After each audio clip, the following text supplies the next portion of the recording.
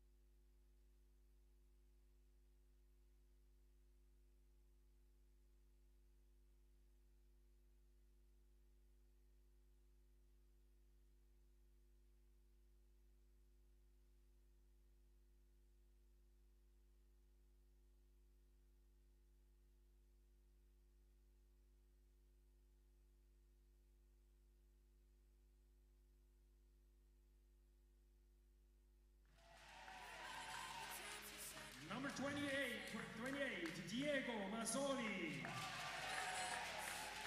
And number 75, Michele Fioravanti. Italy is coached by Stefano Carducci, assisted by Luca Vittarello, and team manager Benedetta De Ceccio.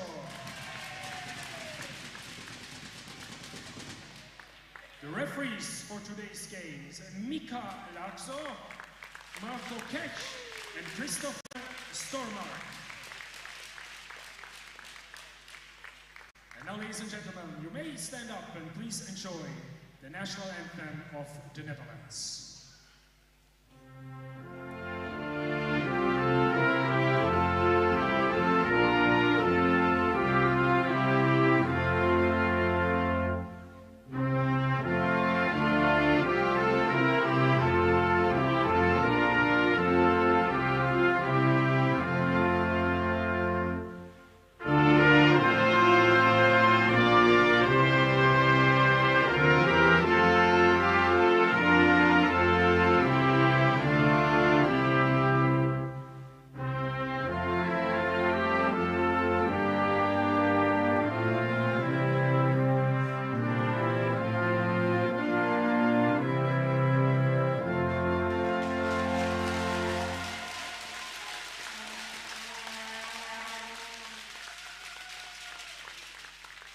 Ladies and gentlemen, please enjoy the national anthem of Italy.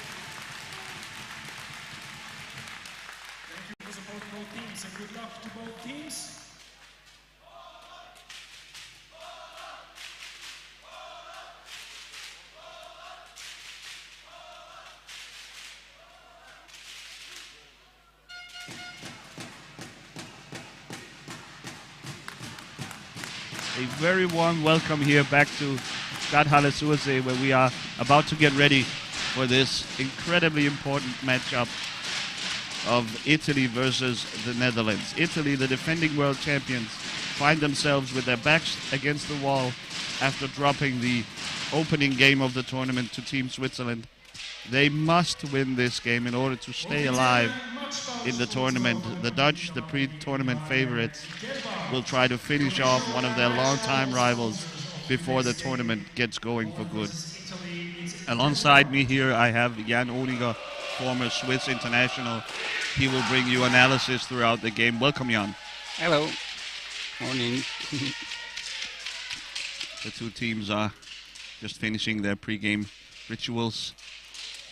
Italian captain Jan Ginea makes his way to half court. He will exchange gifts and standards with Dennis van der Bomen, his opposite for Holland.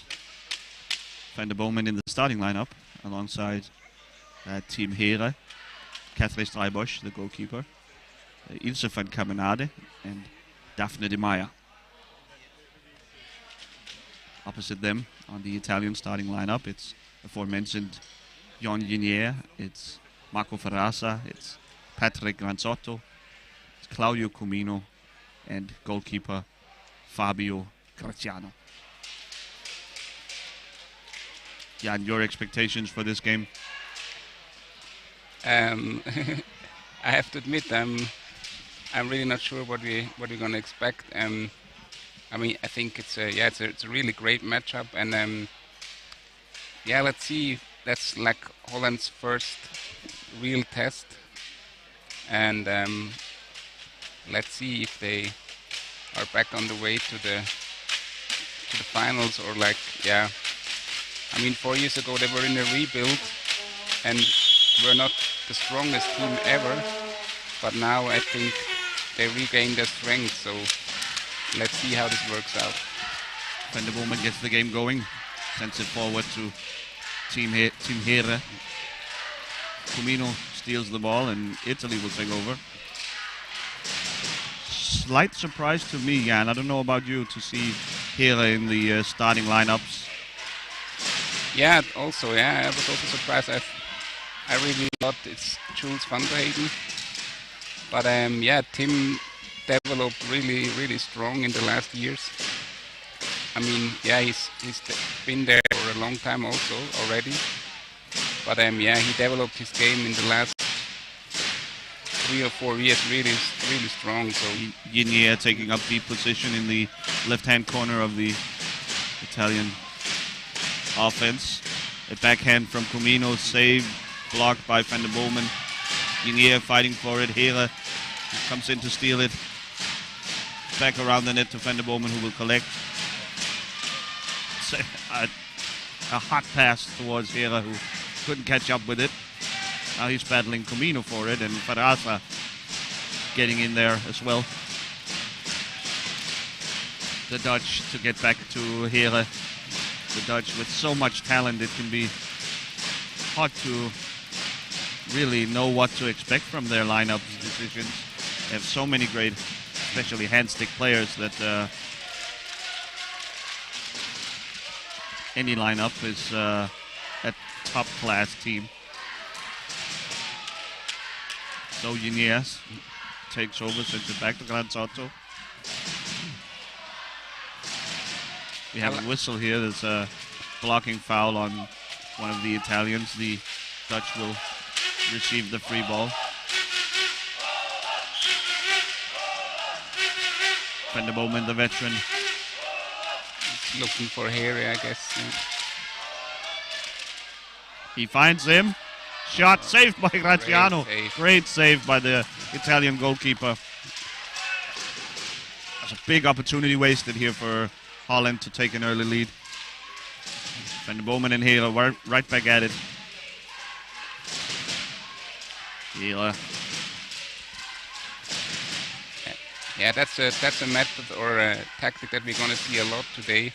That the Dutch player drives around the screen, that their T-stick sets, or the lower pointed hand stick player, and then they just play the ball to the center, or like cross court to the center, and then yeah, they always try to open up the chances like this. Italians on a break. Yinier met by De Maya, met by Hele. Canzotto will dig it out. Canzotto will pull it back out, and the Italians will start over. Comino sets the edge, blocked by Hele. Beautiful, almost effortless block by the young Dutchman. The pass, though, off target. Canzotto can collect. And he will initiate the Italian offense.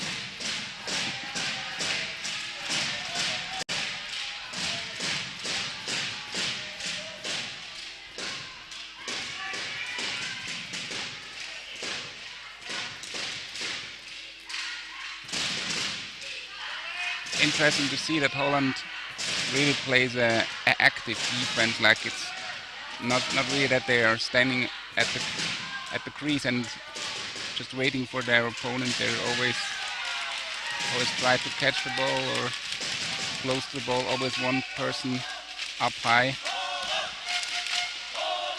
And the Bowman the other way now. Trying to pick out Hele. He sends it back to Caminati, the safety valve. She will collect, and Hele will take over control.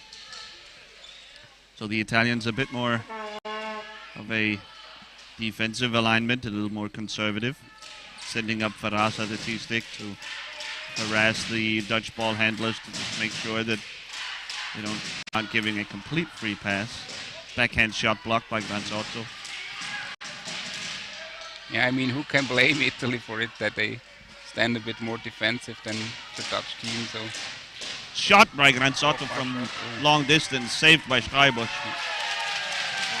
So important to stay alert as a goalkeeper. Hele the other way. On the fly. Shot blocked by Comino. Great shot there from Canzotto, but kept out by Streibusch. Yinier. Some confusion as to where the ball was, I think, from Hele. Canzotto in reverse. He fumbles it. It's underneath Caminati. Now Yinier.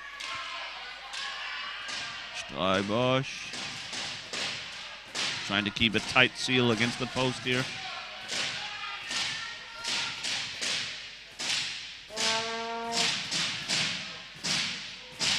Finally, the ball comes to rest in the goal area. The Dutch will have a goal ball here.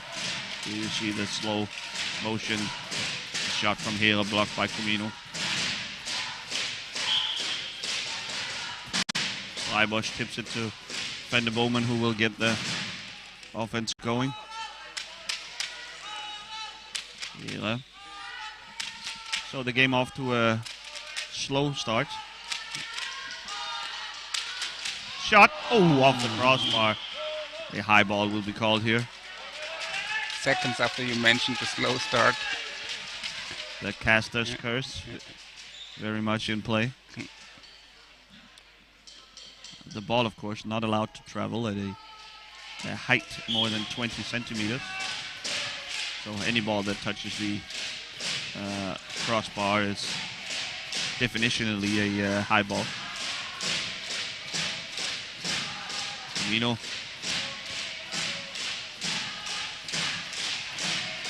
with a couple of good screens here. He gets a corner. Streibusch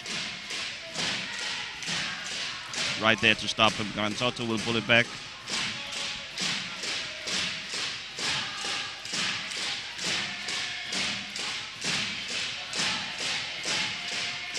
The Italians a little more of a old school style team with a lot of driving movement, not as much passing as the Dutch. A lot about setting screens, driving around them, finding a crack in the opposing defense.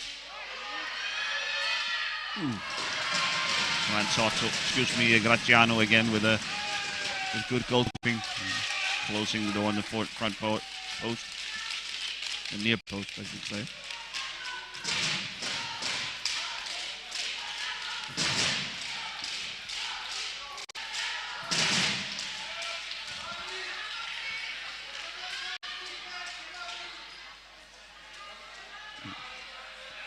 Italians a little out of position here.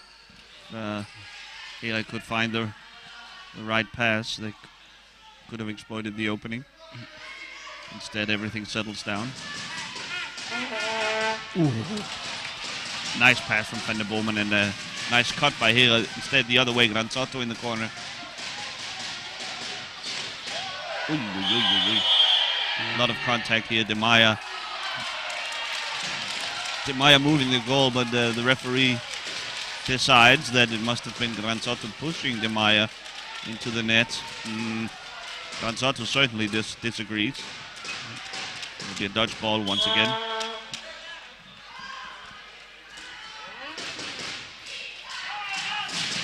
Yeah, I also thought De Maya should have stopped earlier. So that's why I'm a little bit, yeah.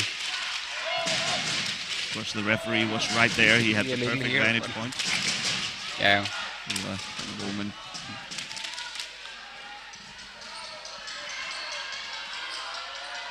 Vinier now versus Caminade. Great defending by the number 2 from the Dutch.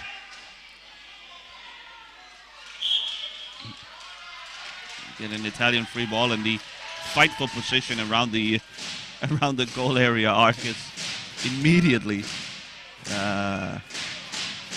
Verrazza and Van den Bomen, they're at it. Yeah. Every little inch is important here. So can he find an opening shot? Saved by Freiburg and knocked out of bounds. For a Dutch free ball. So maybe it wasn't off of Freiburg, but maybe the post.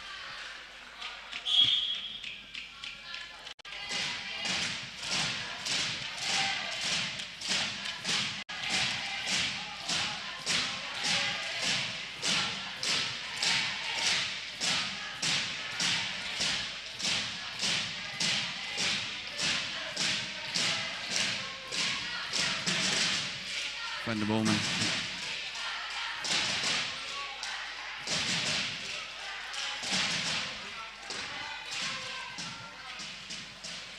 Both defenses are very well balanced and showing almost no weakness. A shot here, but Graziano right there.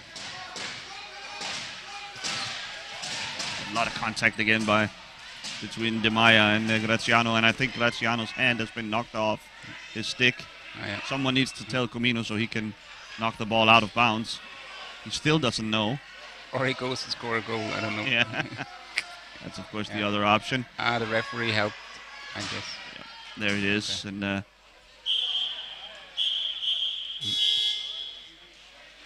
it's not the first time we've seen this from Roberto Graziano. It might be worth to tape his arm down. Wouldn't you say, Jan? Yeah, definitely. I'm also fixing my arms all the way down, so there's nothing to move or yeah. Clearly the contact between Graziano and De Maya, the thing that led to Graziano dropping his hand, basically. His hand falling off the joystick. Marco Verrazza going for a T-stick change. Got a bit. Verrazza always doing the dirty work, getting his nose in there. And sometimes that can be a little hard on the gear.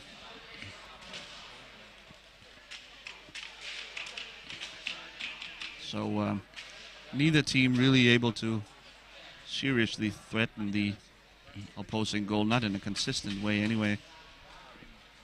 Interesting to see how especially the Dutch, who have had possession most of the time, how they go about prying open this Italian defense. They have so much offensive talent on the bench. At some point they'll probably try different players to carry out the plan.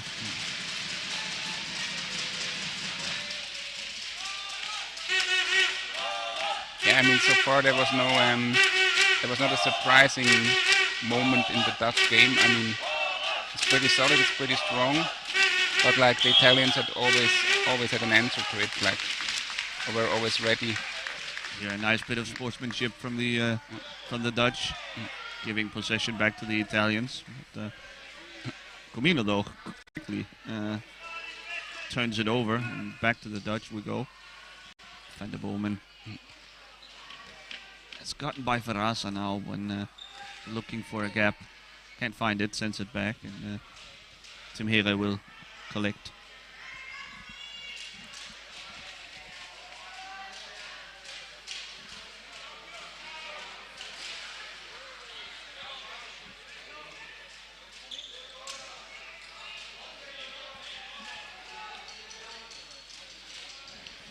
Here back to Caminade, pressured by Verrazza.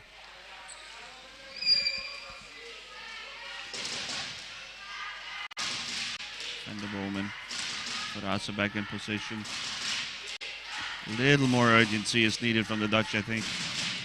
And just as I say that, Van der Bomen behind Tim Hele. And the Dutch take an early lead here with 10 minutes into the first half. Let's see the slow motion here. Very, very slow build up, but whips a pass to Tim Hele, who punches it through.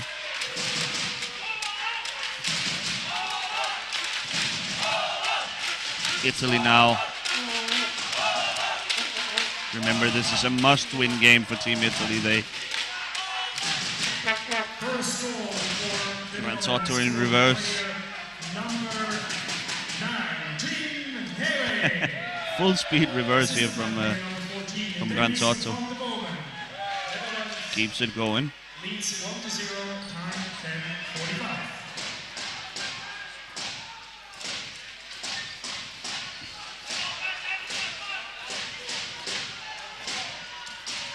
Maybe there's a lot of Nassim Afra. The German superstar. Sorry. Yeah. The German superstar who's known for his style of reversing through the course.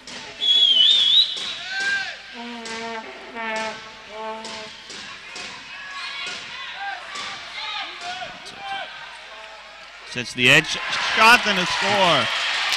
The blockers, the Italian blocking screeners up there, carved out a corner for him, and he went right for it and got it by Katarzyna Freibosch in the Dutch goal.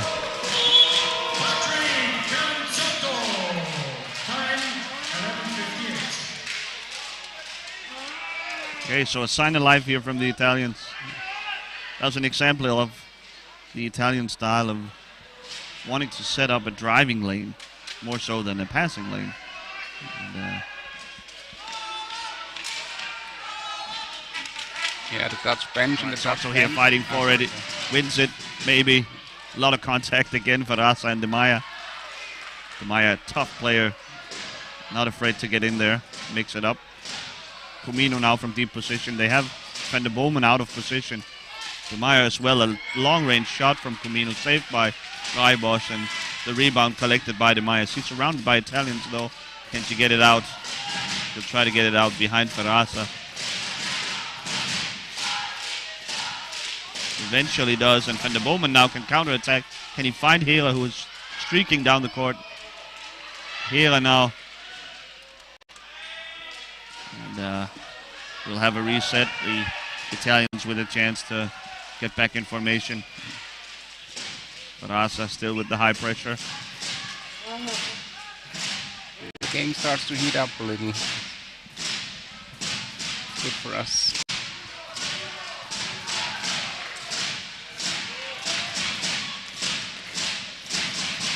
Van der Bomen calling for it in the corner. Hele not obliging. Nice handle on from the youngster here.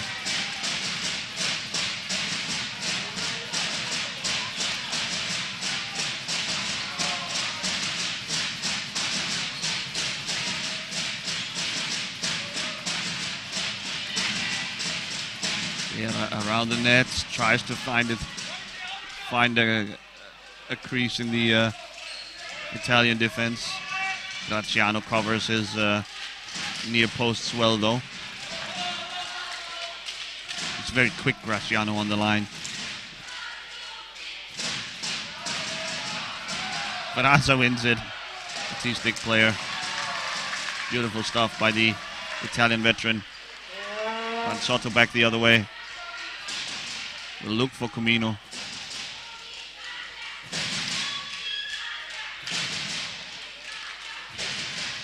I see Jules van der Heyden getting ready. Along with veteran Richard Gautschwart. So the Dutch maybe will try to throw something different at the Italian defense. First they must get the ball back. Comino sends it forward to Granzotto. Van der Bomen wins it. The Dutch will collect.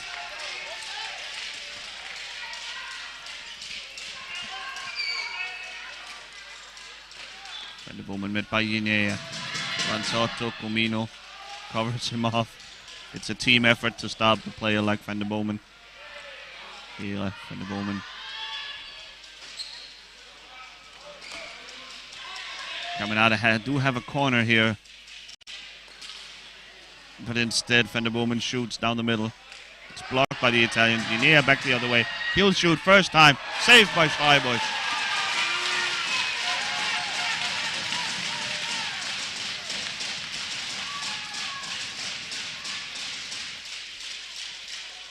See how difficult it is to keep away the shot saved by Gasciano. Another save.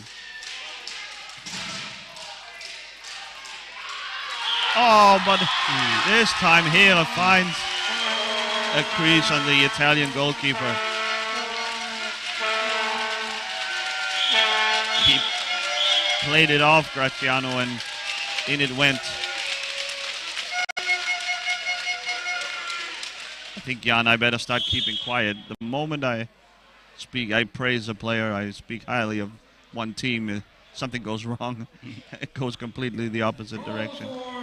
A bit of a mistake, of course, by Graziano, but they've been under so much pressure throughout the game that at some point it was going to break. Yeah, I think you were talking about Murphy's Law, or is it? Yeah. So, even though the game situation now changing, there's only 4 minutes left here in the second half, the Dutch will carry on with the substitutions we talked about earlier. In comes Van der Heyden and Gautschwart, and out goes Caminade and De Meyer. An incredible luxury for the Dutch to have this amount of hand-stick talent sitting on the bench. Especially being able to combine them on the field together, like that they not go over 12 points. So that's really they have plenty of classification points to play with. Number 5, Daphne De Meyer, newly in the game, number 11, which is Richard Gautschwart. So in comes Gautschwart, in comes Van der Heyden.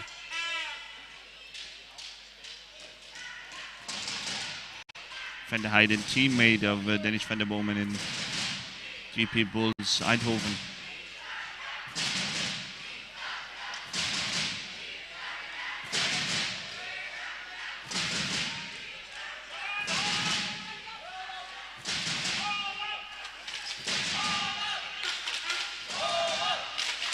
Comino now, the Dutch defense dialing back the pressure. Almost daring the Italians to attack.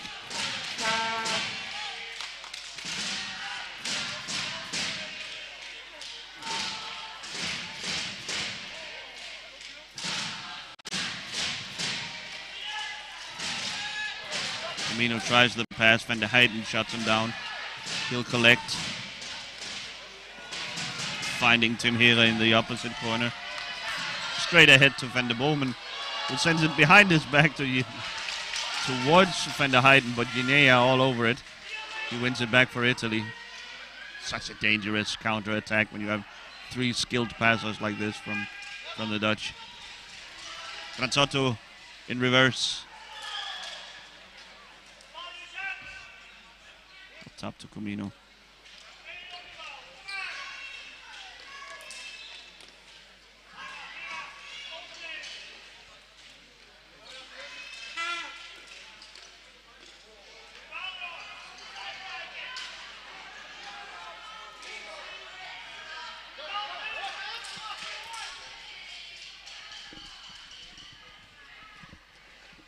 Dutch now with a bit lower defense than before.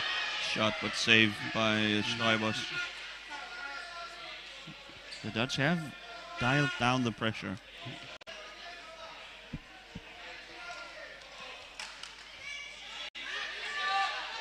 Kausvaart able to dig it out, but can't win it himself. So Granzotto will pick it up. He's met by Van der Heijden, tenacious defender. Stabbing for the ball going on. The ball squirts out and back to Comino. 1 minute 15 to go in the first half. It's just been a cautious approach for both teams. Feeling each other out. You can feel the pressure of this game. Shot by Comino, saved by Schreibers. He's playing a great game. Guinea now shoots. Another save by Schreibers, and a foul is called on the Italians for offsides in the goal area.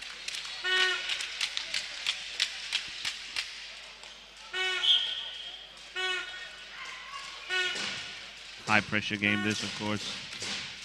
Italy facing elimination if they do not win this, and on the other hand, the Netherlands team would be delighted to eliminate one of their biggest rivals.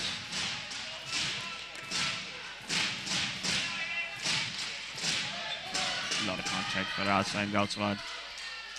Van der Heijden up top to Here. Back to Van der Heijden.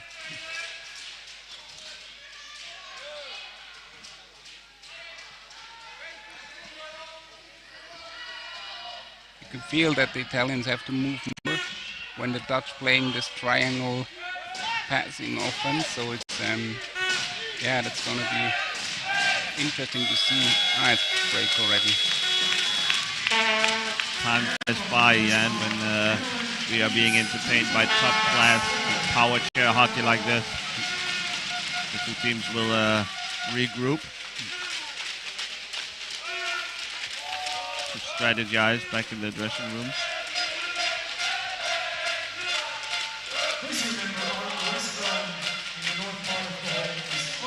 Jan and I will return in a couple of minutes with the rest of the game.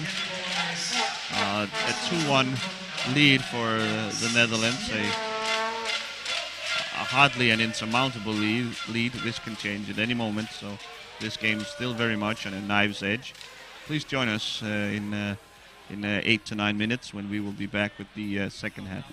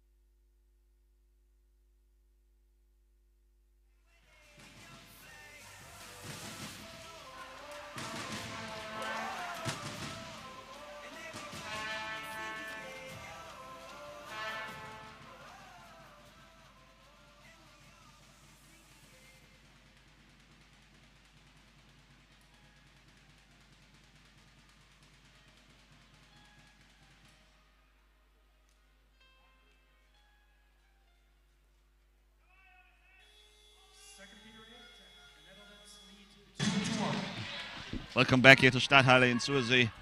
Second half just about to get underway. Italy facing a 1-goal deficit. They have their backs against the wall. It's a must-win game for the Italian defending world champions. It's incredible to think that they might, if they do not turn this around, they might be eliminated here already on Thursday. Jan and I were discussing in the during the halftime. We were sort of panicking, messing around with our papers here. We couldn't figure out how on earth the Dutch could fit both Heere, Van der Bomen, and Van der Heijden into their lineup and stay below the 12 classification points. That's the upper limit. Gauchwart and Schreibosch, of course, help. Those two players are only count for half a classification point each. And before this tournament, Dennis Van der Bomen was reclassified as a 3.5 point player, and that alongside Tim Heere, who's also 3.5, and Van der Heijden, who counts for 4 points. That just about makes the math work, and the Dutch are able to play this lineup and stay at that 12-point limit. Pretty crazy, Jan, how half a point to one of your top players can open up an entire new lineup that the rest of the community just haven't seen. Yeah, absolutely. I mean, I was just counting in the first half, and I thought, yeah, I was counting with that Van der Bomen before, so yeah, I didn't expect that. And now, I mean, yeah, to have to see those three hand-stick players together on the field, that's really huge for the Netherlands. I mean, very powerful lineup, and it might be a sign of things to come later on in the tournament, in the playoffs, in the semifinals, possibly the gold medal game, to see what type of lineup the Dutch will utilize. There's a shot here from Comino. It was blocked by the Dutch defense. The Dutch staying with that sort of patient, laid-back defense, sitting deep, inviting Italian pressure. Passing back and forth here from Van der Heijden and Van der Bomen.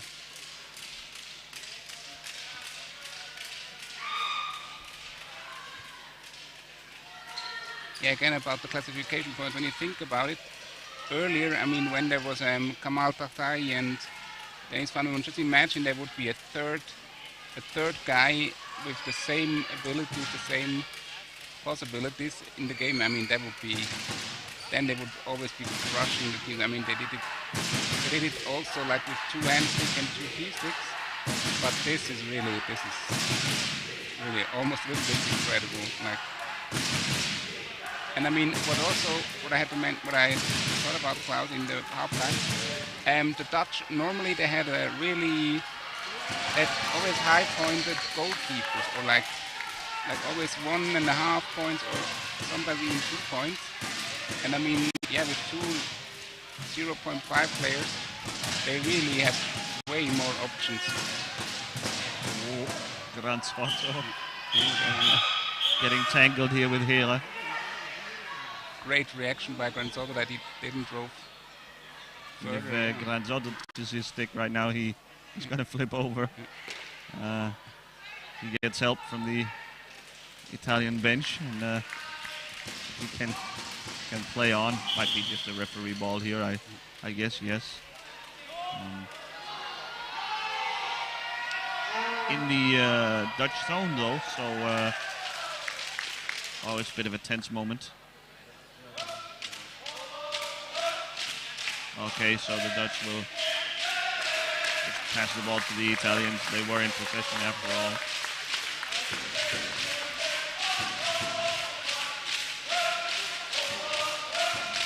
The Dutch fans getting into it now.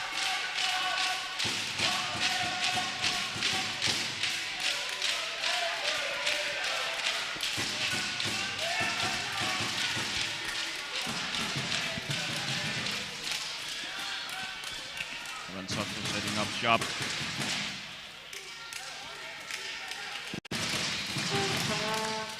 Yeah, Granzotto's always searching the contact of like defenders always searching the contact at Franzotto's wheel or side of his wheelchair, so it's really on the edge here.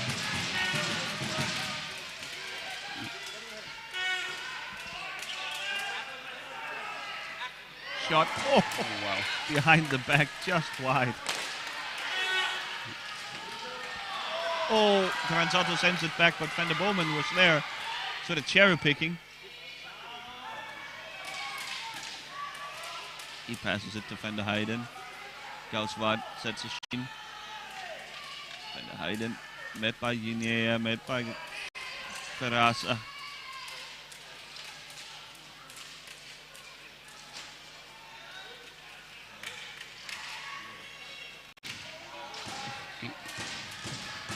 Gauswart always almost getting in the way of the Dutch own pass. Interesting to see that they have Gauswart playing this high up the court, this close to his own goal. Normally you would see him fighting for possession down at the down on the penalty area, but a lot of contact here. Gauswart grimacing in pain. I know. I think he's all right though. Tough guy. Yeah, he always has to make those turning movements to put his hand up back on the, or his second hand up on the joystick.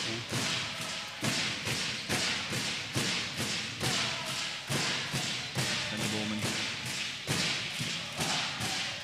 And I mean, it's such an unthankful word to Van der Bowman.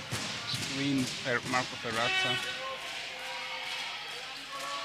Ferrazza, a tough player that always fighting through the screens. Such a skilled driver, really impressive. Pass from Van der Bowman to Van der Heyden, but kept out by Graciano. Here.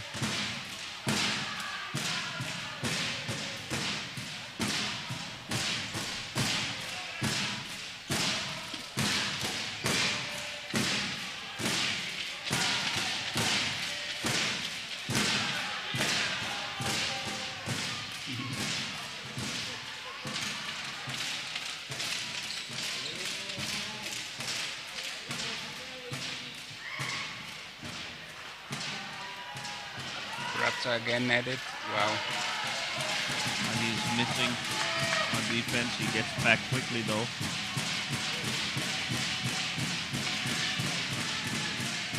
And the movement blocked by Ginea. So hard for the Italians to force the issue here.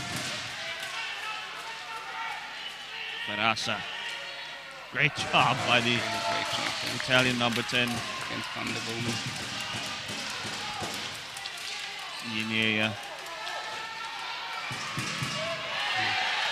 Here. He's got Van der Bowman in front. Can't find a passing lane. Sends it back to Van der Heyden. Yeah, and the Dutch will start over. Franzotto really carefully closed the gap there. Always staying in the passing lane, yeah.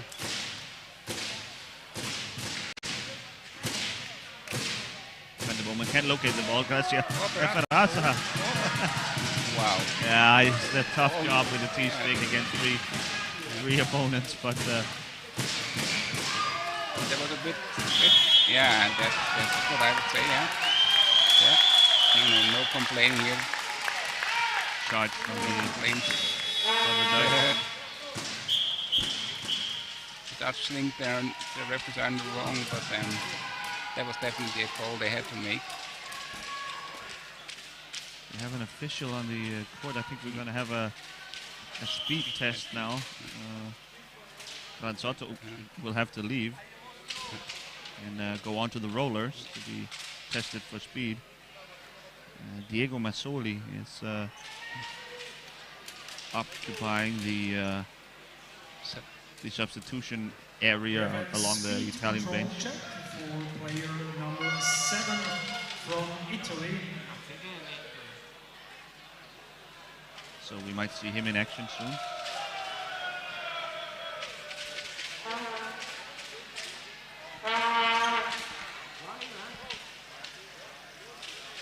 expected that they take Marco Ferrazza from Italian team because he always looks so fast. But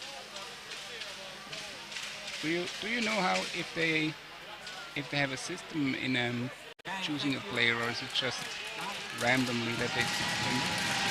Not familiar with the procedure, Jan. I would imagine that it's the referees actually suspecting maybe a speed violation and There's selecting a the violation.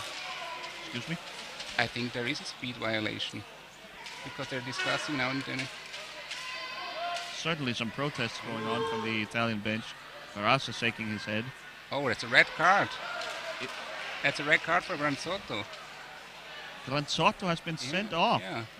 This is a 5-minute suspension.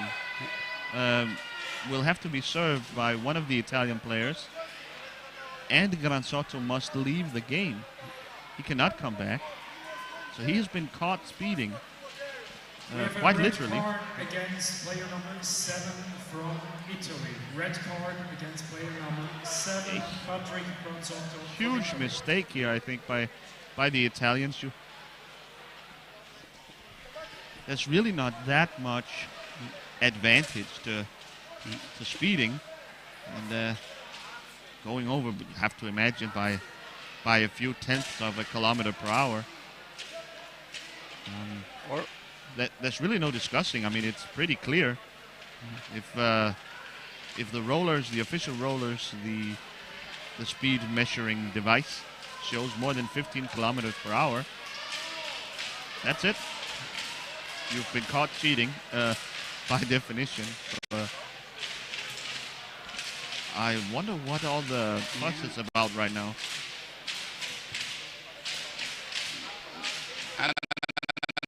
I just remember a case that I had with the Swiss national team at the European Championship 2016 when Saila Lumi from Finland got a red card, and I think it was because the referee thought she changed the gear during or seconds before the speed test, and I think that's an issue here as well.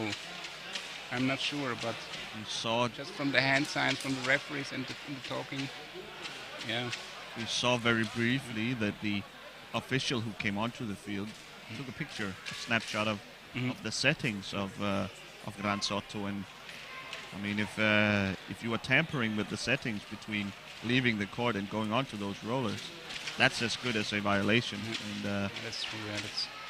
Yeah, really, in a sense, a little more sinister actually, because that signals a sort of intent to speed, but and maybe Granzotto didn't realize that he took a picture of this.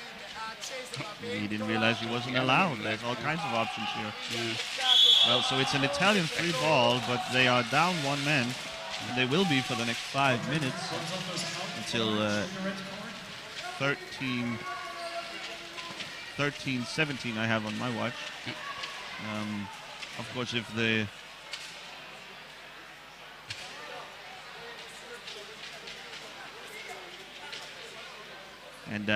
just a final detail on the suspension. While the 5 minutes are ticking away, Granzotto's classification points still counts. So they still must account for those 4 points they now have sitting outside the bench. As if the Italian build-up play couldn't be any slower, Comino will take his time here. They are bringing Graziano ahead to sort of shield him from any Dutch pressure.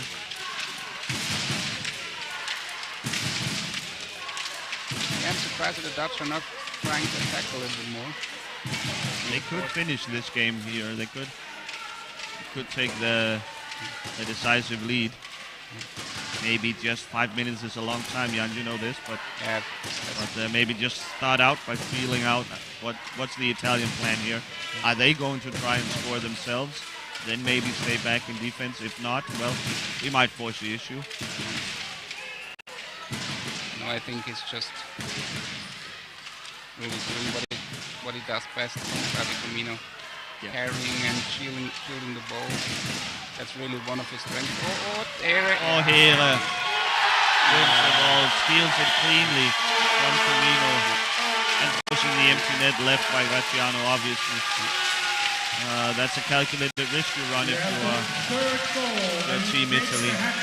That was a clear steal, really impressive. Like, it's really merciful. Like, I was talking about Firmino's strength, and then seconds later Team Here is there.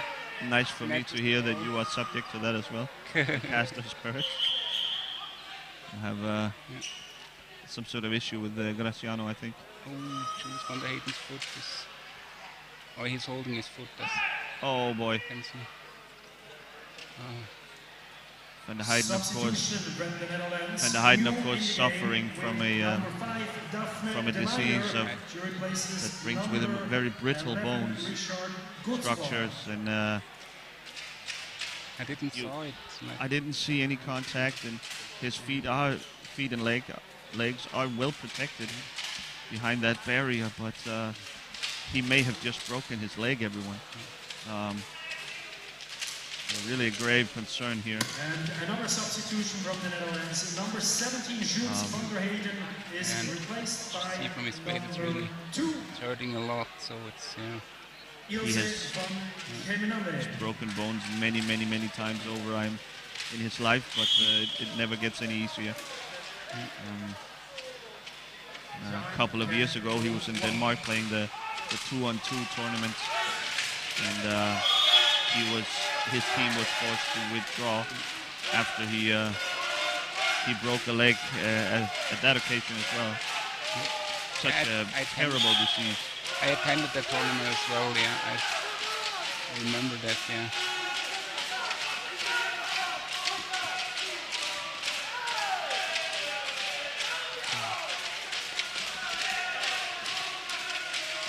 It will be attended to by the medical staff here in the arena. It's always a bit shocking to me when these guys, they play so powerfully, with so recklessly, fearlessly, and they know that. Oh! Van der Bomen from half court. Not joking around here. Not joking around, I think. Ending the competitive parts of this game.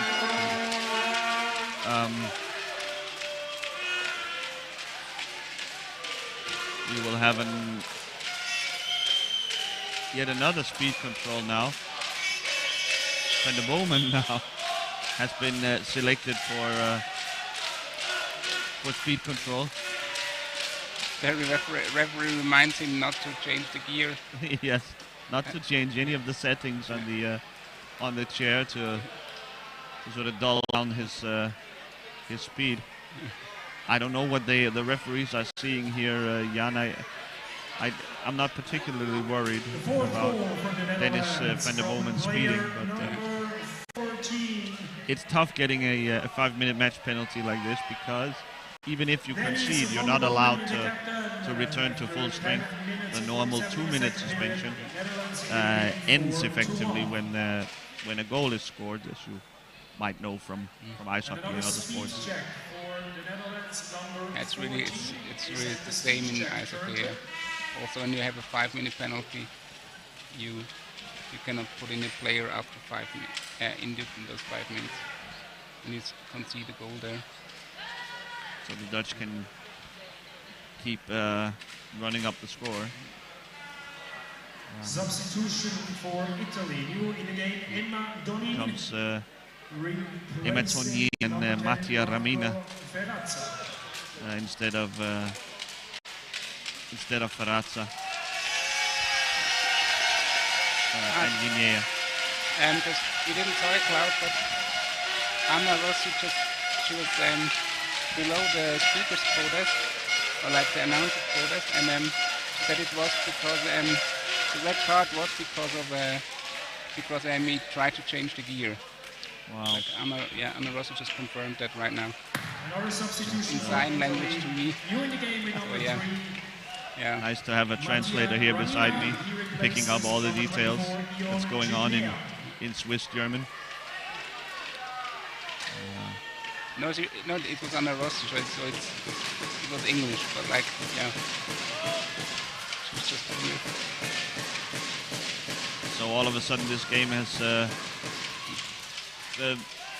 Dutch have. And there's Mattia Ramina. Ramina with a shot from distance. I mean, obviously, it's a time of desperation for the Italians. They must try to conjure up some sort of threat on goal.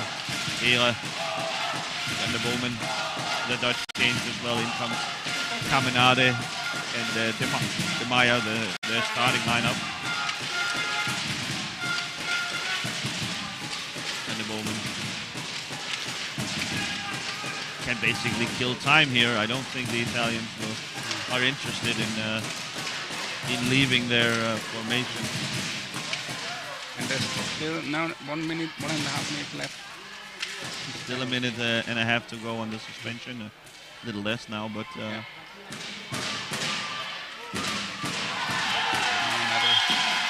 Marciano cannot make it back to his to the other side of the net with not enough teammates there to cover off both his posts. And the Italians are facing elimination. And, 8 minutes to go here and about a minute left of the suspension.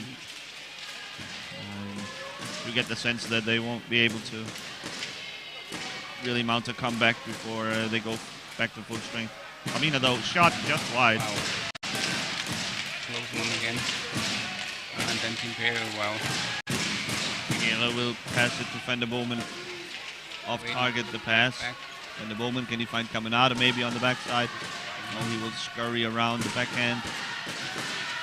Oh, Marciano gave him a little gap there.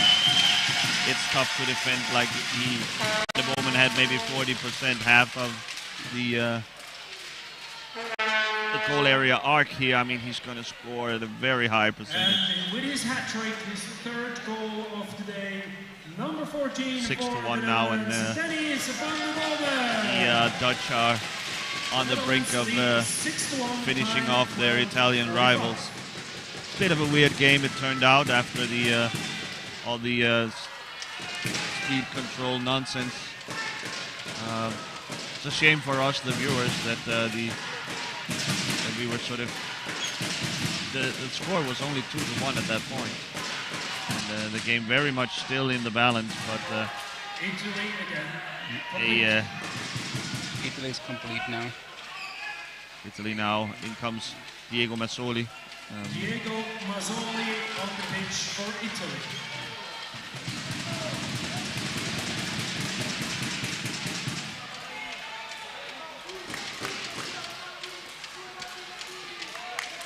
It is rather shocking to contemplate that the Italians might be eliminated here already on Thursday, having their title defense cut short.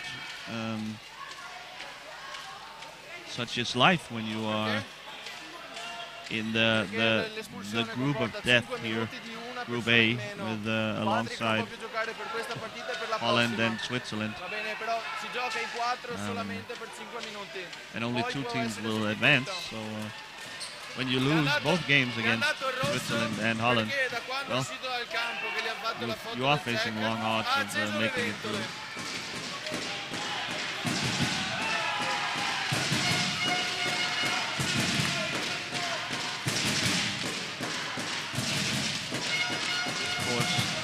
Losing to an awesome team like Holland is nothing to be ashamed about.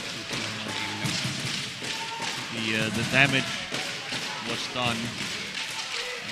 The critical damage was done to the Italian hopes of a title defense on Tuesday, on the opening game of this tournament, when they blew a 2-goal lead against Team Switzerland.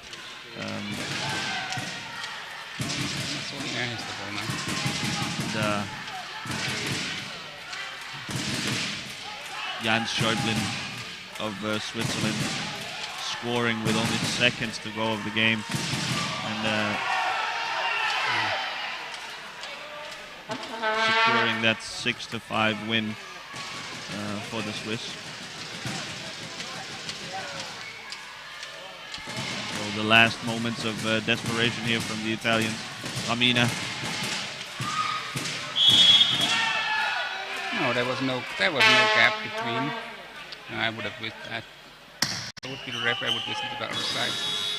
There was no gap for Ramina there. Even though the game is out of hand, my colleague here frustrated by yeah, and I mean what he regards as a missed call. 15-37. No, he made the call, but just on the wrong side. Yes, pointed in the wrong direction perhaps, but the ball will stay with Italy after this timeout.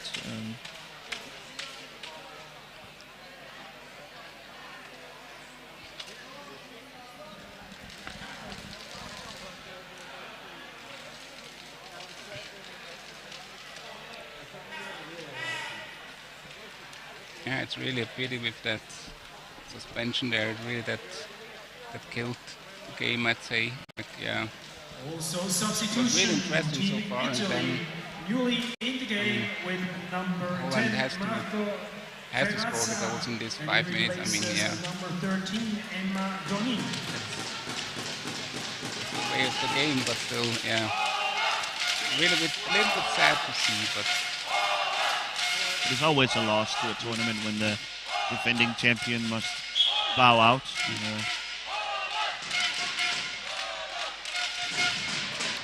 This sets up tomorrow's game at 1 p.m. between Team Switzerland, the host, the hometown darlings, and Holland. Shot from blocked by Van der Bomen. The Swiss and Holland then will try to fight for the win of Group A, try to finish on top. That might actually be somewhat important game, as you want to try to position yourself. And I think most teams would prefer playing Team Finland rather than the Danes. So with that on the line, the Swiss and Dutch will play tomorrow. Of course, that game could be a preview of the gold medal game of the final. Close to an own goal here. But Schreibers stayed awake long enough to keep the ball out. Mazzoli and Hare there in a great infight. Mazzoli comes out on top, sends it out to Comino. Those two young guns. Not the last time we've seen those two go at it at a World Cup event, I'm sure. Definitely. Yeah. Comino, backhand, Wow. blocked by the defense. Mazzoli recovers the rebound.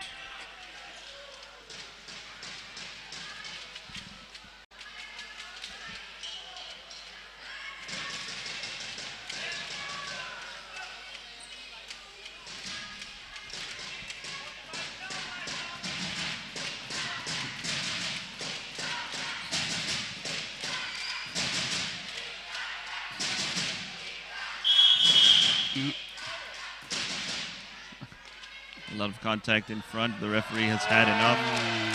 And now he's hands out a yellow card for Comino and another Italian suspension. This carries with it a 2-minute suspension, and Comino is disgusted. Drives off the court sort of violently. He picks up his stuff on the bench and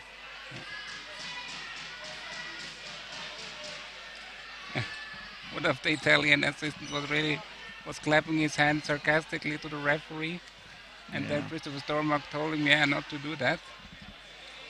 Would not have been the first person on the bench to get a card at this tournament.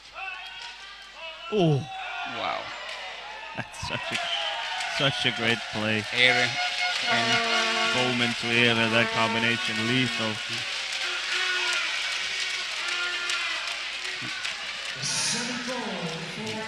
So Comino allowed back onto the pitch, as I mentioned. The yellow card, 2-minute suspension is ends whenever a team scores. So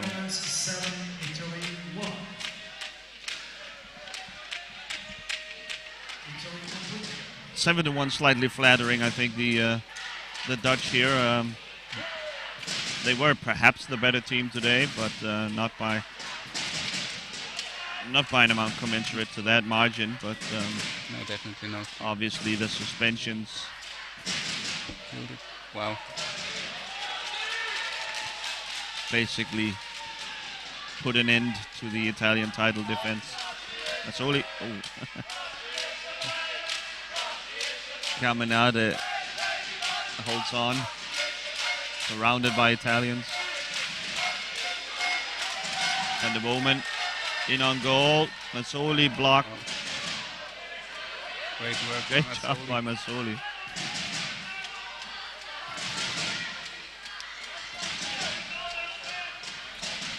A lot of potential in this kid, Mazzoli. He could be a future star. Takes a page out of Gansotto's book and goes in reverse, but Hela steals it.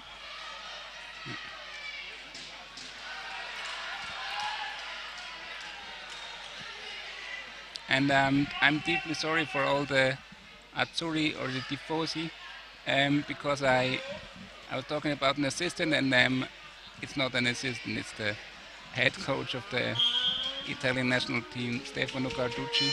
Sorry for that mistake. Yeah.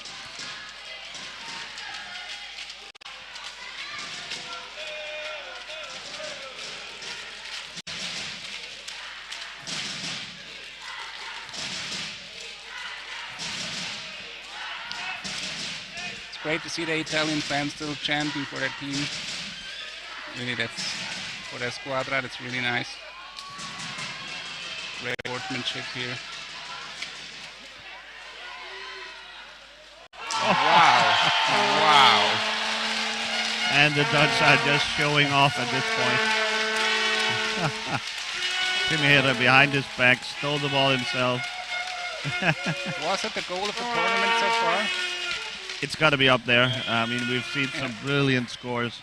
But look at this. Look at it again. Behind the back. Wow. Whips it into the corner.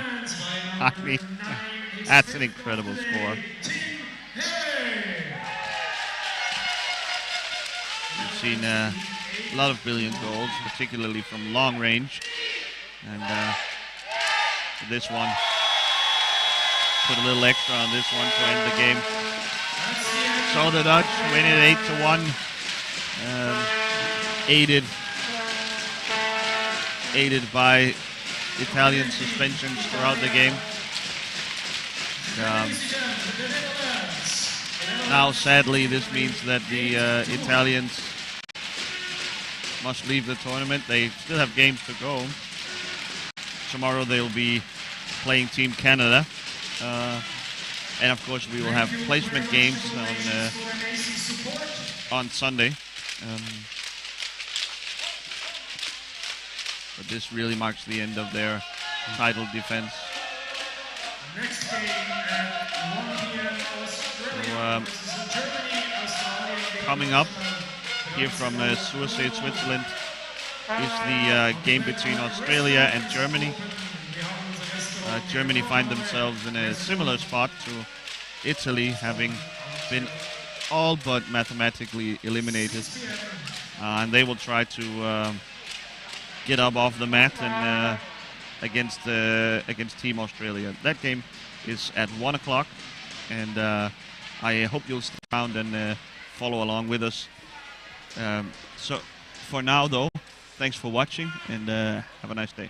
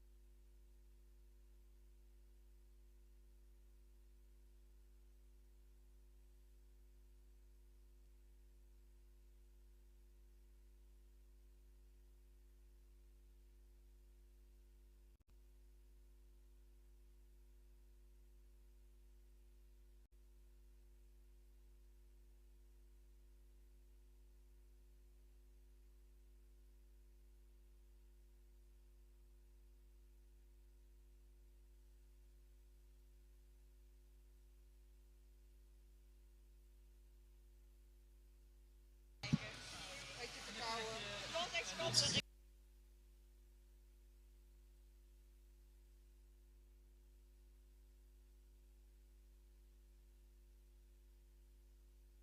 start the game. Thank you very much.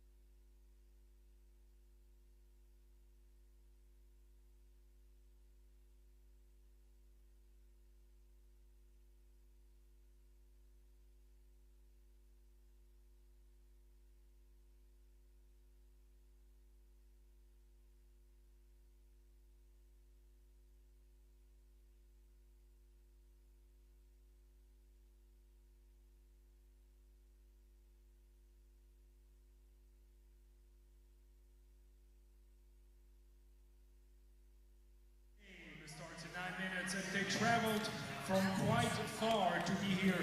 So please, ladies and gentlemen, give a really big and warm round of applause for the team of Australia. Said you follow me.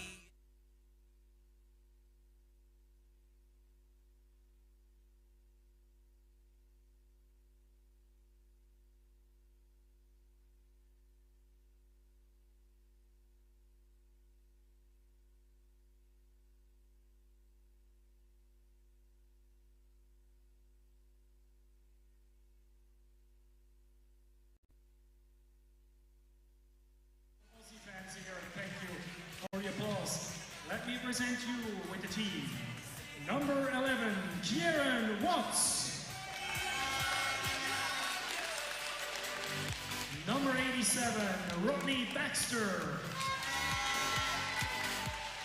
Number 5, Logan Sanford. Number 10, Daniel O'Brien. Number 7, Ryan Seck. Number 6, Stephen Webb. Number 2, Jack O'Keefe. Number 27, Dima Odie. And number 13, Chantal Bongiorni. The team is coached by Sean Watts and the team manager Ashley White. Und meine Damen und Herren, der Gegner.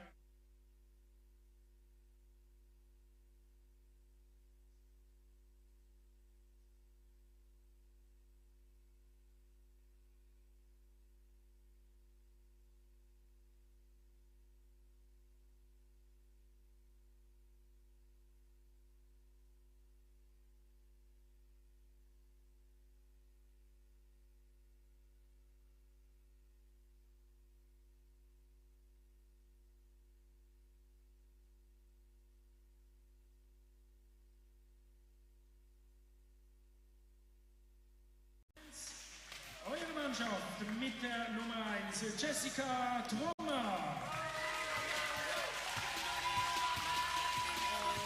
Mit der Nummer 2, Daniel Bauer. Mit der Nummer 7, Roman Hill. Nummer 10, Tim Trey. 35, Lukas Pusel. Mit der Nummer 18, David Huber. Nummer 61, Karl Sissig. Und mit der 94, David Bauer. Das Team wird trainiert von Gerd Altenried. Assistent Pascal Sauer und der Teammanager Julian Wendel. The referees of today's game, Kimo Virtanen, Peter Borges and Davor Matjasevich. And now, ladies and gentlemen, you may stand up and please enjoy the national anthem of Australia.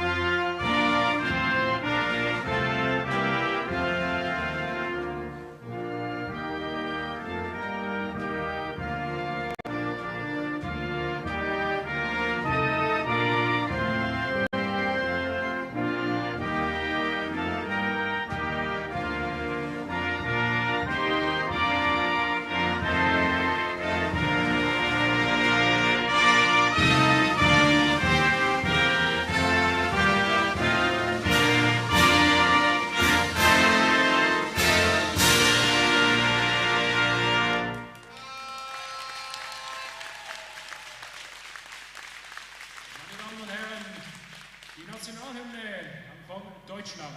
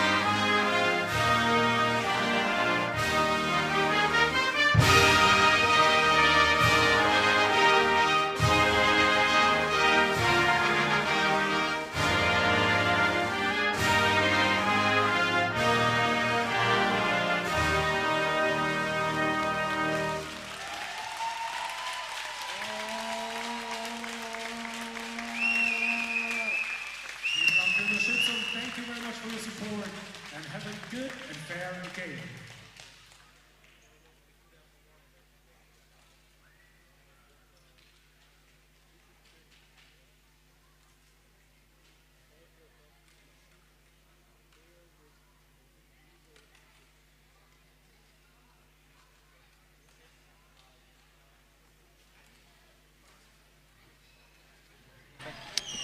Welcome back here to Sursee, Switzerland, where we are about to get ready with the third game of today's proceedings. This is Team Australia versus Germany.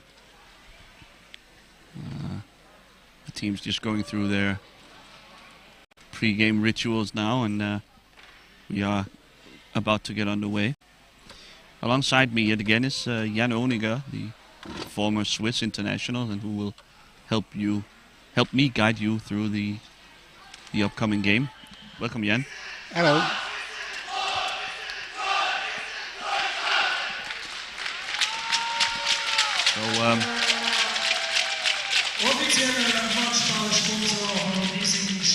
This is a game between two teams who sadly basically have been eliminated from the tournament.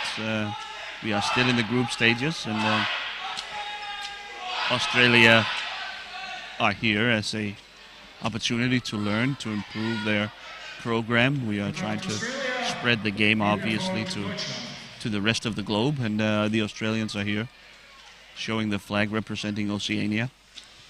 The Germans had legitimate title hopes going into the tournament, but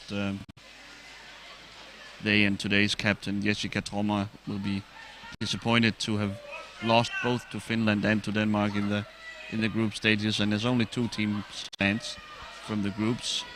That's it, I'm afraid, for the Germans. They have been hit hard by the corona pandemic, the COVID-19 pandemic that just seems to never quite have let go of its hold on Europe. Their key player, Nassim Afra, has been sidelined due to corona protocols, as has normal captain Jörg Diel, the veteran. And so it's a hampered German team that shows up for this game. And the starting lineup from Germany is number 7 Roman Hill, it's number 10 Tim Tredi, 35 Lukas Busel, and number 2 Daniel Bauer, along with, of course, Jessica Trommer, the goalkeeper. Australia has had a hard time in this tournament. They've taken some quite large losses. They've faced the cream of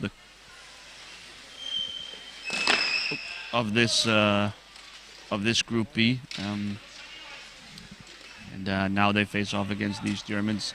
It's Daniel O'Brien, you saw there, with number 10, starting out. Tim Tredi needs to follow this.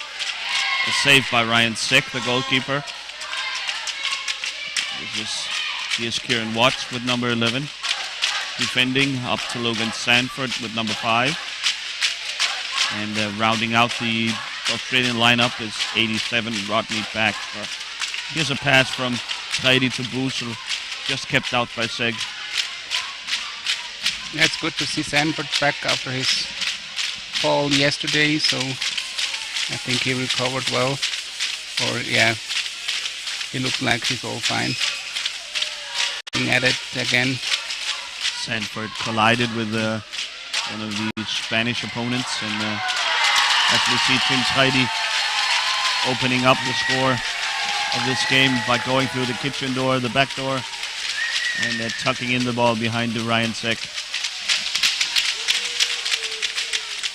Just to finish off with Sanford. Sanford collided with a Spanish opponent and flipped over his chair. A rare sight. And, he hit his hair against hit his head against the floor, and was sidelined for a bit there last night. But he seems to be up and ready to go. Good to see.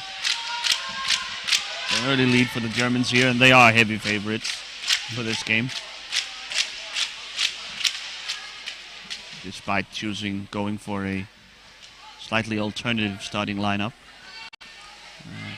Sisik, Khan, and David Huber have been 2 of the stars so far, along with David Bauer as well. So they are getting a rest on the bench, perhaps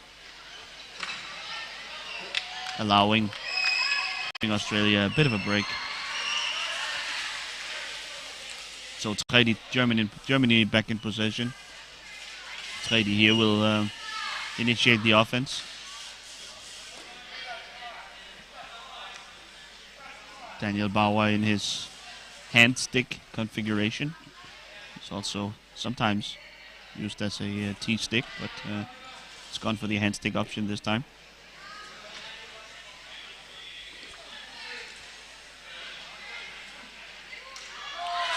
That's a shot from Tredi. Finds his way to the back of the goal behind Ryan Seck.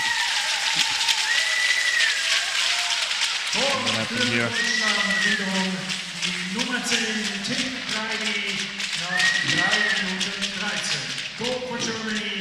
An opening formed in the Australian defense, and Tredi was quick to take advantage. I think it was Lukas Busel. Was it Lucas Busel? Oh, Yeah, I I'm so think he sorry. touched the ball in the middle. The arena announcer didn't saw it, I guess. Correction. Okay. Goal scored by There he number goes. Okay. 35. Nummer 35, Lukas Busel hat das 2:0 geschossen, also korrekt. Okay, well, so Busel able to turn in the pass from Heidi then. The two Munich teammates know each other pretty well, so that's a good combination to go to. German fans, we can tell, are out in full force as well. We are only about an hour from the German border anyway, so a short trip down here, an hour and a half maybe, Jan. Yeah, I think from the border, sources, I'd say it's 1.5 hours, yeah. But like, the most teams come from the middle of Germany, so it's maybe a 5-hour trip for them. Of course, no comparison with the journey the Australians have been going through. Yeah, definitely, yeah. Quite in different league. Heidi here met by O'Brien. A pass back to Busel. Sek keeps it out. Busel takes over. Baxter fighting for it, reaching over. Yeah, I mean, the Australians, like, I'm always happy to hear when the Australians tell us that they arrived well and like good in sound or well in sound, because like some years ago they were, I think, yeah, it was the Australians that their wheelchairs were stuck in Dubai, and the team was already in Italy for the World Championship. So yeah, always glad to hear that arrival. Oh, Roman Hilder almost scored the T-stick goal. Good chance there. Had a look at it, but was not able to quite get it turned towards goal. Yeah, plane travel for guys like us with the wheelchairs is always a bit of it feels a little risky. We're obviously very dependent on our wheelchairs, and especially when you're bringing it as equipment, as cargo, it's sometimes a little dicey. Yeah, definitely. Yeah. I mean, even travel to holidays is sometimes like, ooh, does my chair get there in shape, or do I need to fix it at the airport? So yeah. But I think this time it all went well. So what I heard so far.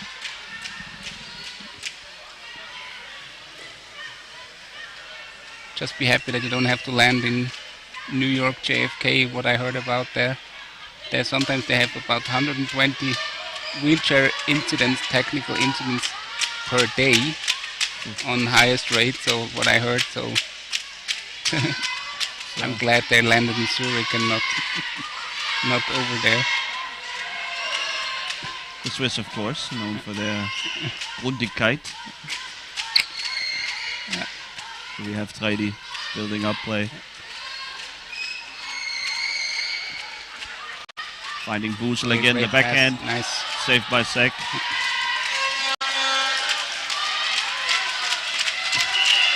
Roman Hill was also ready for it. Roman Hill, you can tell he wants to get on the board now. We saw yesterday, didn't we? Sarra Granada scoring the first T-stick goal in World Cup history. Hill wants to copy that. To join this club, yeah. To join this very exclusive club. Only one member so far. We saw Team Spain against Australia yesterday. That's when Granada scored her goal, and we saw Spain basically focusing in their entire offense around trying to set up T-stick players for scoring opportunities. Playmaker Roger Badia basically spending in the entire game trying to set up his teammates for looks on goal. And they came close a few times, so it's, yeah. I mean, it's not a general tactic. Well, nice shot from Busel, but saved by Sek. David Bauer gaining the ball there, or trying to. Nope. Brian comes out of it. Oh. Fighting for it here along the boards. Bit of a scrum forming. Bauer tries to get it out back to Tidy. Eventually does. Busel in position to receive a pass, but Tidy can't find the handle. Screen from Busel. Tidy. Van Sek covers it well. Oh, a pass to Bauer, but Bauer can't quite get enough power on the shot.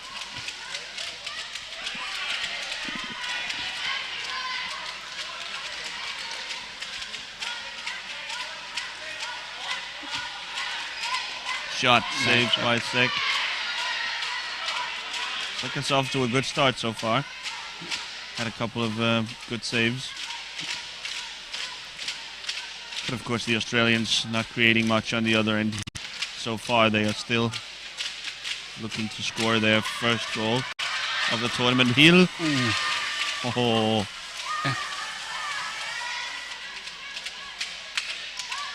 But I think that would have only counted as one. It was not intentional. There must be some intent. There must be some goal-scoring action from the T-stick player for it to count as a 2-point try. And, I think Hill would have taken it either way. Yeah, definitely. Yeah. Substituted by number 2, Jack O'Keefe. Here's Jack O'Keefe and coming in instead of Daniel O'Brien. Jack O'Keefe anstelle von Daniel O'Brien.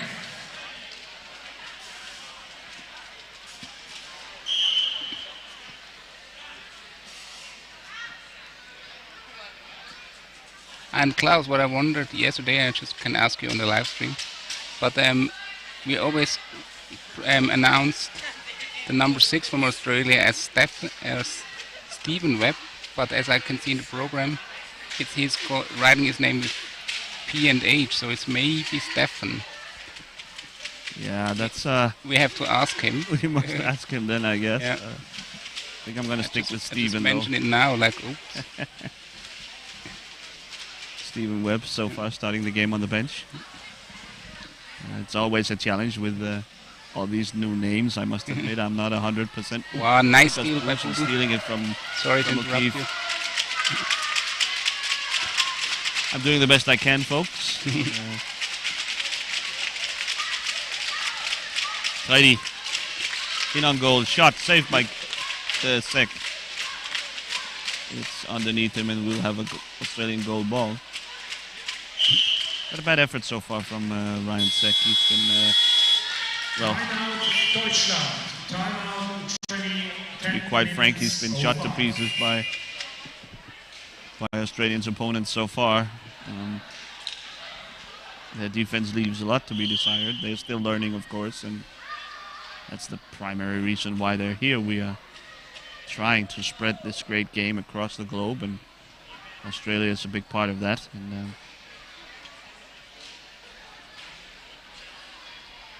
yeah, it's important to keep them in the boat, especially for the Paralympic approach, or like, I mean, it's a futuristic topic, but still, yeah, it's out of the minds of important people in power chair hockey, so yeah.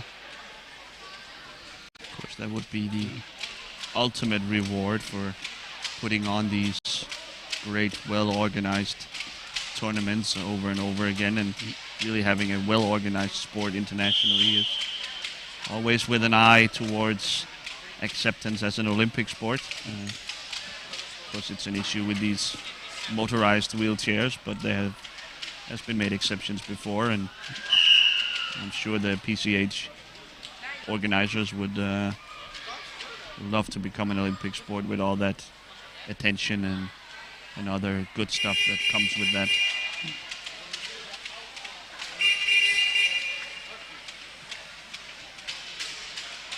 Keith now.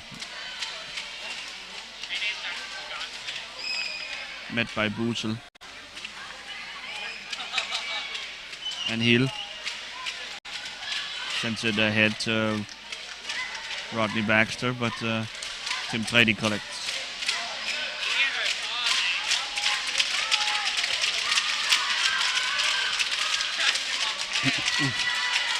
Hill once again getting in there, trying to poke it in under Ryan Seck, but no dice.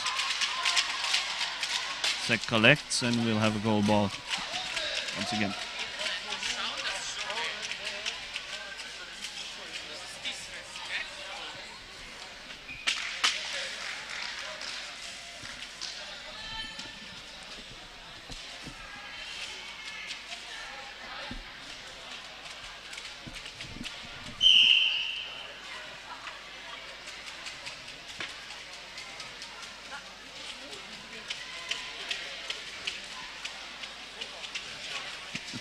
The Australians are absolutely in no hurry.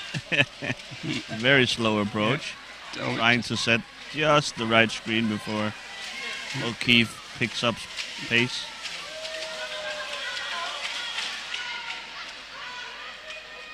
Hill getting in there once again. Friday. Friday, 3 on 1. Searching him. Hill, Wow. oh, hit by Seck.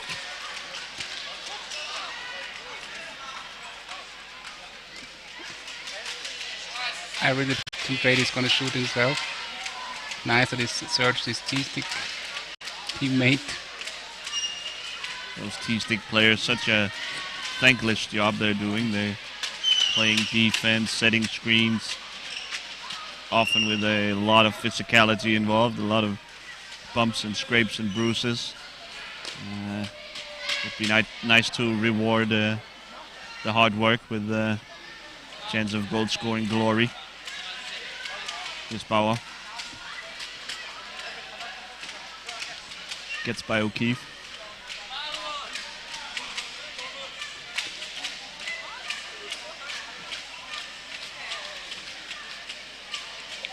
Friday now carrying the ball.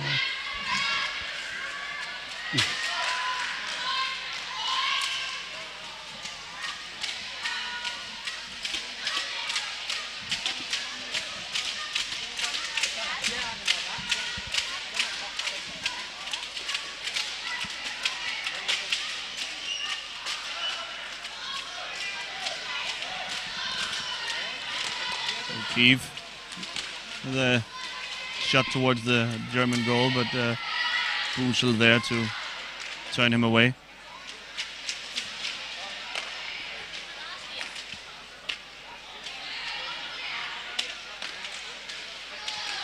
Rodney Baxter sends it around the boards. Bauer picks it up. 8 minutes to go in this first half.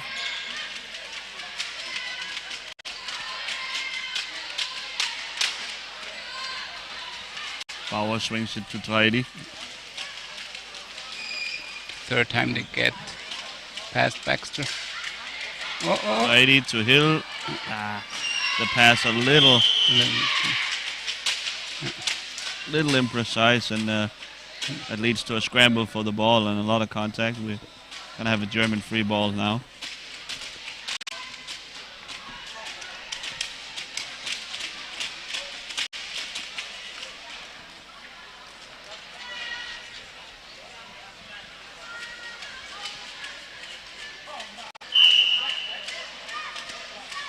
Has been another heartbreaking tournament for the Germans. They came in as favorites or co-favorites perhaps, and certainly among the teams with a chance to win. Now O'Keefe on the counter-attack. Buschel closes him down. Shot, but blocked by Buschel. Wow, Buschel seemed a lot quicker there than O'Keefe.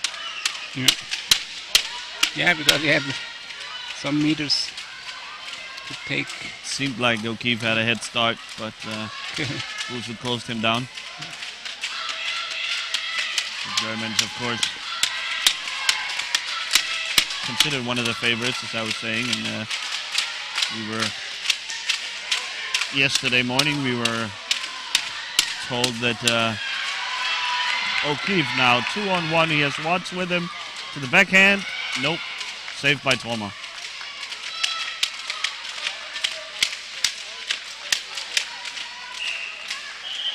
Would have loved to see O'Keefe spread it out to his right here so he could take advantage of the fact he had a teammate there with him.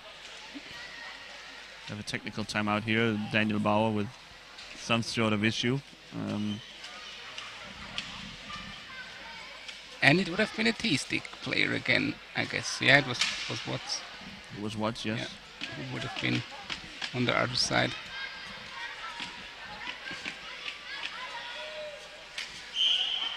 Yeah, I mean, for all the fans who are listening, yeah, I'm just a big fan of T-sticks because I'm myself one of these, so that's why I'm a little bit... Righty heel. Oh.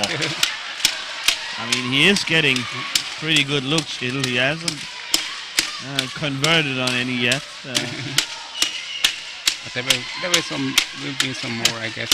At some point, frustration might set in. Righty keep setting him up with good passes. And then he will go for it himself. Righty now. Like this time, yes.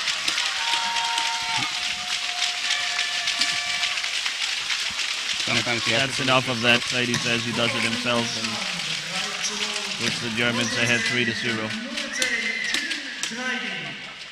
Goal for Germany. Scored by number 10, Tim Tridy.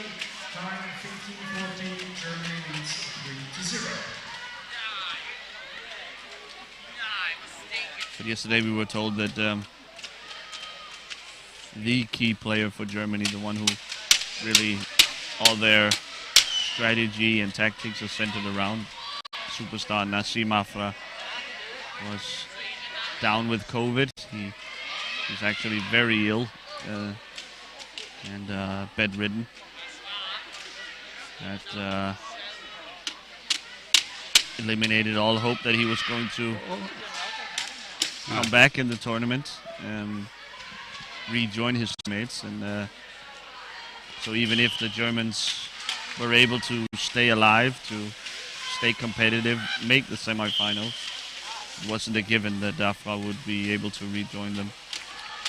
Also missing is Jörg Diel. Diel, I'm told, is unsymptomatic at least. He's just waiting patiently for his PCR test to come back negative. He might rejoin the team at some point during the week, but with Germany having already been eliminated, there's no rush really. It might be better to focus on your health and get back 100%.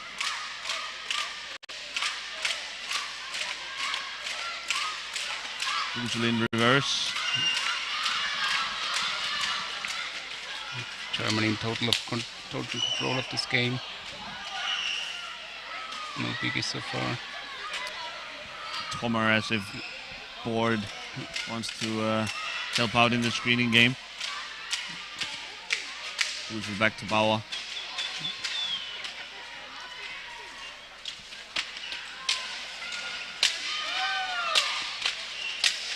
This German team illustrates how it is possible to put together a pretty good squad, even though you don't have top hand stick player class. Tough collision here between O'Keefe and Hill, not for the first time. But Hill closed that gap precisely. Hill was there and takes the charge. Now, one of the German stars, Kahn Ciesig, set to enter the game. Will be instead of Heidi, perhaps. Wechsel Team Deutschland, neues Spiel mit der Nummer 61 Kahn Ciesig. Ersetzt die Nummer 10 Tim Tridy. Substitution Team Germany, new on the pitch. Number 61 Kahn Ciesig, replacing number 10 Tim Tridy. Zeit 18:00. Time 18:00. So 2 minutes to go in the half. We're still working on some issue with Roman Hill. He's been involved in a lot of contact, and Maybe something has been knocked loose. Hill, of course, utilizing a microphone to aid his communication with his teammates. And Jan Sisik, the uncompromising German, blocked by Baxter. Great job. O'Keefe sends it away, and Sisik will start over.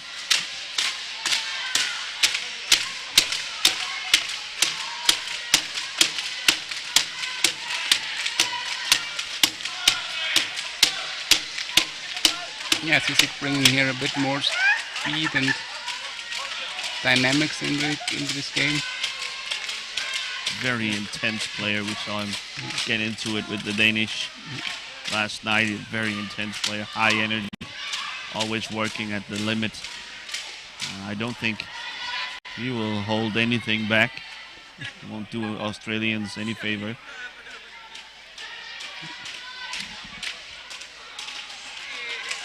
Searching his teammate there. Couldn't connect.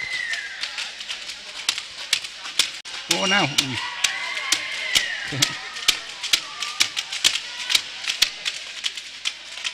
Seems the Germans have made it a pet project of theirs to set up Roman Hill for. Really looks like. Because I didn't saw Roman Hill setting a screen in the last 2 or 3 minutes, so. Or even more. Bauer. Bit of, I think, fortunate pass from Sisik, but Bauer with the backhand finishes it off, and he opens his goal account.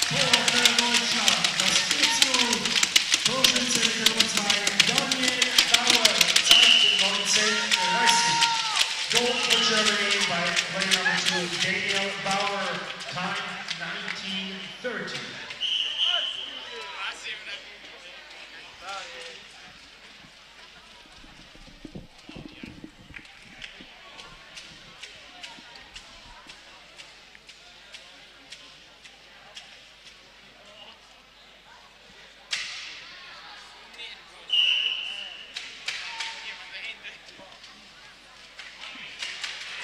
O'Keefe with that very slow approach.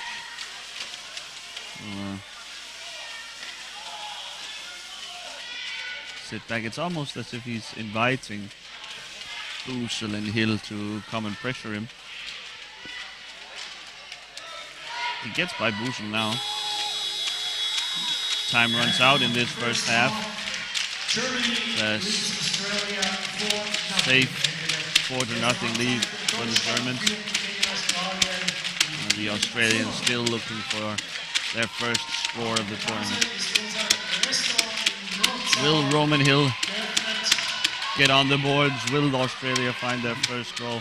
Well, to find out, you must rejoin us here in 8 to 10 minutes with the rest of this game. So if you're hungry, you're welcome to use our restaurant.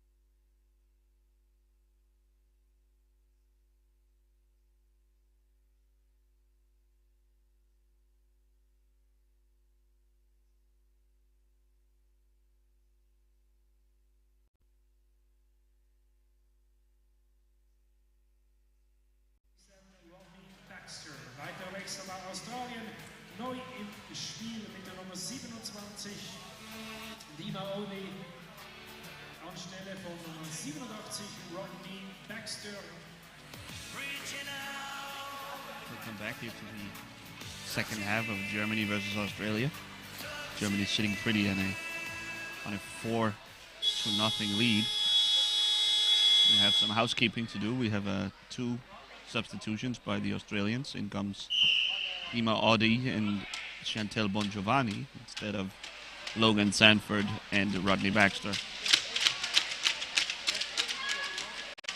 Bongiovanni, one of the few Australian players with World Cup experience. She was with the team in 2018 as well, along with Captain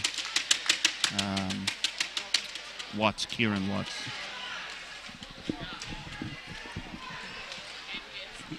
Shot by Sisik, saved by Sek. The Germans, so far this game, have been working on their project of setting up Roman Hill for a goal. He's always in the mix, always right there. He's had a couple of good looks, but are yet to. Turn shot. Oh, nice. A loose ball in front. The Australian leaking out a bit too early, and Busel snags the ball and just whips it into the back of the net.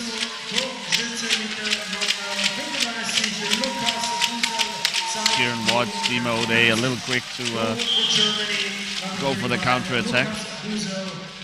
5-0 time, 0:55.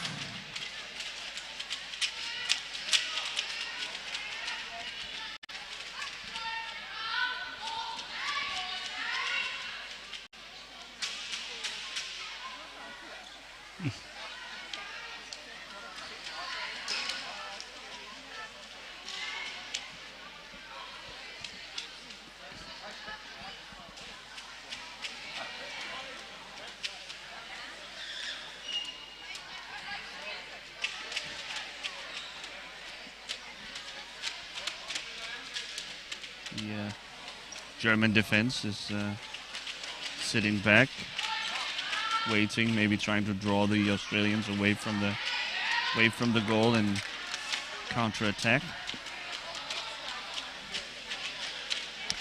Roman Hill is already positioning him in front of the net. Roman Hill makes a beeline to the near post, wants to get involved so badly.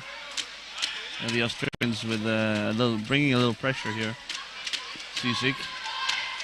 Now, oh, that was close. Ade the other way.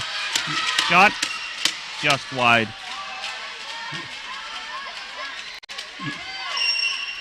The Aussies, of course. Roman Hill again. Still searching for their first goal. Roman Hill. Also searching desperately trying to position himself. I think he's arriving a little early. Yeah, that's true. He needs to have pace in his chair when the ball arrives, so he can turn that into momentum towards the goal.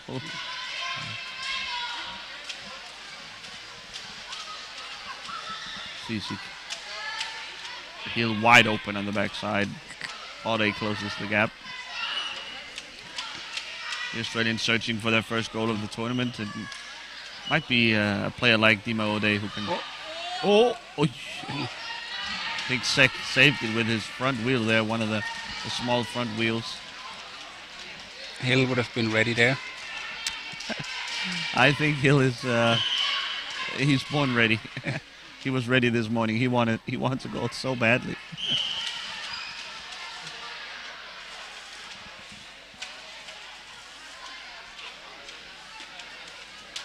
It's funny to see the reaction of the German assistants in light blue there over there. Always when Roman Hill is coming close to scoring. Clearly a team-wide project they're working on. Definitely.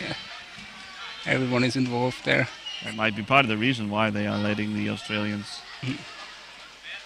get a little close, get across half court, because you want space when you're trying to save a teammate for goal. Absolutely.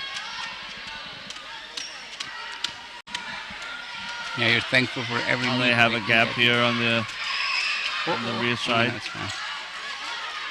Busel and Sisik. And Hill sets up sharp on the wing. There he is in your screen now, on the back side.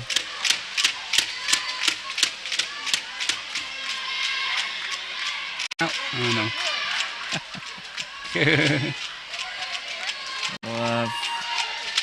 Interesting little subplot developing here.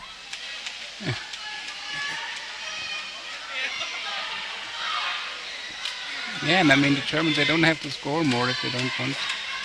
But like, yeah, so they can try this thing the whole game.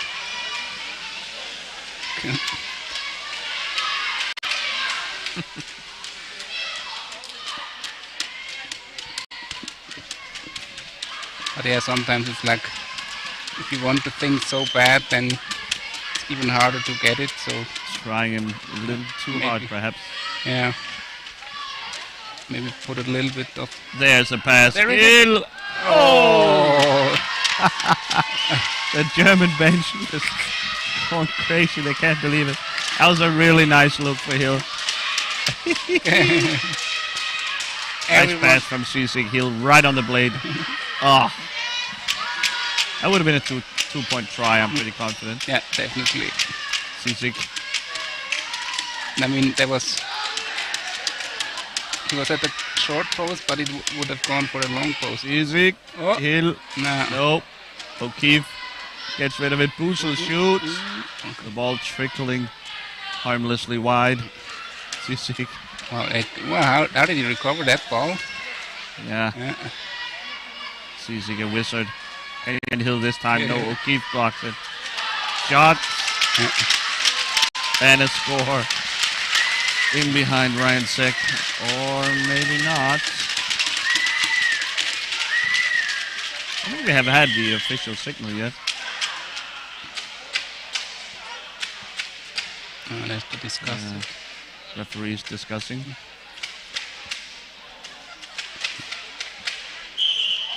No goal, they say. An Australian free ball.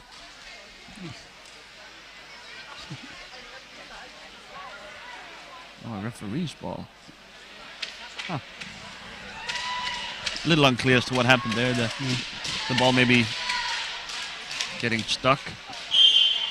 It didn't matter to Shishik. O'Keefe. I mean, if you score like this, he doesn't have to hurry. Busel dispossesses. O'Keefe. The Germans maybe stepping up the intensity. They feel the time running out on their little T-stick goal project here. Yeah, almost. Still 13 minutes left. So.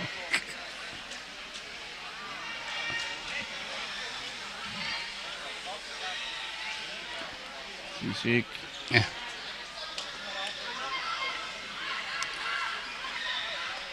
Still guarded by the rangy O'Day now.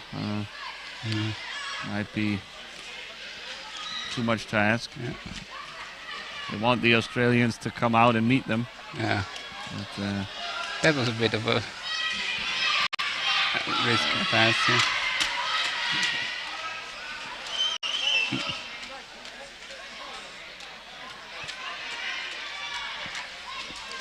Now there's some space. Yeah.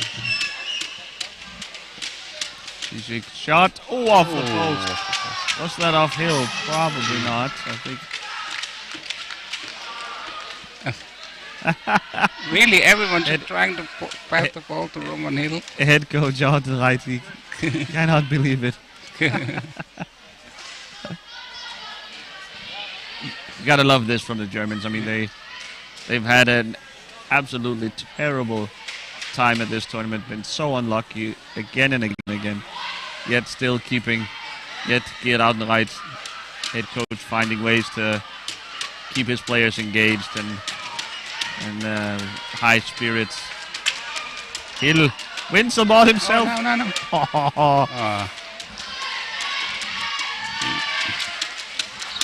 O'Keefe, Busel.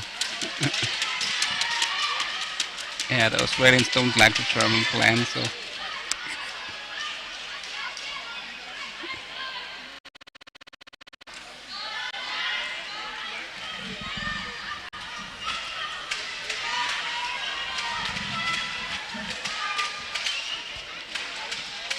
David Huber looking set to be substituted in for the Germans as another passer to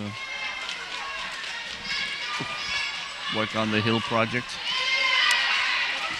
Audi, back the other way, shot, saved by Toma off the post.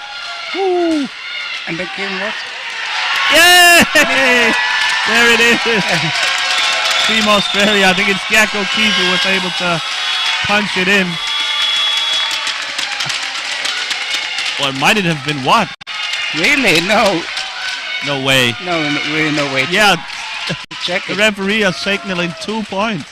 Peter Borges, Yeah. not in doubt. Yeah, no, it's Watts, really. It's Kieran Watts. Oh, that's incredible that's bad stuff. Germany. So Germany have been trying all game to set up their cheese player. Australia. Score time, Kieran Watts. Yeah. There it is, the official word is in. The T-stick player Kieran Watts. The German bench cannot believe what just happened. They've been trying all game to set up their T-stick player, Roman Hill, to score. And instead it's Australia scoring their first goal of the tournament. And they get 2 points for it. Incredible scenes.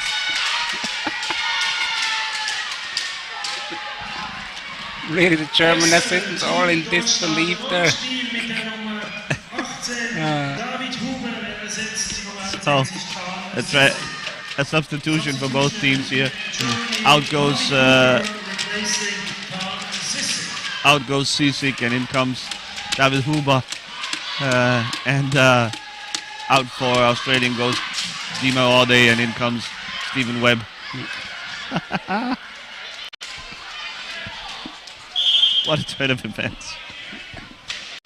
Really nice, these two teams finding a way to entertain us in what is a bit of a dead rubber match. Huber now. Shot, but blocked by Ryan Seck. O'Keefe, shot, saved by Toma. Nice. The Australian fans are going crazy.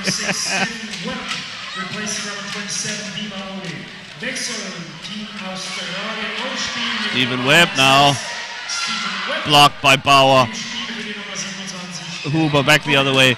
Where's Roman Hill? We must look out for him all the time. He's there, on the other side. Ooh. But I think the presence of Webb just closes a little bit the window for Roman Hill. Oh. Just as you said again, that. Murphy's Yep. Law. At the moment I said it. Almost jinxing the Germans there. But Stephen Webb, yes, of course, a little more rangy. Now he's blocked. Okay. No. Okay. Now Kieran Watts was guarding Roman Hill, so wants to be the only TC player who scored a goal here. Yeah. Sara Granada of Spain, of course. Ooh. The first to score a T-stick goal in World Cup competition. Stephen Webb. So the 2-point scorer club is now having 2 persons in. 2 members of the 2-point club. Sara Granada and Kieran Watts.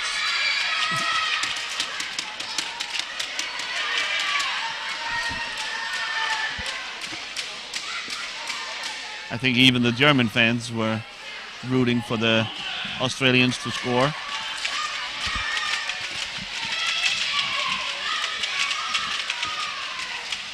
Yeah, I'm also glad that they're finally on the board.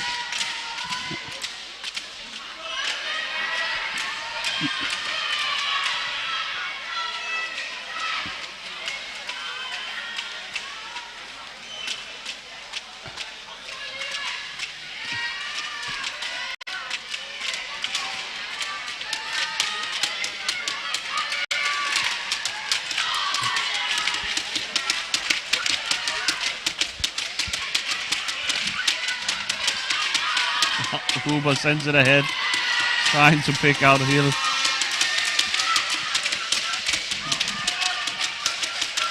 The ball is whipped forward. Bongiovanni into the corner. Can she find O'Keefe in front? No, Huber.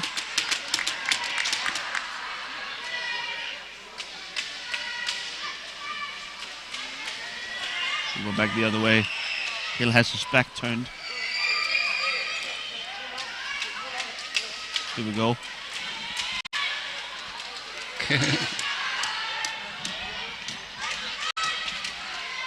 O'Keefe now lost his stick. He's grabbing his knees. There was a collision with Daniel Bauer.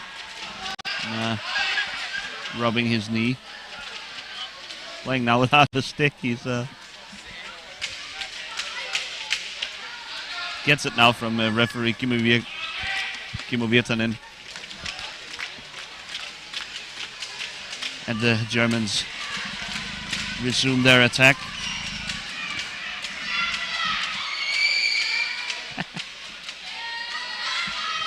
Huber's trying so hard to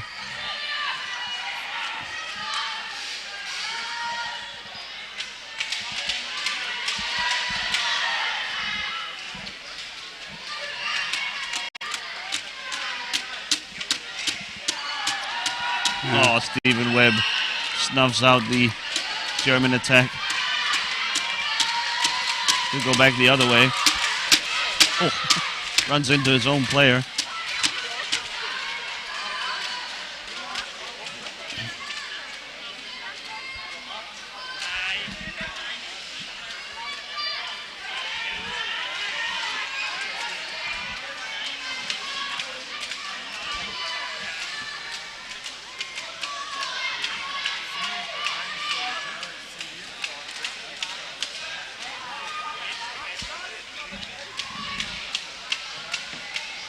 Hooper up the field.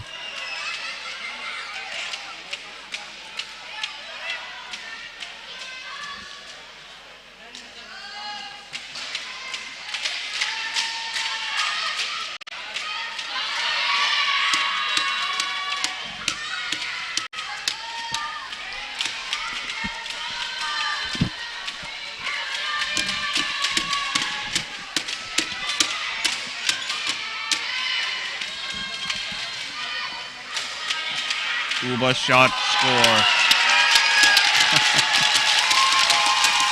Yeah. Sort of shakes his head. I wonder if that was on purpose. He's been looking so much for Roman Hill so far. I guess when you're that open, you kind of have to go for goal.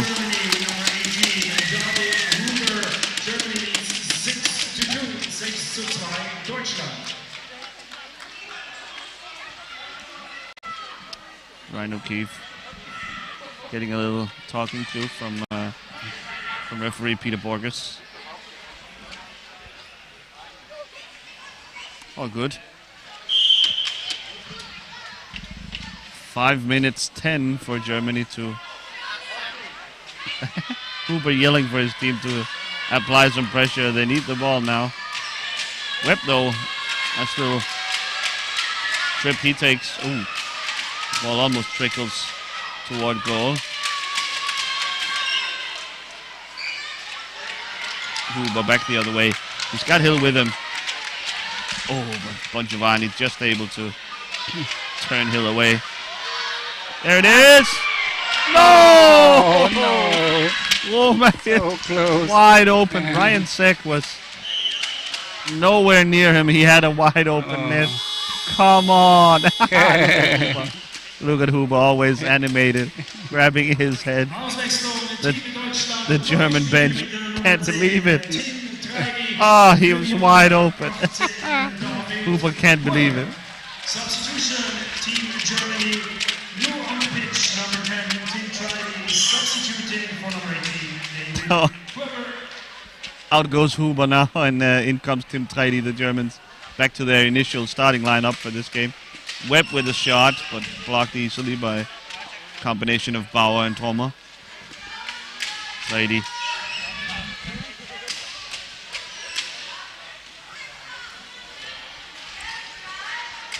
Busel now.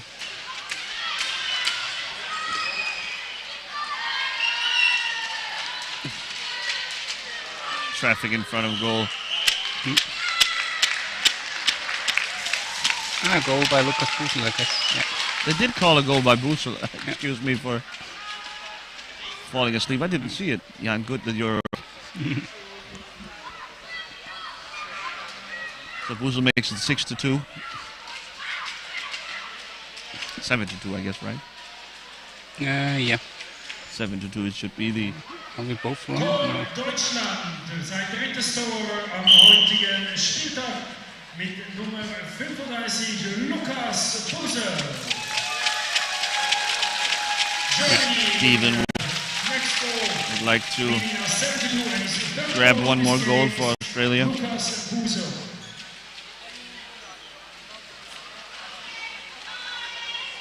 Webb going for the short corner. Little gap there, but Tomer keeps it out. Webb. Oh, O'Keefe! There it is for Australia once again. More traditional goal this time. Jack O'Keefe turns in the pass from Stephen Webb. Goal for Australia. Scored by number 2, Jack O'Keefe. Tor für Australien. Nummer 2, Jack O'Keefe. Zeit 16:34, time 16:34. Germany's leading 7-3. So 2 goals, 3 points for Australia. When it rains, it pours, I guess. They have gone through quite a drought.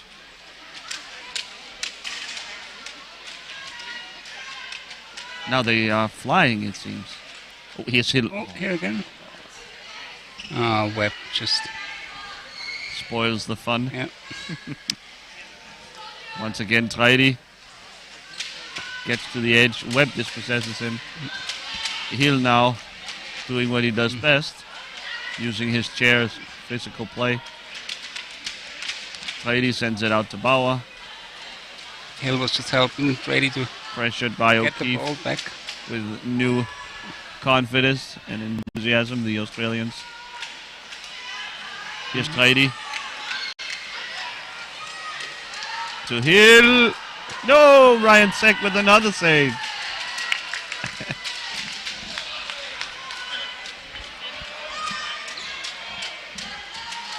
Oh, it did find his way to the back of goal. I think it's Treidi who scores. I mean, who knows who got the last stick on it there in the scrum. And we have the chance to Hill earlier. Oh, Mit der Spieler Nummer 10 ebenfalls sein drittes Tor in diesem Spiel für Treidi. Treidi was indeed credited with the goal. Zeit 18:01. The third goal for Team Treidi in today's match for Germany. So 2 minutes left for the Hill project. Time 18:01. And otherwise they have to take it for another game. They have a game against Spain tomorrow. Stephen Webb. But there he has a lot of T-stick contenders, so somehow it's going to be interesting to see. Jack O'Keefe, Tim Treidi. Treidi now on the counter. Bauer there. Back to Treidi. Wow, Oi. Almost a bit too pretty there.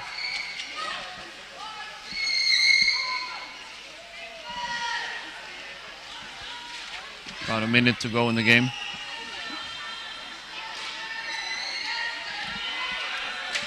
Stephen Webb collects the ball. He gets the screen. Oof, moves the boards a bit.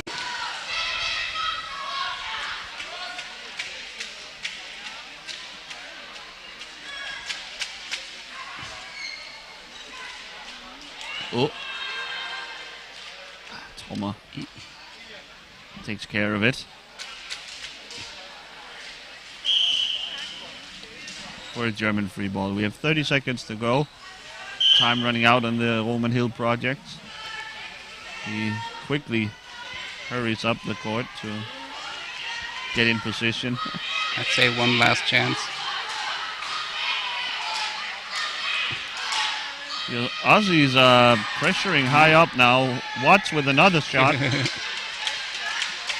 No dice. Here's Bauer alone with set.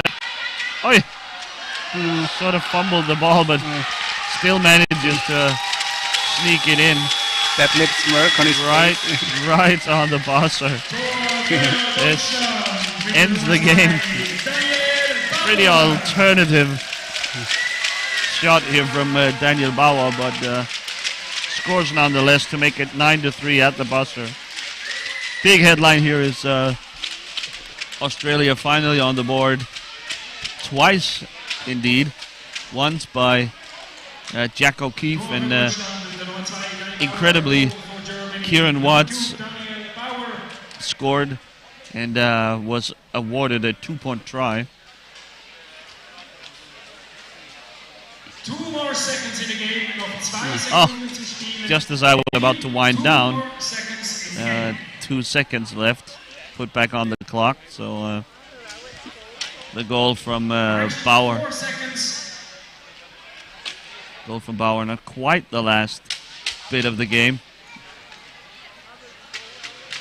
4 seconds put back on the clock, I'm told. Shot. No. Would have been a high ball nonetheless. And now I think we can put a bow on this game.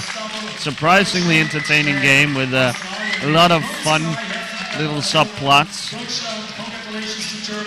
I would like to thank these two teams for giving us an entertaining game, despite a pretty big difference in quality of the teams. It was fun nonetheless. For more IPCH fun, stay with us here in 14:45, 15-3. Switzerland and Belgium will face off, so the hometown Switzerland will no doubt fill the rafters with cowbells and other silliness as they try and beat Belgium. Switzerland sitting pretty atop the Group B and Group A, and they will try to stay there against Belgium. So thanks for watching so far. I'm from Jan Uniger. I am Klaus Westergaard, and I hope to see you back at a 2:45. Thank you.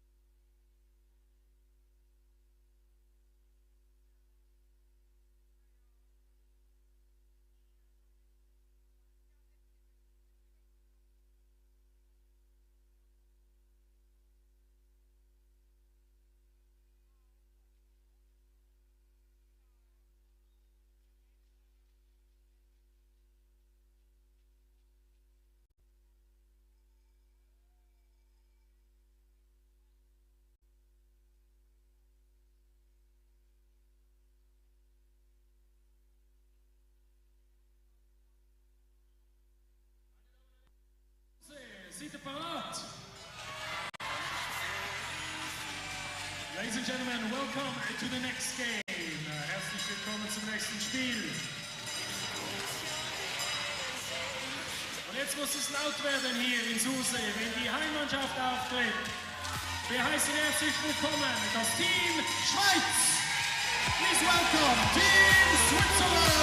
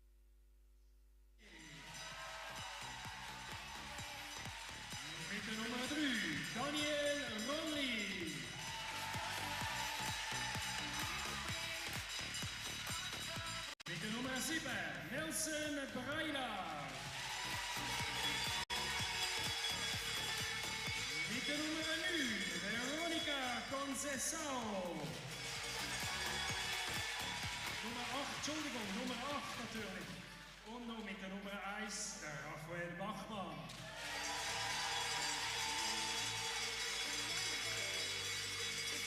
And also a big round of applause for the opponent of Switzerland. Let's give it up for Belgium!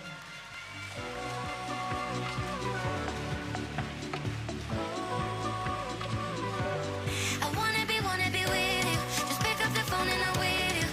'Cause I know that lately life has played you rough. I wanna be with you. Just pick up the phone and I'm with you.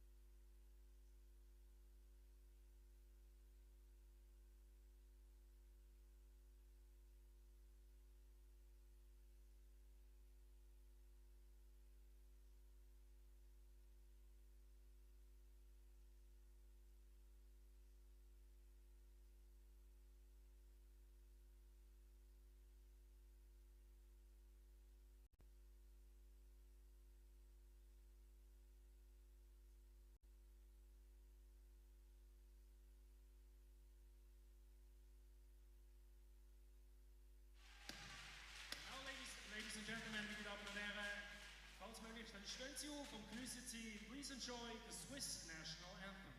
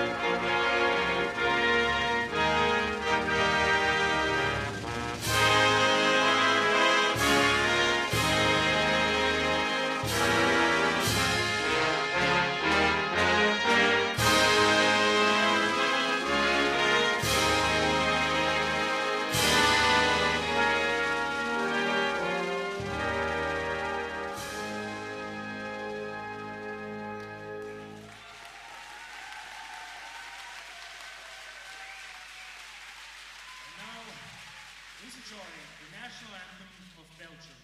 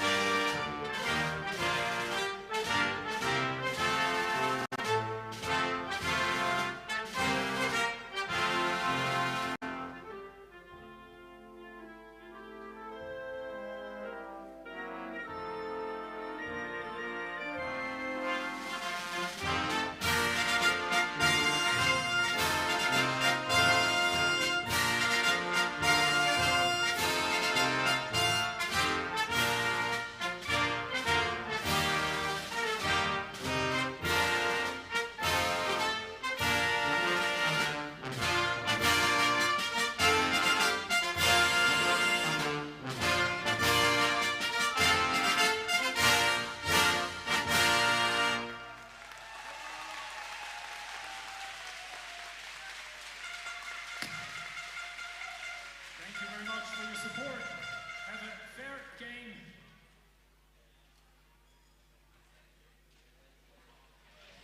A very warm welcome back here to Stadthalle in Sursee.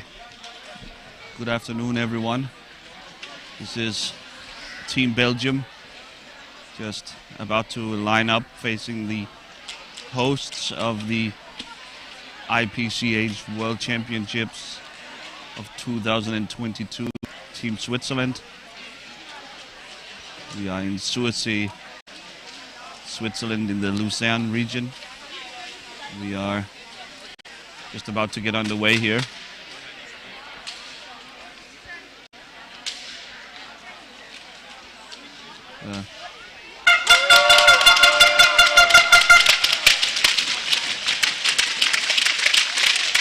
Team Belgium has had a rough tournament so far. They have yet to win a game, and I doubt this first maiden win will come today, because Team Switzerland has really impressed so far. They are making a very serious challenge for the title of world champion. Alongside me is a former Swiss international, Jan Oniger. Welcome, Jan. Hello again. The Swiss has chosen quite a fearsome lineup to start. It's Noah Spierig, who's wearing the captain's armband for today. It's alongside Jan Schäublin, Manuel Melder, Dominik Zenhäusern, and in goal, Janis Affolter. Opposite that quintet is Team Belgium. It's Dan van Neerum. It's Jano Leux. It's Kaya Yashin, Maxim de Groot, and Peter Bultmann, the captain in goal. Dan van Neerum will get us started for Team Belgium.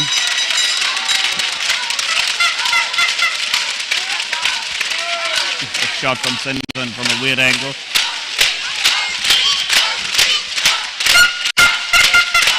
A free ball will be awarded for Team Belgium.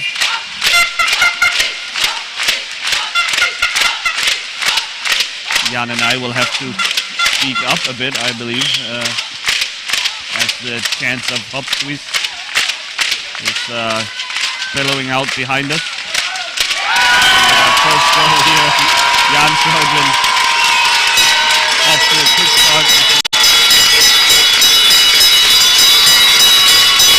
Schäublin steals the ball behind the net and quickly able to turn it in at the near post right in front of Peter Bultmann.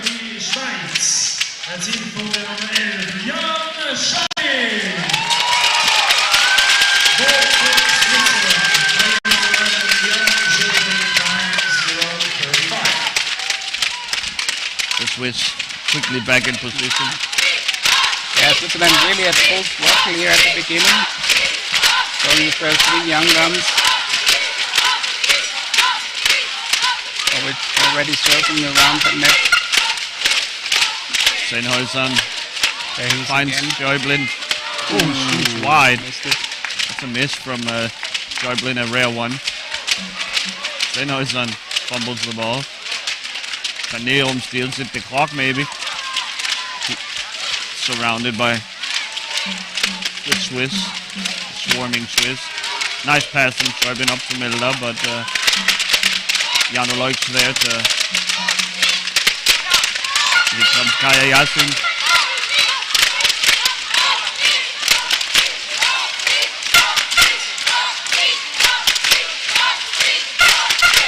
The clock with the steal. Kaya. A Belgium free ball.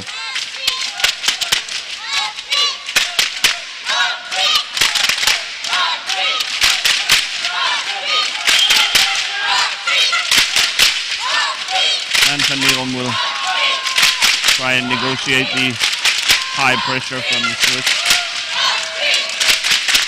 The Swiss absolutely loaded with talent. Both hand stick and T-stick talent of Noah Spierig. We have seen. The clock in on goal. Oh, beautiful stuff by the young Belgian. And Kaya instead the other way. We almost saw another T-stick goal. It's turned into a bit of a trend so far. Yeah, he anticipated pretty well that Dominic Sennhäuser was playing this diagonal pass. Well, I mean, he played the diagonal pass, but couldn't reach his teammate. Nice read by number 8. Number 8 there. Maxime de Groot. Sennhäuser intercepted by Van Neerum. This is great Belgian defense so far. Really getting in the face of these Swiss stars. Schäublin, Sennhäuser, back to Milder. Sennhäuser, shot, saved by Bultmann. Milder, no. Turns it in front of goal. Bultmann's there to stop him. Schäublin, defended by Kaya. Another save by Peter Bultmann. Kaya back the other way. Met by Spierig. Here goes Van Neerum. Surrounded by that Swiss pressure defense. Sennhäuser and Kaya there. Van Neerum.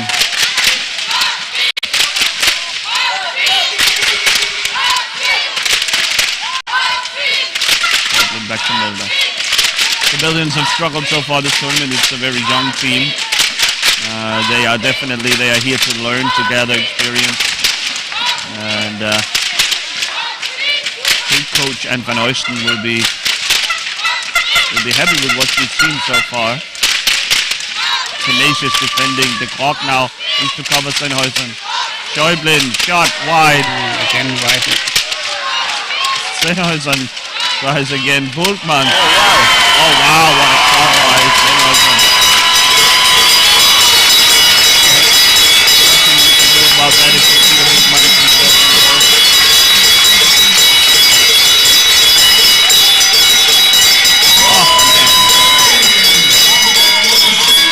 There cannot have been an inch extra room there underneath Bultmann, but Sennhäuser found it. Switzerland scored by number 87, Dominic Sennhäuser, time for 17. Sennhäuser.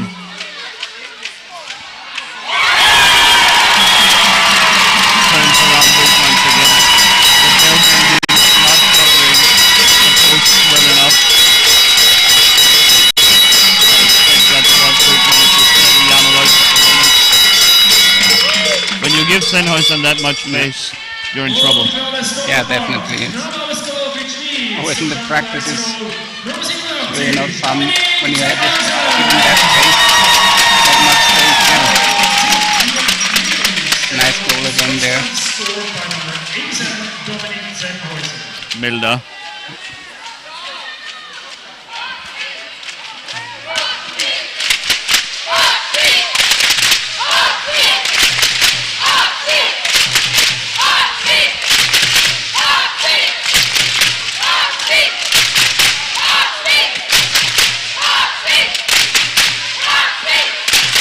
Working on Bultmann's Milder as well.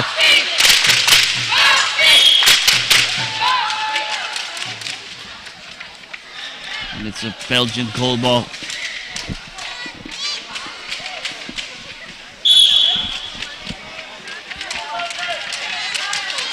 The Swiss again there, high pressuring. 3 players always in front. Milder back to collect.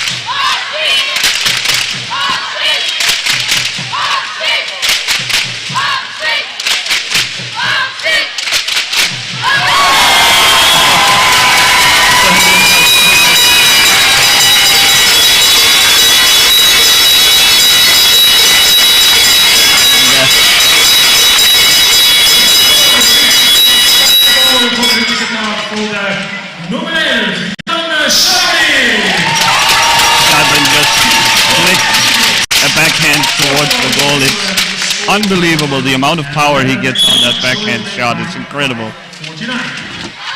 Yeah, such a short range. I mean, he doesn't have to use his upper arm really far.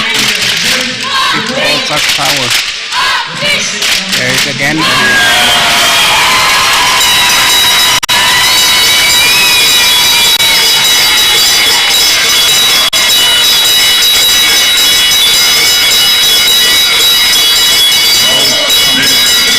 Fast and furious here.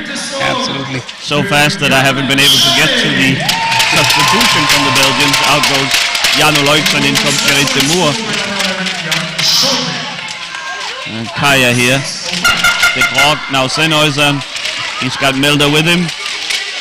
No need. Oh, it sends it just wide. Goes for the tricky overhand finish. That was Schäublin's goal number 12 of his World Championship.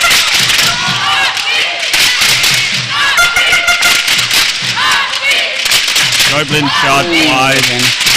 Close. Again we see the powerful backhand from Schäublin. Milder towards Sennhäuser. Gerrit de Moor defending.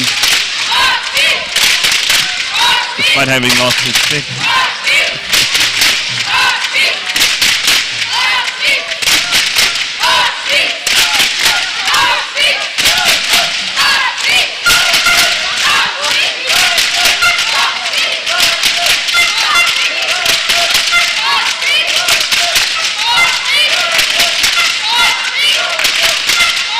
Really great passing plays here by the Swiss.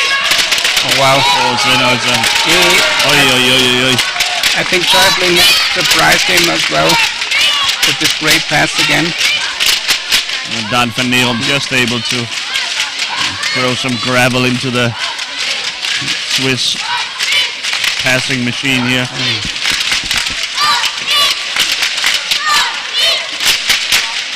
Really great to see that these hours and days of practice finally play out for the Swiss. This passing tactic is new to Swiss team, and I'm really they're heavily inspired by the Dutch system with long range passing, trying to pass the ball around the defense instead of driving through it. Milder from the corner. Kaya picks it up. Gets a block from Van Neom. Straight ahead goes Kaya. Schwierig is there. Sends a pass to Van Neom. Shot blocked by Milder. Van Neom again. Blocked once again by Milder. That was beautiful stuff by Manu Milder, getting way down close to the ground to block the shot from Van Neom. It was a good effort.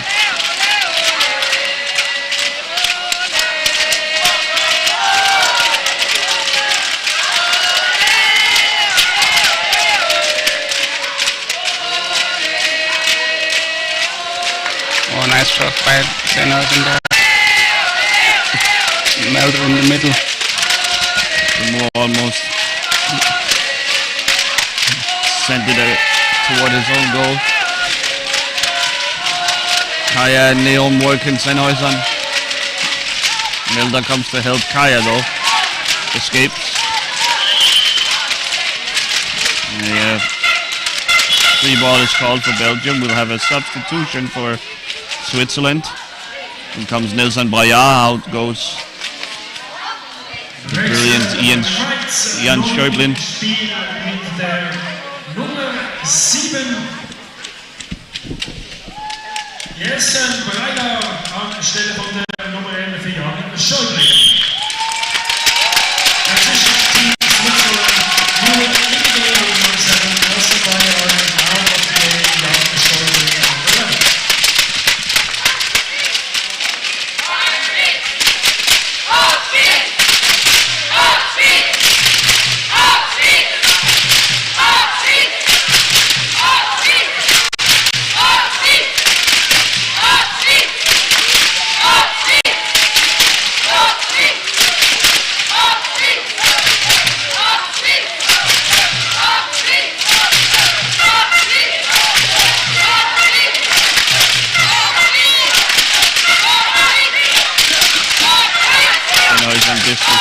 Kaya back the other way. Still Kaya. Finds Van Neel maybe. Tries to scrape it across Mulder. Shot blocked by De Moor. Kaya will pull it back out. Have to marvel at the almost an own goal here from Dick Rock. You have to admire how the Swiss are sharing the playmaking responsibility with these long passes, taking turns, probing the defense. Oh, nice pass. That's an amazing pass from Dominik Sennhäuser. He has amazing passing. Shows it off here, finding the arm and look at this. Great pass, really. Great pass. Completely cuts the defense in half. And Bayard easily turns it in with the backhand. Beautiful stuff by the Swiss, who are really showing off. Great display of passing hockey. Another pass. Another shot from Bayard, but this time Bultmann's there to stop it. Great pass again by Sennhäusern. Really nice.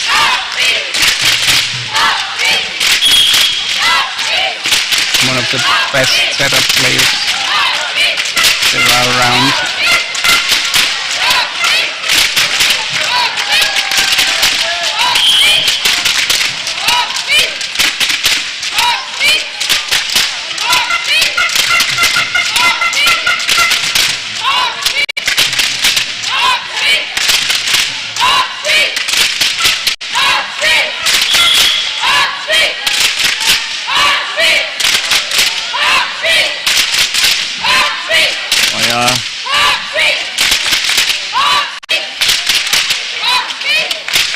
Back to Breyer behind his back. And Leon has a block from Kaya arriving just late.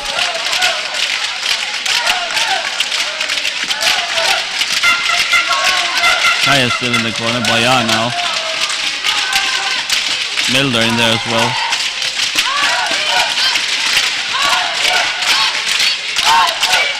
Bayard sends it out to Milder finally.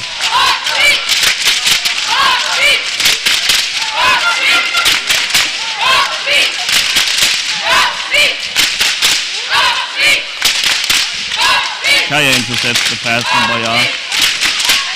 Belgians slowly catching on to the passing pattern from the Swiss.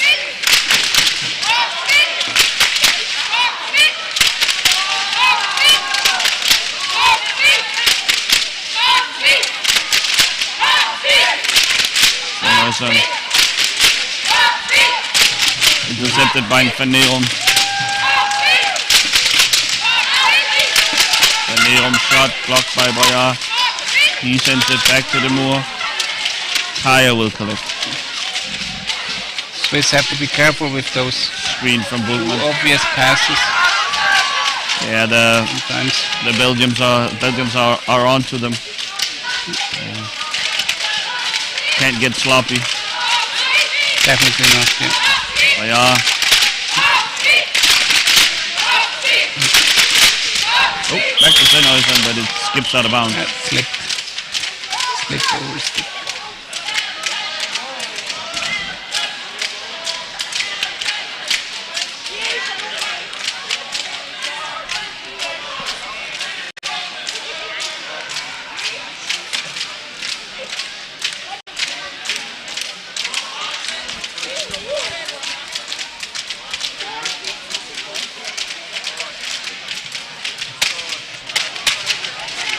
Referee Kasiki talks to the Swiss captain. Wonder what's the issue here.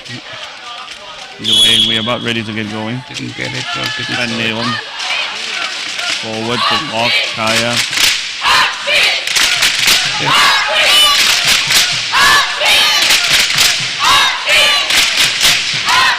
Sennhausen to Boyar. Back to Sennhausen.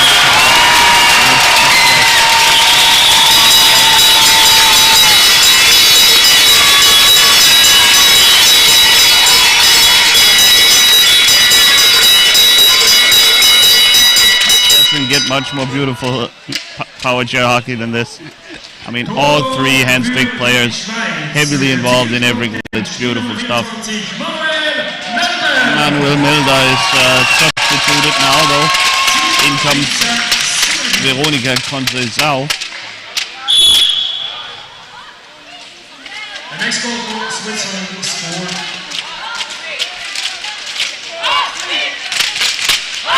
Boyar.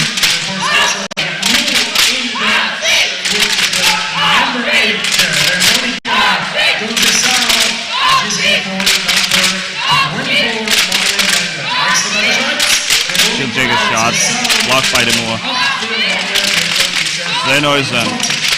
Van Nerum intercepts. Van Nerum, a smart player. He's clearly anticipating these passes now. He's sitting in the passing lane, hoping to intercept and maybe start a counter-attack. Blocked by the Grog. Beautiful stuff. But the Swiss all over it.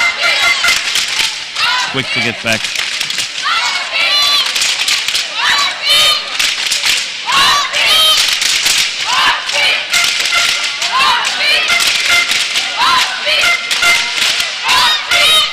Conceição is shot just wide. Bultmann does well to cover off his back post. Boyar blocked by Bultmann. Boyar back to Spierig. Conceição will collect.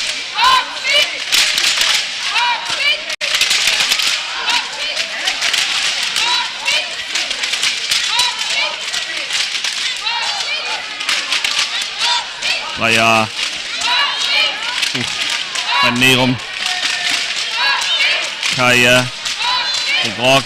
Everyone's getting in on pressuring Boyar, but he sends it back to Sennhausen. Here's Conceição. It's her backhand side. Slashing against Van Nerum. Swiss free ball.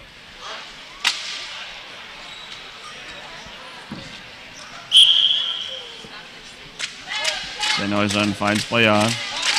Backhand slap shot. Wide.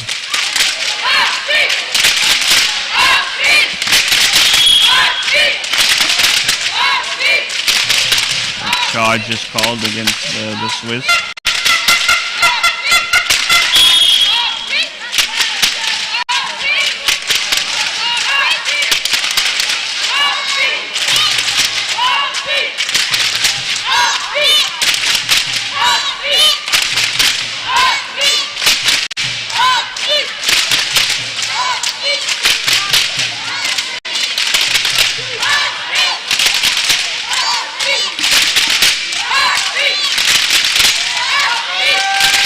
Sao now sends it across, blocked by Kaya.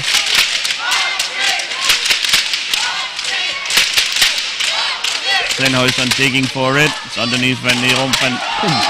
Nice Sao sends it just wide. Almost took out referee Fabrizio Iotti. Kaya.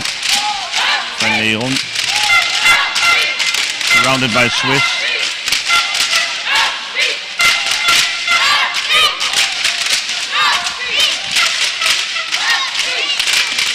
Sennhuisen to Bayab. Shot.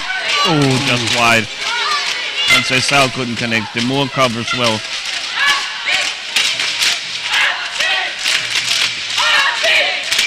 Sao with a shot blocked by Kaya.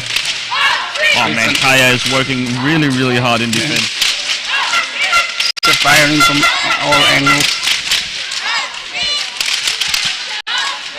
Shot wide once nice, again. Nice save there. And out of bounds. Timeout Belgium. Timeout Belgium. Time 17:34. Timeout Belgium. 34. One timeout per half, of course.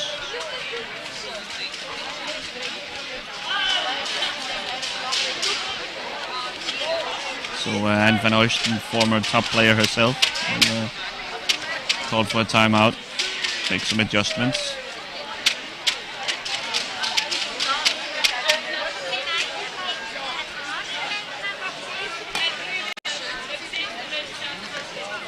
Tough game for the Belgians. The Swiss crowd really just paced their team to keep piling on the pressure, keep running up the score here. This could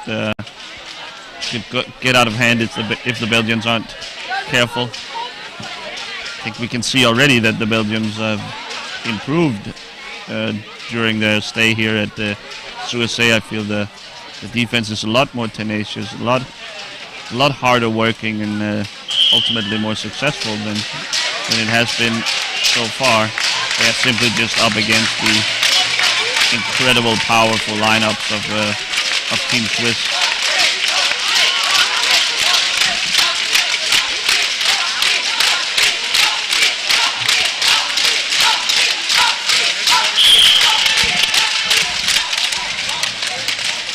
Kaya breaks out of the crowd. Tries to find Van Neerum, who has gone up court. Van Neerum sends it back to Kaya, stopped by Sennhuisen. Round the boards, Bayard.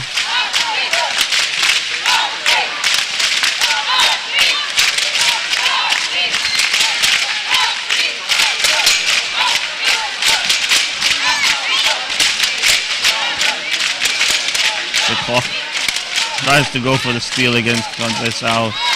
She spins away from him and sends a pass to Bayard. Saved by Bultmans. Great job. Almost defending the pass as well by Peter Bultmans.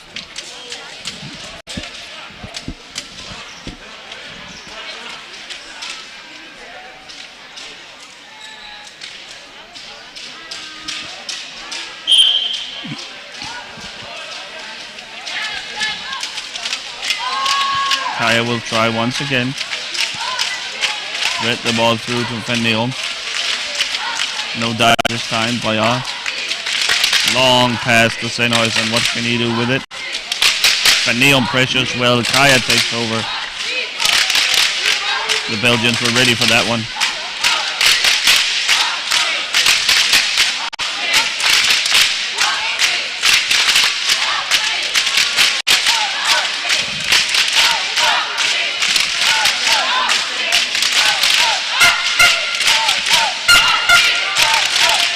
Yeah, the Belgians could prevent a little bit the triangle passing, so Swiss has to find another way to score again. I mean, the full triangle.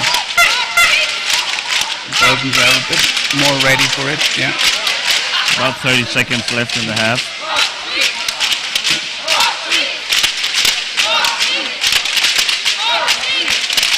Sao, a shot things at the start. So. Blocked by the Grog, I believe.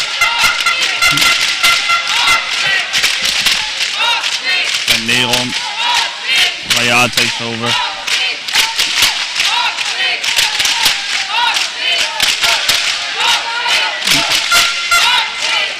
Raya blocked by Van Neron. That ends the first half. Continue lead. By the cowbell going off.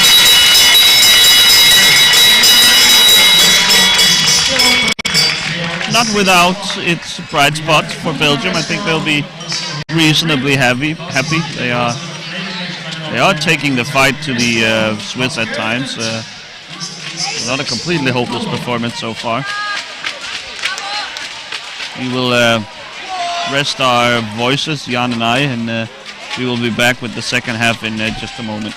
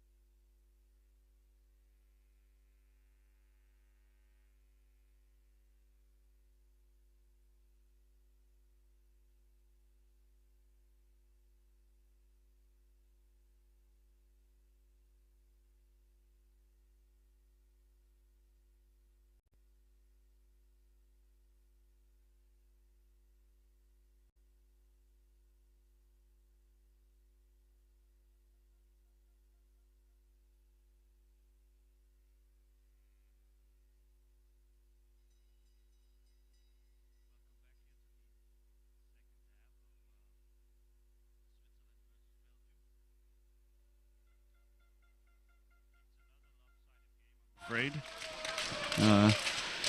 The Swiss off to a 7-0 lead in the first half. We have no less than 3 substitutions from the Swiss. It's onto the field goes Jan Schäublin. It's Daniel Rolli and David Hilda entering the game instead of Braillard, Sennhäusern and Spirik. The Belgians keep the same lineup on the perhaps suggesting that they are shut off the post. Well, out of nowhere, this backhand. It really is an incredible backhand that's on generally the weaker of most players, the backhand, but he generates so much power off that that it surprises many goalkeepers. I think they are used to thinking, well, it's his backhand, I can react to it, but nope, not this guy. Yeah, I think as goalkeeper you think, yeah, okay, he would turn around and come back again. Ooh. Tries the forehand this time. Yeah, the forehand is also not. Schäublin, backhand miss. Oh, Kaya though. we really have to stop to praise those players about their abilities, and next moment they prove us wrong. Here's Conceição back to Schäublin. Wow. Schäublin just having fun out here. This time though stopped by Kaya. Ollie picks it up against Van Nieren. Kaya shot saved by Affolter. Another shot by Kaya, but he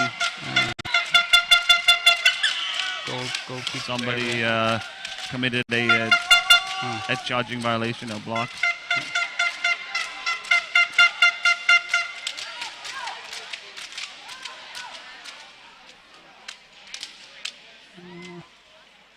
There's a little issue there. Maxime de Groc. Okay.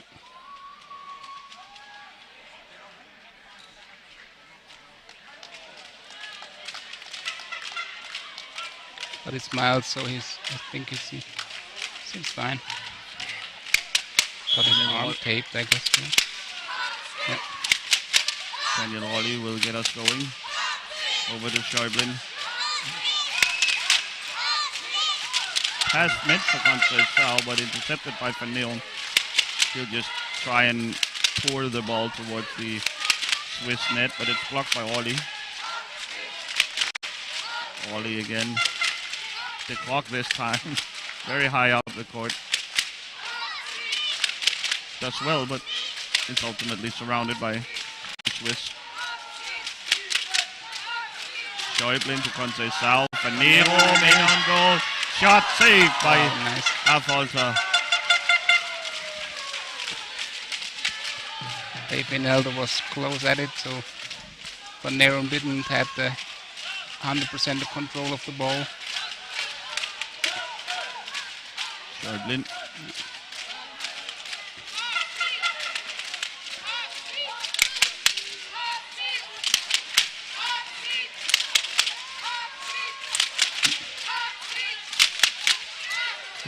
Nice to backhand again. Wow. Whipping backhand. Reaching in there between. Peter Boekmans will allow his Belgian teammates to grab a mouthful of air and take a goal ball.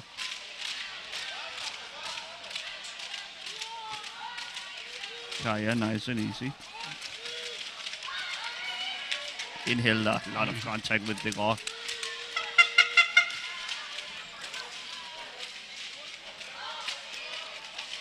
In Hilda.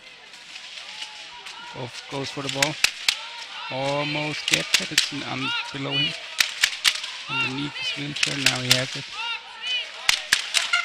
Kaya. Dispossessed by Conceição. Schäublin picks it up.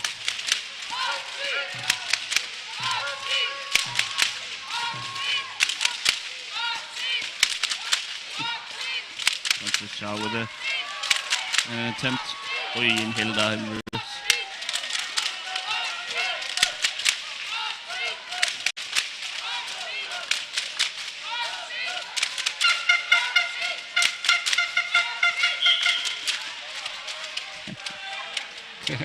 Kansai Zhao smartly positioning herself behind Kaya, and when he hit reverse, he backed right up into her and picks up a free ball. Ilkasiki referee just asking the players, especially David Hilda, to turn it down a notch. After all, it is a 7-0 game. No need to get chippy in this kind of game. Backhand pass this time to Kansai Zhao. Jordan still in the corner.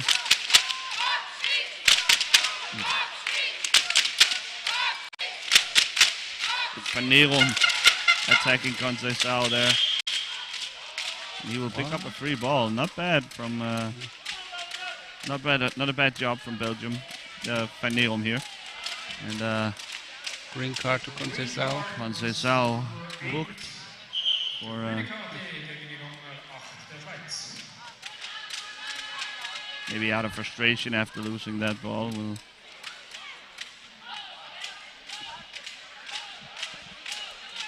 The move will tip it to Van Neerum. In Hilda right there immediately. So is Kansai Zhao. In Hilda. Van Neerum, Schäublin.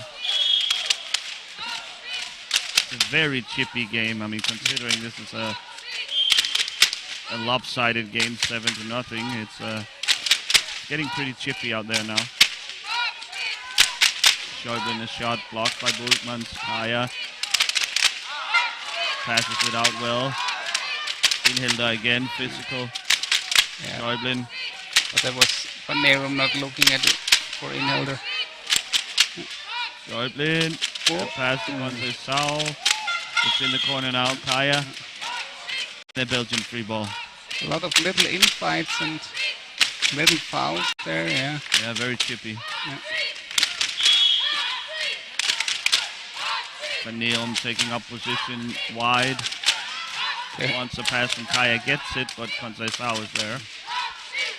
Schäublin. Volley. Couldn't quite handle it. Kaya collects. Oh! Van Neerum almost surprises Wally there. Getting a lot of contact. Van Neerum a little too quick. Yeah, that was the third time. In Hilda in David position. Hilda just pointed it out. There was a third crash from Van Neerum where he didn't look where he drove. So next time it has to be a green card. Sorry, I have to So tell that.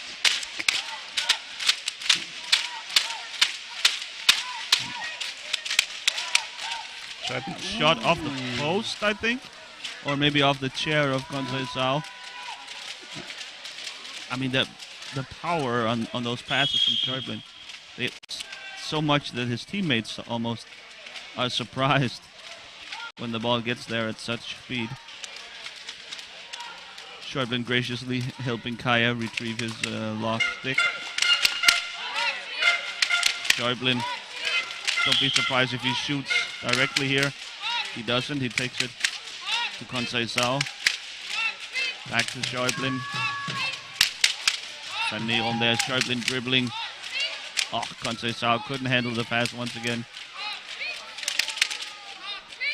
So it's scoreless, almost 7 minutes now for the Swiss here in the second half. The Belgians doing well defensively. I think that's why Van Hoosten is electing not to make any substitutions. They're doing so well. Her starting lineup right now. They're in a rhythm, in a streak. She of course is managing the spirit of her team. Another turnover here. Kaya tries to get it back to the clock, but here's Schäublin. Shot saved by Bultmann. And Kaya. Great technical skill on display again. Yep. Really nice. Schäublin. Just looking for Conceição. Cannot find her.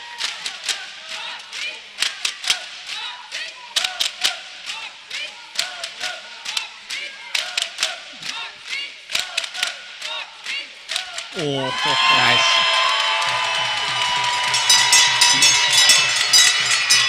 and 7:51 into the second half, the dam break.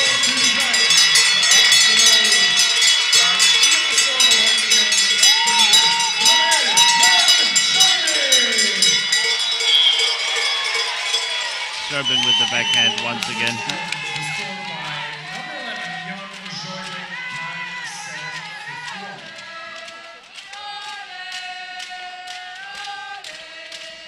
Conceição turns it over. Kaya picks it up.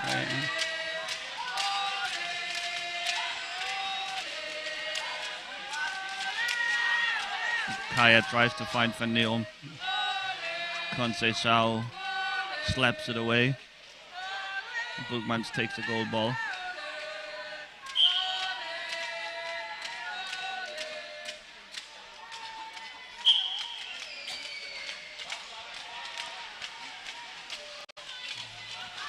Kaya to Van Neon.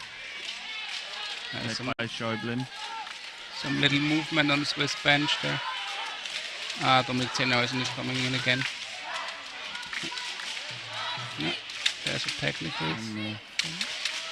Schäublin will set up Affolter for a goal ball, and what's the issue here? No. I thought it was a technical one, but Yeah, we do apologize. I'm not quite sure what that was all about. The game resumes though. Schäublin, Van Neon, great job. saw Conceição there.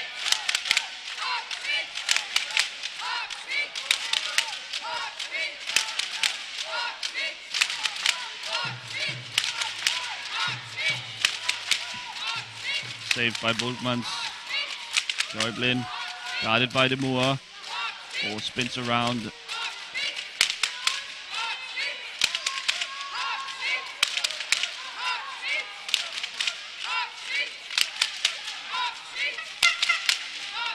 Schäublin again. Backhand. Oh. Long range shot just wide of the net. Rolli now. Back to Schäublin.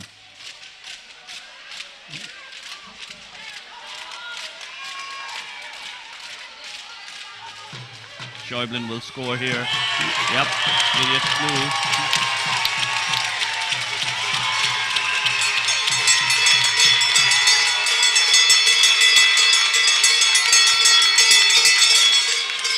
That was an easy prediction to admit.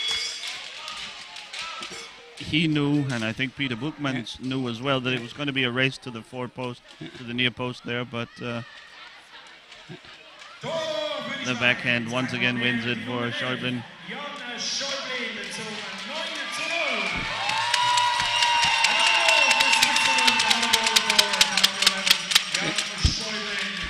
Swiss fans are still at it.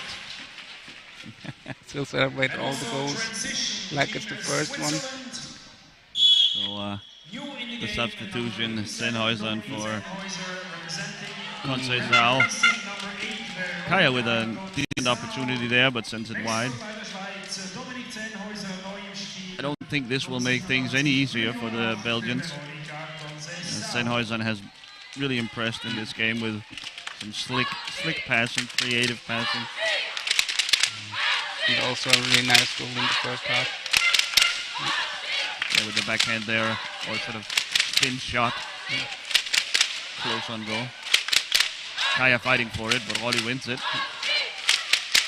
The clock now though, maybe to Van Neon. Van Neon is there again, yeah. Helpens. Now Zennhausen has got it under control. Quick pass. Schäublin, but Kaya is there. Thought he mishandled it a little, but could get hold of it. hold on it. Sennhuysen up to Schäuble. Schäuble, oh, just wide.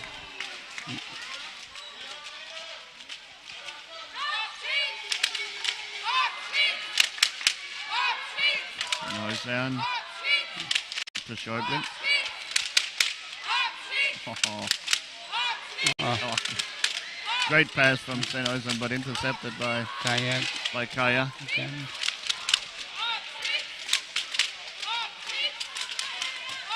Sennhuysen, another shot.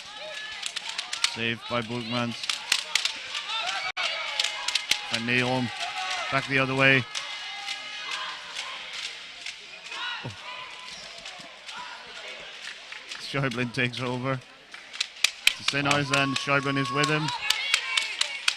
Can't quite find the handle and it's turned away.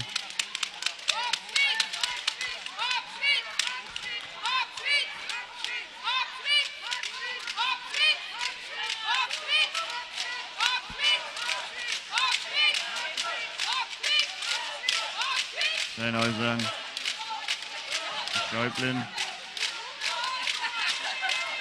Shot, but a save from Burgmans. And we will get a goal ball.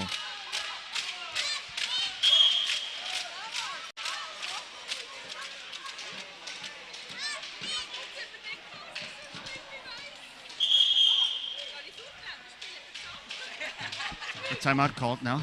I'm not sure by whom.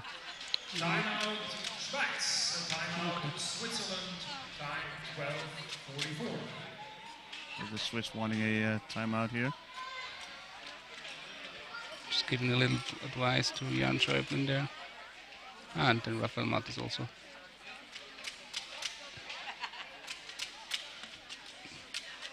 Also not. Wants to change a little tactical approach there. Can't forget to stay hydrated as well. It is extremely hot here in Stadthalle. And as we get later and later in the afternoon, the temperature is sure to only keep rising.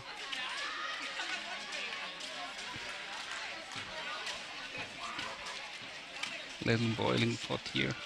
Yeah. I mean, at the moment simmering, but still. Maybe this is an opportunity, Jan, for the Swiss to try something different, to work on new offensive openings. Maybe that's what the timeout was about, trying out some new stuff in a game that is well in hand. Maybe also told them to stay up a little more high. Yeah. Get the ball back again faster. Inhilder. Or they try to set up Inhilder as well. That might be so. He's trying anyway. What? Now here's a penalty Penalty shot. shot, okay. And who's I think taking it's it? called on the Demur. Yeah, I think. Booked with the green card. Okay.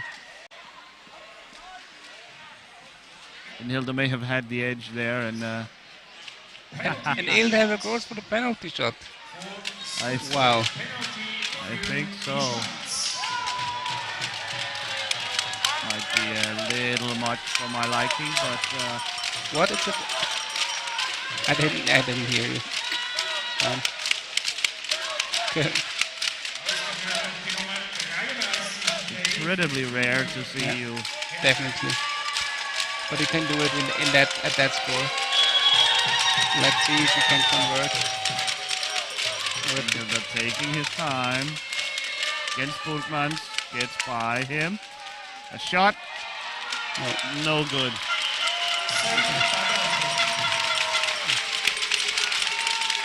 Okay. I think this confirms that the new Swiss plan is to set up Inhilder for a goal.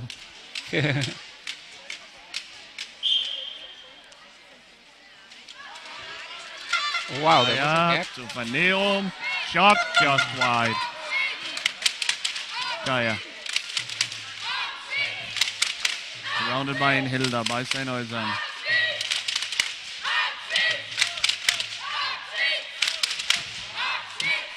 Ball pops out.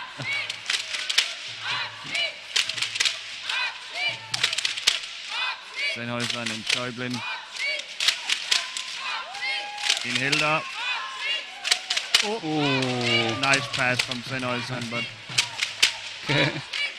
Hilda couldn't quite turn it in on goal. So the Swiss watched the game of Germany before. Germany versus Australia. Jan is referring to it. The Germans seem to make it a team-wide priority to set up their T-stick player Roman Hill to try and get on the scorecard. Wild spin shot here from Hilda, but couldn't quite connect, time it up right. Another chance for Hilda, and there it is. Yes. There you have it.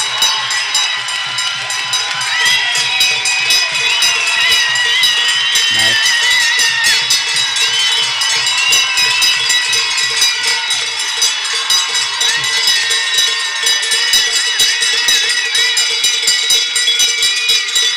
The crowd goes absolutely crazy here. It's of course a 2-point goal. Yeah. Little knuckle ball there, but went in. Was able to put some knuckling action on it, and it almost bounced in over Peter Buchmann's stick. Another shot from Sennhäusern, spins around wildly. So Inhilda becomes the third T-stick player in this tournament to score. He joins Sara Granada of Spain and Kieran Watts of Australia, who, despite the Germans trying all game long to set up Roman Hill, or basically all game long, it was actually the Australians, their opponent, who had success with Kieran Watts snapping up a loose ball in front of Jessica Troma and send it in. A little bit surprising, like at this situation there, but yeah, Watts scored nicely then. So facing a 10-0 deficit. No, 11. 11 11-0 deficit. The Belgian coach Ant van Royston has elected to substitute for the first time. In comes Jan Verheyen instead of Jared de Moor.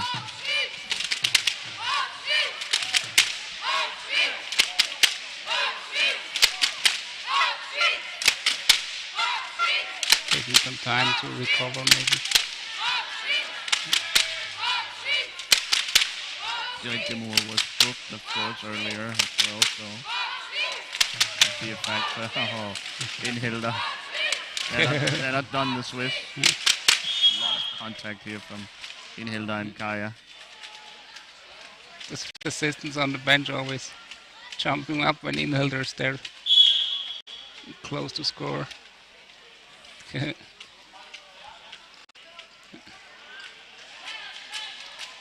Kaya immediately swarmed by Swiss players.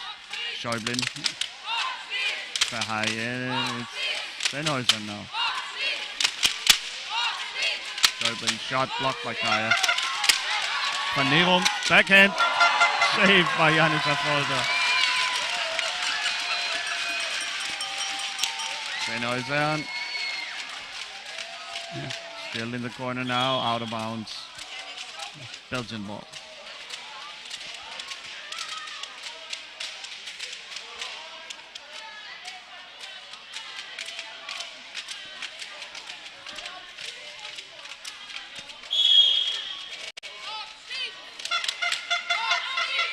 Kaya. Poked away by Sennhäusern. Schäublin back to Ollie. Affolter leaves his net to set a screen.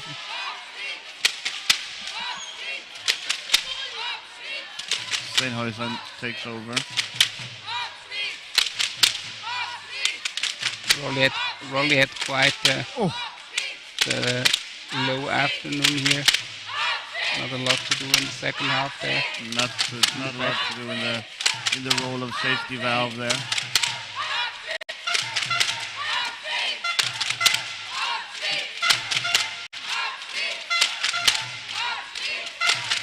Swiss are still powering there. Kaya has played all game. He's Going for played another very hard.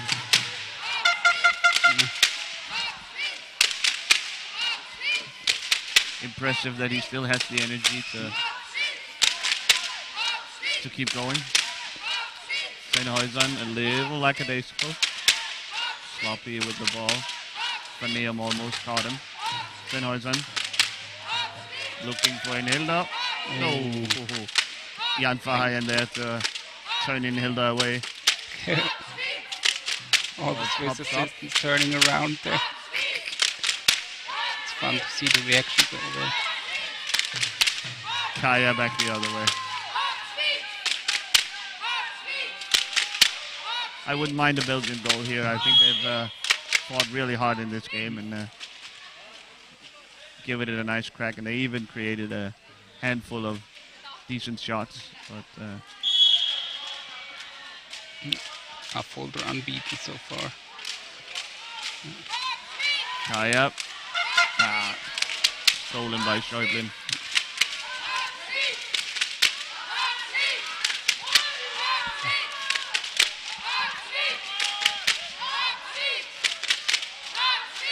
Schäublin. Sennhuisen. Oh, almost finding Hilda on the back post.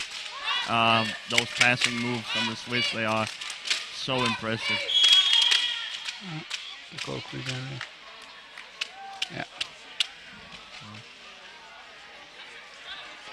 The Belgians will take over. Kaya. Led by Hilda and Sennhuisen. About a minute left for the Belgians to get on the board.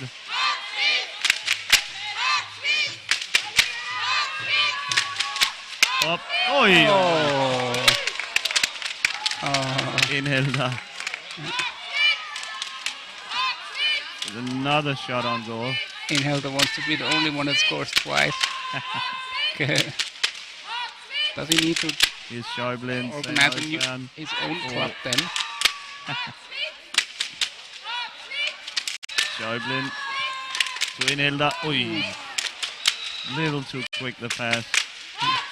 Hilda scrapes it out. Schäublin. Scores.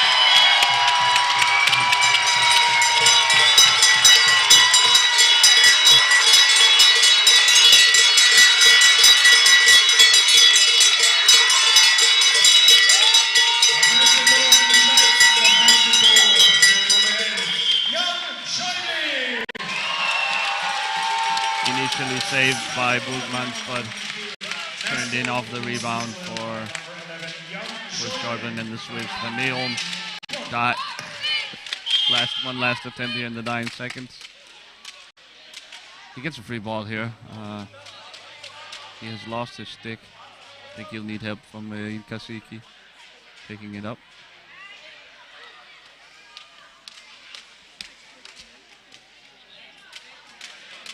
Verheyen will tip it to Van Neum.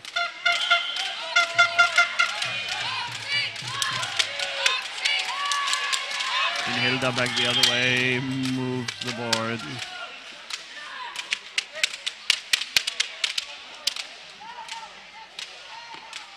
A free ball with 9 seconds to go.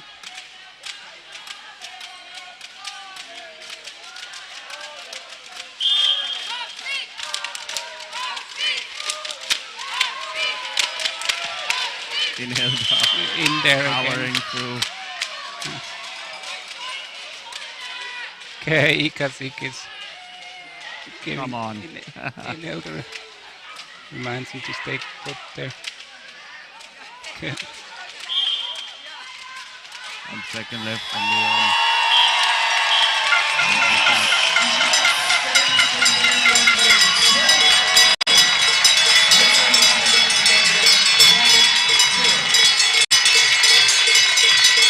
final score 12-0 for the Swiss against Belgium.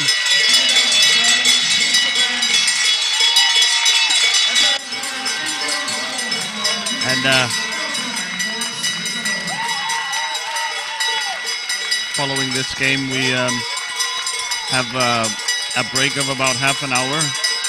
We will be back bringing you the interesting game, I think, between Finland and Spain. Finland and Spain fighting for third position in Group B. It's going to be an interesting matchup, don't you think, Jan? Yeah, I think so too. Like we cannot underestimate the Spanish team. And the Finnish, they had a rough morning, so let's see if they can fight back. Yeah. And the Spanish, a bit of an unknown team, will be very interesting to see them. They played last night against Australia, but they took it easy and sort of experimented a bit in the game. Now here against Finland, they will have to bring their A game, and we'll finally get to see exactly what that team is made of. So stay tuned, and please rejoin us in about half an hour. The game starts 16:30. That's 4:30. Please rejoin us, and thanks for watching.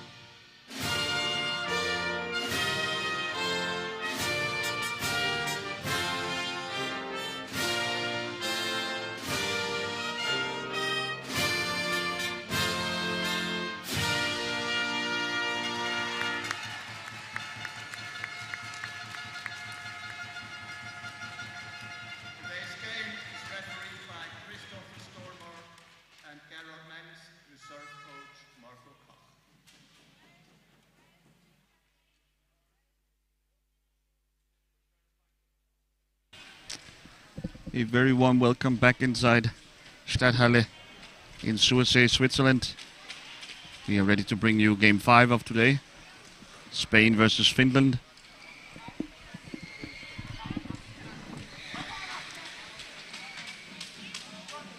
The two teams are just about to get ready to make sure their starting lineups are the only players left on the team. Might as well get going on the starting lineups. We have yesterday's goal scorer. Look at this. A little four-legged friend somewhere on the court. We have a visitor from outside.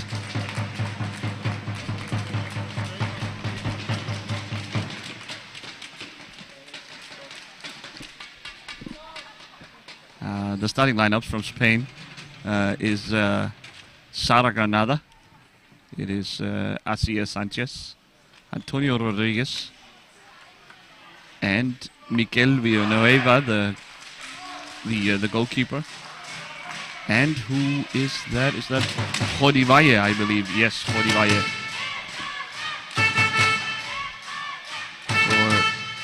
For Finland, it's Atsi Ahonen, the goalkeeper and captain.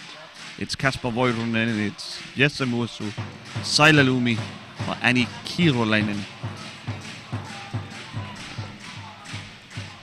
The second game today for Finland. They had a rough morning, losing to Denmark. It was somewhat expected, that loss, but nonetheless, of course, disappointment. During that game, Anna Kirolainen had to leave the game due to her chair malfunctioning. It's good to see her back. She clearly was able to fix the issue.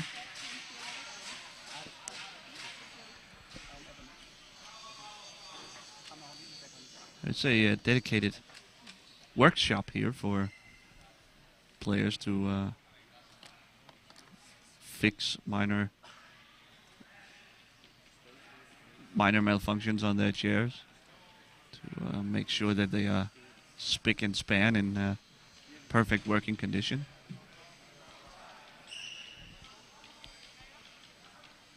The Finns won the coin toss and are about to get us going.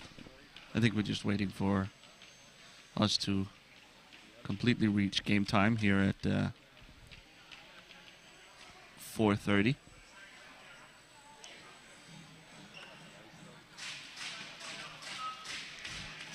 Alongside me once again, Jan Oeniger, the former Swiss international.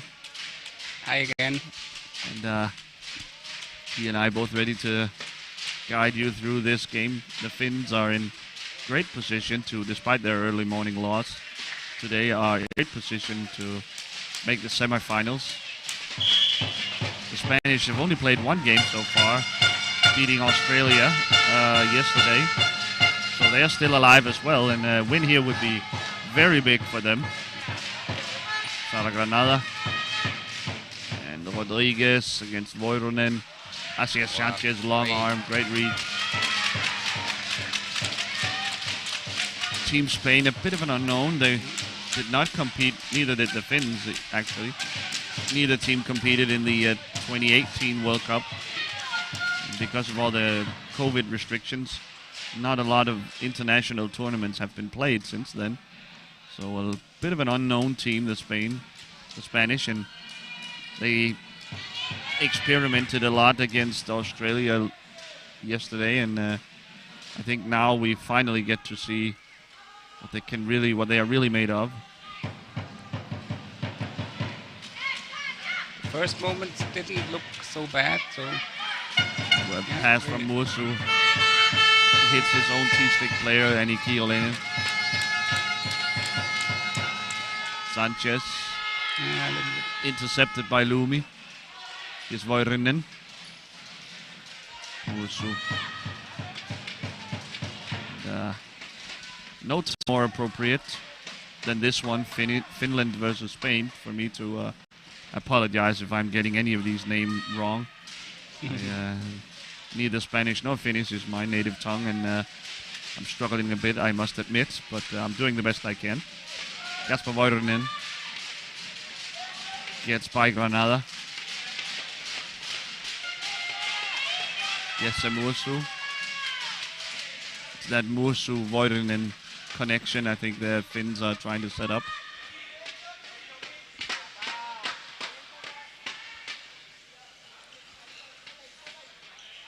Granada with high pressure from the T-stick. A shot but wide. Sanchez will take over. Met by Mursu. Hard fighting for it. Kodivaya here. Voironen takes over. Sanchez with the forechecking. Voironen. No feints the shot there. Yeah. Oh, Asir Sanchez has a problem. Some sort of issue with the chair. Yeah. Just gesticulating to his bench. Needs to focus now. The shot from Voironen goes wide. Rodriguez, maybe he just wants to get the ball out of bounds. He Finally does so, even though Voironen tried to stop him.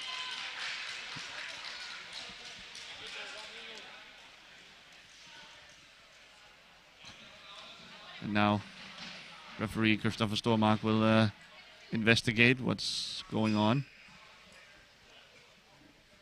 Looks like after all that Sanchez is essentially fine now. Are they asking for technical? Yeah, his has a problem with his joystick now, I saw it. Is it loose maybe? Yeah. Need to tighten up that.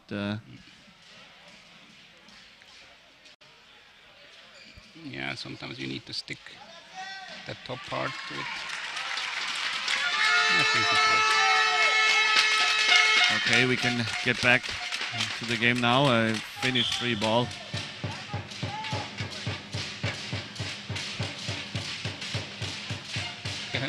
Mursu.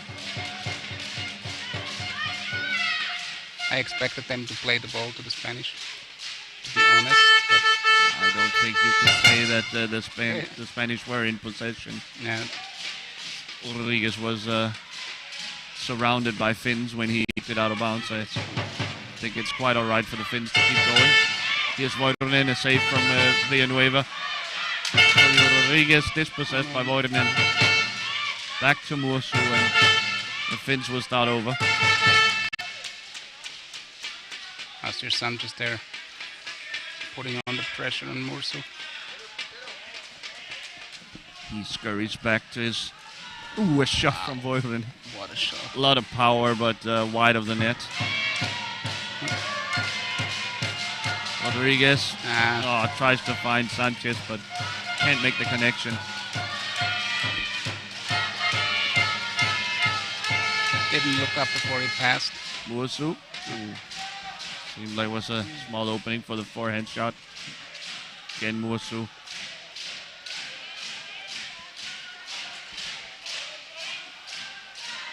Interesting that Voironen doesn't take up... Mursu shot wide.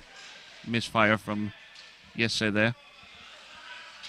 He sends it to Voironen, but Granada intercepts. Voironen digging it out of the boards. Oh, Sanchez very close to stealing that pass. That's it.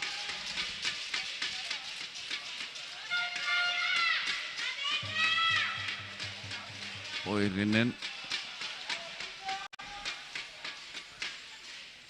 Sanchez always trying to get there between. Mursu, Voironen. Quiet high there. Now.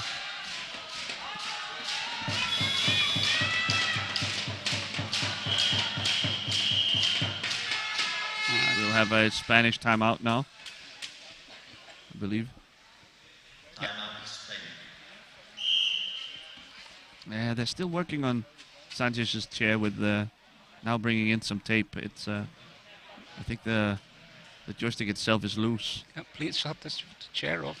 It was just still moving there.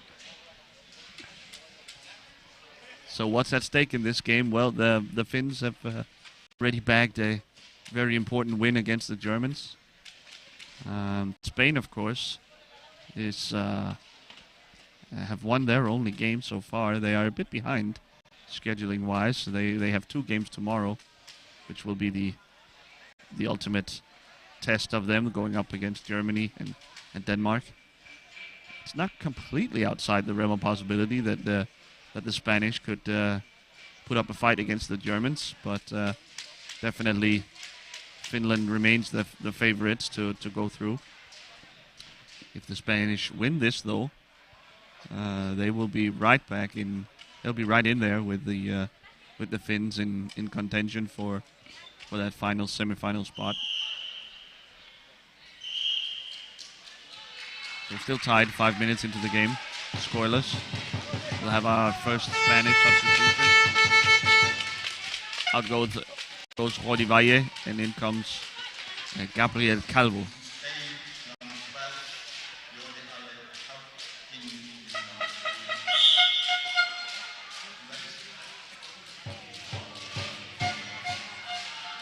Musu met by the tenacious Sada Granada. Shot from Waterman from a wide angle, stopped by Villanueva, who tries to screen away. Yeah. Deep pass from Rodriguez here. Again, a bit off target. Voirinen. Musu saved by Villanueva. Calvo there. Wow. Calvo fighting well here along the boards. He can pass it to Rodriguez now. Musu wins it ultimately.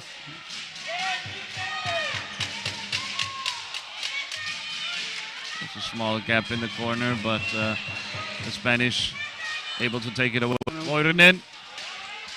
Saved by Villanueva. Great save. Big mistake here from Rodriguez.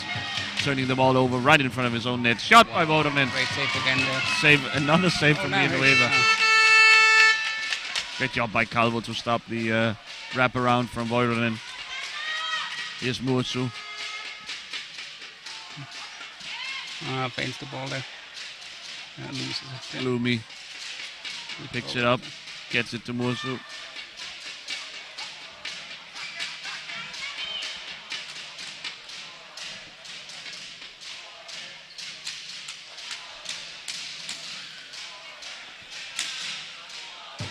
Voirinen. Musu. Shot. Blocked by Calvo. It is last ditch defending from the Spanish right now. The Finns pouring on pressure. Sanchez going back. Voirinen just stays in possession, and he fires a shot. It's blocked by the defense. Rodriguez again spinning around. Maybe he should start taking a little bit. Musu with the Inch goal there. The cheeky finish from behind the net, playing it off of Villanueva. So the Finns take the lead. It was bound to happen at some point with the amount of pressure they was pouring on. We do have a Spanish player waiting in the substitution box, but we'll postpone that till the next stoppage. Rodriguez to Sanchez, around Musu.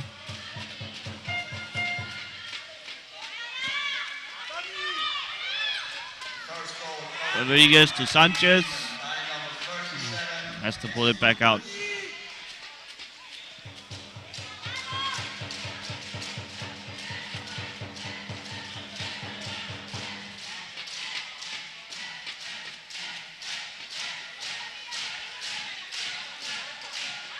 A lot of contact here from Musu and Rodriguez. Play on, says the referee. Voirinen. Shot. Off the post.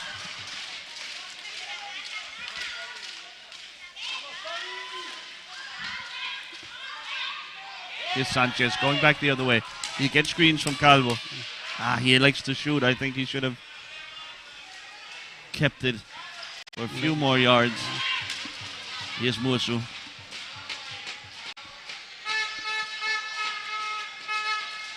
Finding Voironen, a shot just wide and off the jumping referee Christopher Stormark.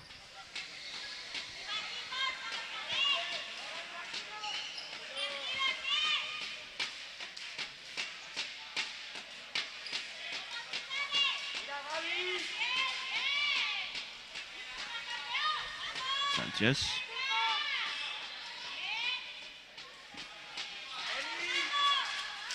Rodriguez from way outside. Blocked by the Finnish defense, blocked out of bounds, and we'll have a Spanish free ball.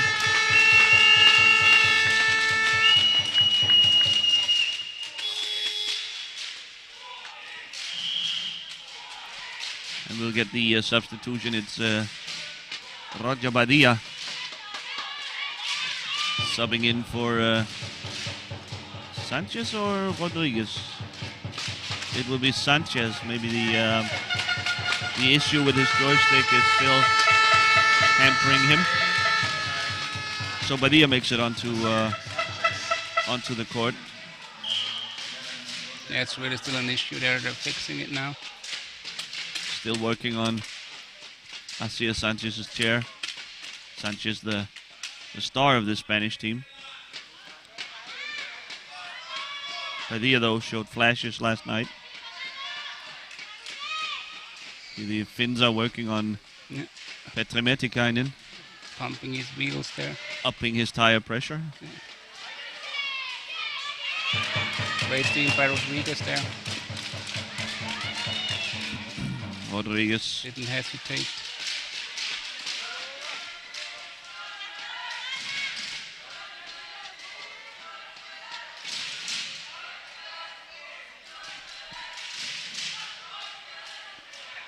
Rodriguez searching. Ooh, sends a pass, but it's a weak one. Ooh, Granada almost turns it in on goal. Muasu.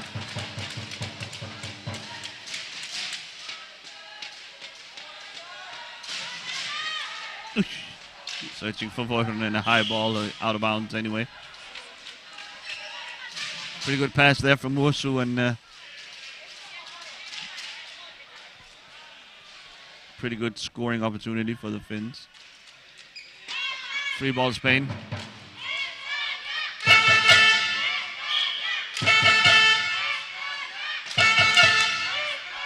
Badia searching out Rodriguez in the right corner.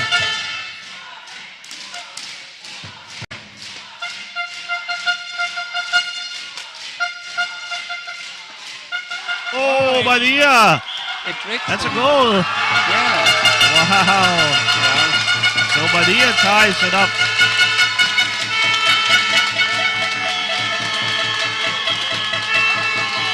In very much the same fashion as Muasu did. Oh boy. Yeah, I mean, it's a cheeky angle shooting from behind the net, trying to send it off of the goalkeeper.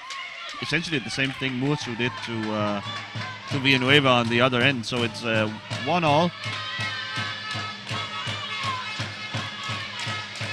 The Spanish seem in no hurry to substitute Asier Sanchez back in. It's choosing to stay with Badia.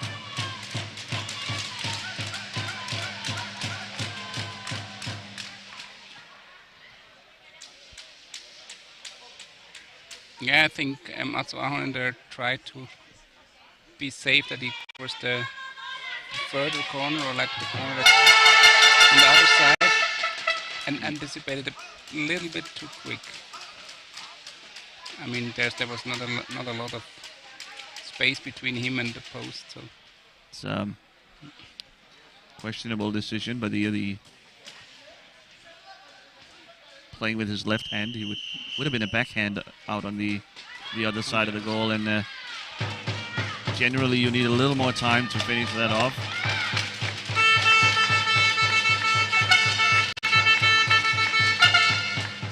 So Badia and Rodriguez in hot communication.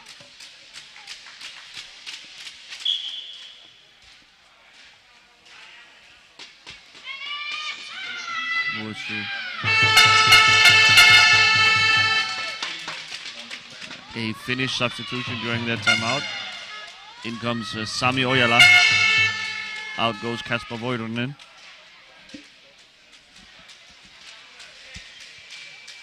I think the offense from the Finns has been fine, basically. A lot of good saves from Mikael Villanueva. Again. And for the third time in this game, a shot from behind the net goes in. That's...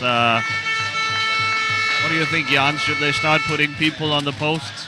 Yeah, I would recommend. Stuffing the defenders on the post to fight this, I mean... So a little bit sloppy by Villanueva, opening that big gap. Padilla though, the other way. Musu on the, you see, guarding the post. Did he really try it again there? No, I'm not sure. I think it was Musu getting to him.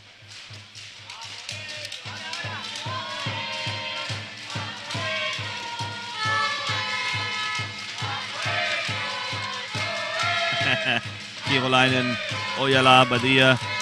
Granada in there, Badia gets rid of it. Musu takes over.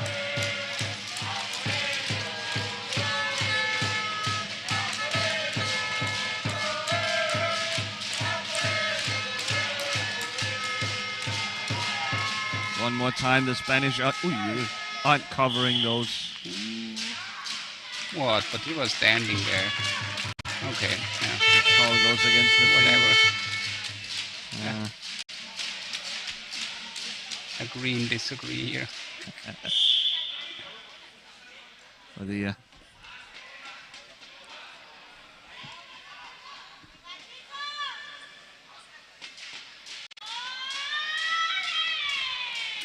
Padilla tries the backhand pass, but it's intercepted by Musu. Back the other way it goes Ojala. Shot, scores. And Ojala is so dangerous in front of goal.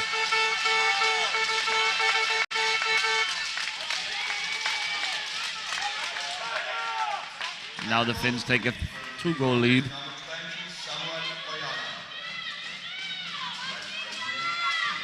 Just pulls it back, gets rid of Rodriguez, and fires a shot into the net.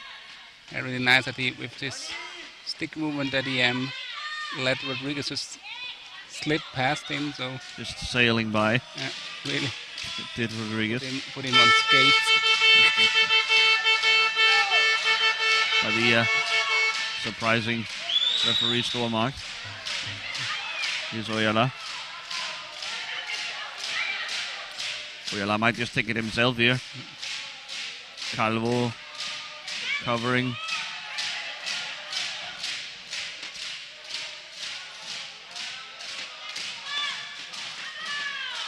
Ojala's shot blocked by Rodriguez. Musu with the rebound.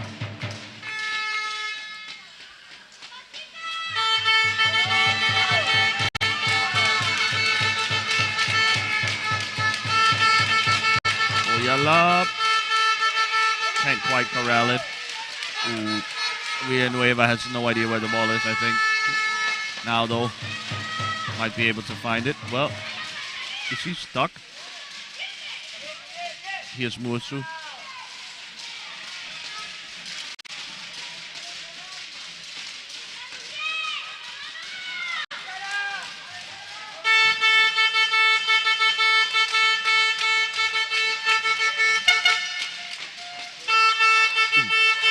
Shot from Ojala, turn the other way. Badia now in on goal. Badia scores!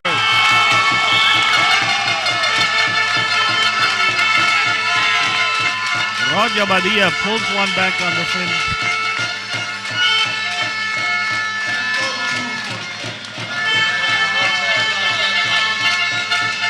The youngster pumped up by the crowd.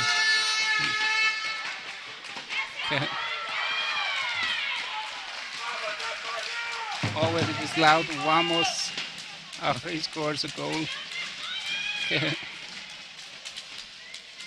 The young, excitable guy. Absolutely. Nice to see a guy like that having success. The Finns with a substitution. In comes Petri Metikainen, generally a starter for them. And out goes Saila Lumi. Ojala will win a free ball. He got the advantage. Play on, but when nothing came of it, he's now awarded a free ball. Oy, oy, oy. A lot of contact here. Shot by Ojala, and it just sneaks in underneath the stick of Mikel Villanueva. And it's right back to a 2-goal lead. It's Ojala, it's Badia going at it.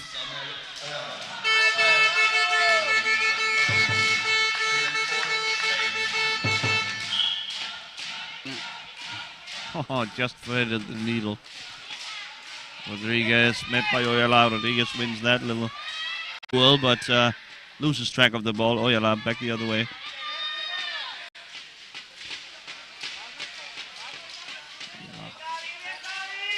Nice job by Calvo here.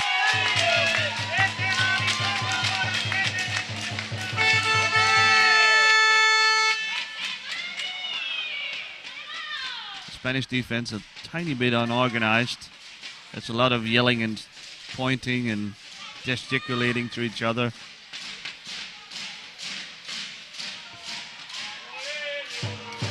Ojala. Had to struggle a bit more than in the beginning. Musu to Ojala. Oh, intercepted by Rodriguez. Back the other way. He's got Calvo with him. Just give it back. Oh. Just a little high, little frantic, too high of a speed. Couldn't quite control it. Calvo, great job defensively. Lets it go to Badia.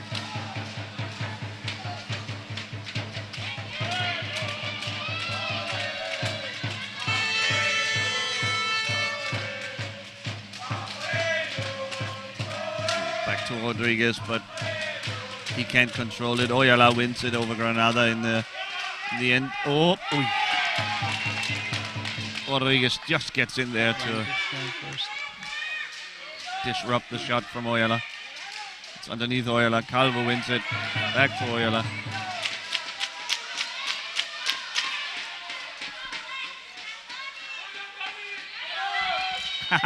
Nice job by Calvo here. Can he get it to Badia? Probably. The wisest decision, but Metikainen there to shut it down. It's a nice move by Calvo, but it's always tough for the T-stick players to get rid of it, get it to one of the hand-stick players. Ooh, shot by Ojala, blocked by Calvo once again. Shot. Oh. Villanueva save. Metikainen to Ojala. Met by Calvo, great job. Taking away that narrow angle. Again. Rodriguez. So Badia met by Metikainen. Just in time by Petri Metikainen. Metikainen is really good defender and always solid. Ojala. Oh, poked away by Rodriguez.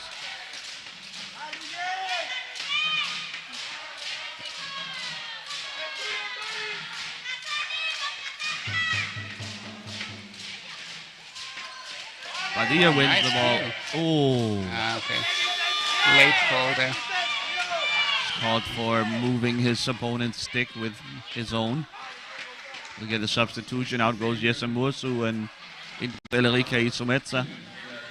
Mursu had struggled to get it going. He failed to make an imprint on this game. It's been all Ojala so far.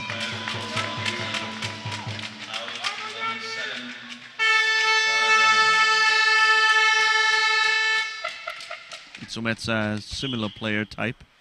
The playmaker from deep. Trying to set up her teammates.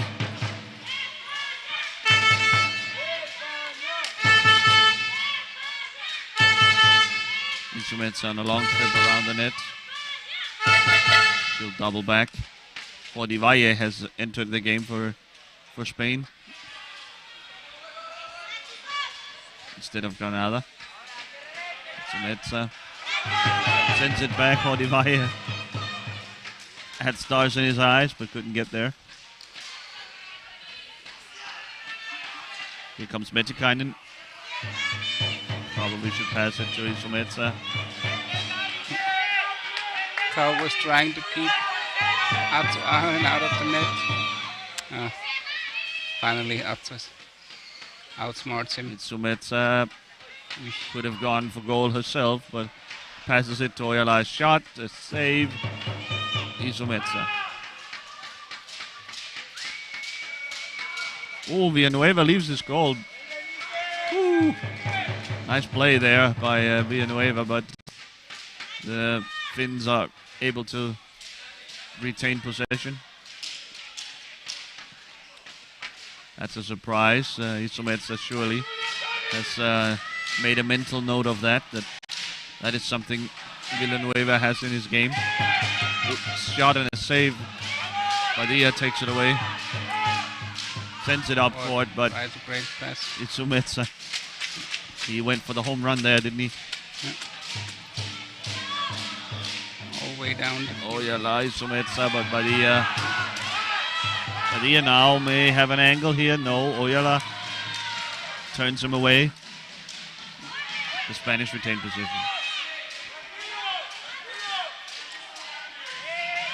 Great stuff here from Padilla. Tries to make a pass. Shots, passes all over the place. Is Padilla. He's really putting his imprint on the game in Asia Sanchez's absence. Halftime here in Sursee. It's 4-1 Finland, but the Spanish have really come back into this game well, you'd have to say, and are by no means out of it yet. And in an exciting second half is sure to follow. There's a 10-minute break here between halves, and we'll be right back with more.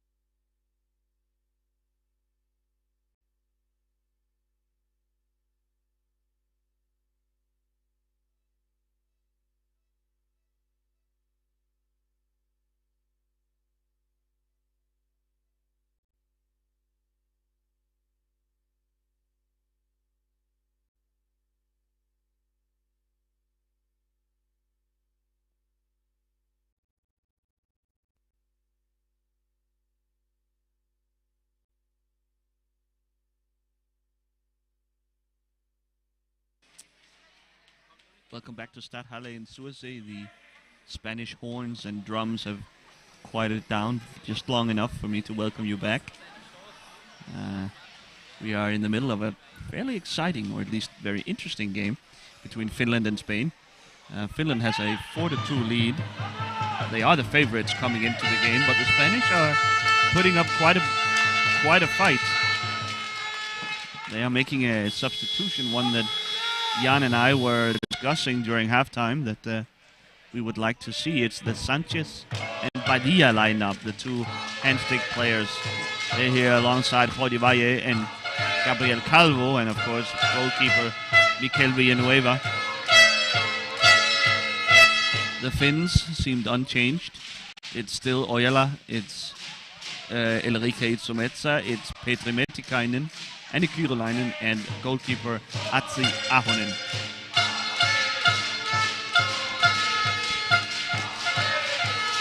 Well, as I say that, the Finns are signaling a change.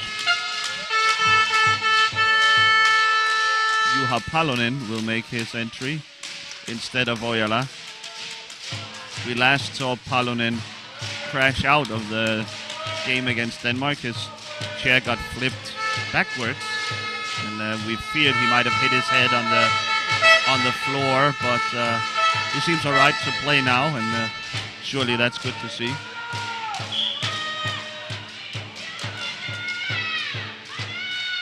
Sanchez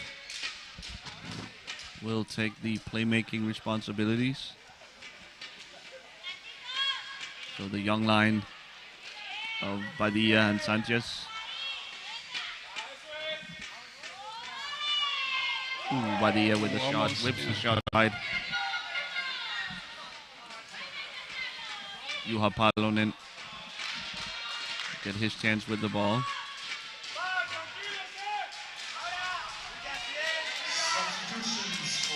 His pass off target, and the Spanish will take over. He comes at a high speed. Sanchez driving into the Finnish defense. Takes a shot, but it's kept out by Ahonen. Palonen now back the other way. Still Palonen. Met by Calvo. Calvo, a tough defender.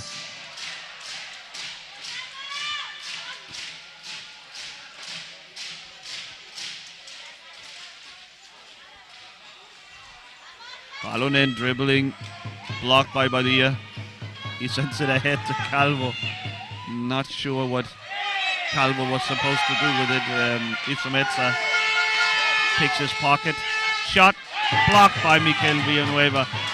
Odivaya now tries to cover it off. Sanchez surrounded by Finns. Palonen.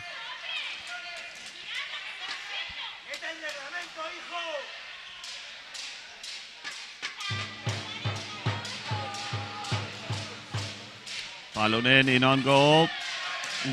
Saved by Villanueva. Padilla to Sanchez. Oh, nice. Just what we were talking about.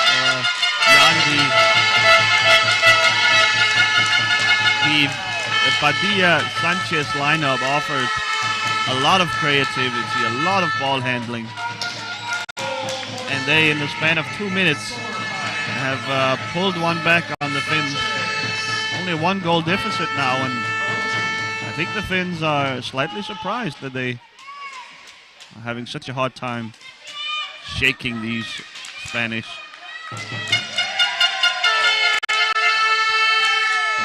There's an issue with Mikel Villanueva's T-stick. He made a tough tackle on Palonen earlier, and that may have broken his stick. The Spanish been scrambling to find a substitute. They have 2 minutes to do so. It's a bit of a mad scramble because the Spanish haven't brought any other goalkeepers, so haven't dressed any other goalkeepers at least.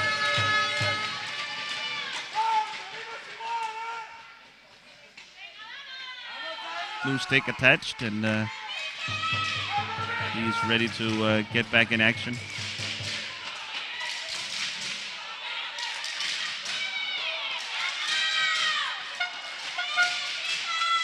Referee Stormark just checking everything's in order.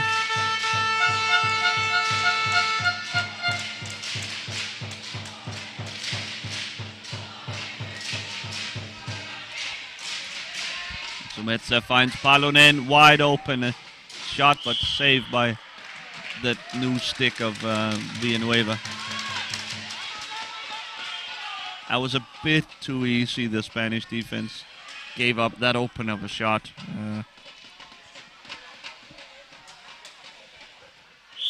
They must be careful with the qualities Finnish shooters. Padilla loses Palonen.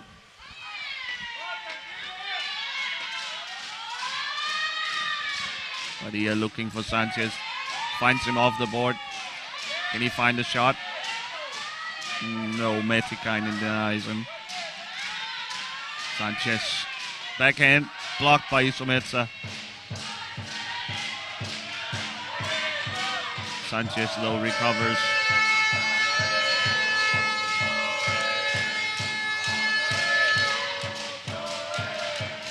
Padilla loses Palonen.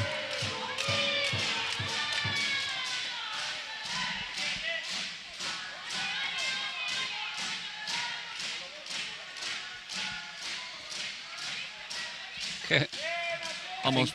Padilla tried to trick Palonen here. Oh, Sanchez! So nice. From distance finds a crack in the Finnish defense. And now this thing is getting interesting.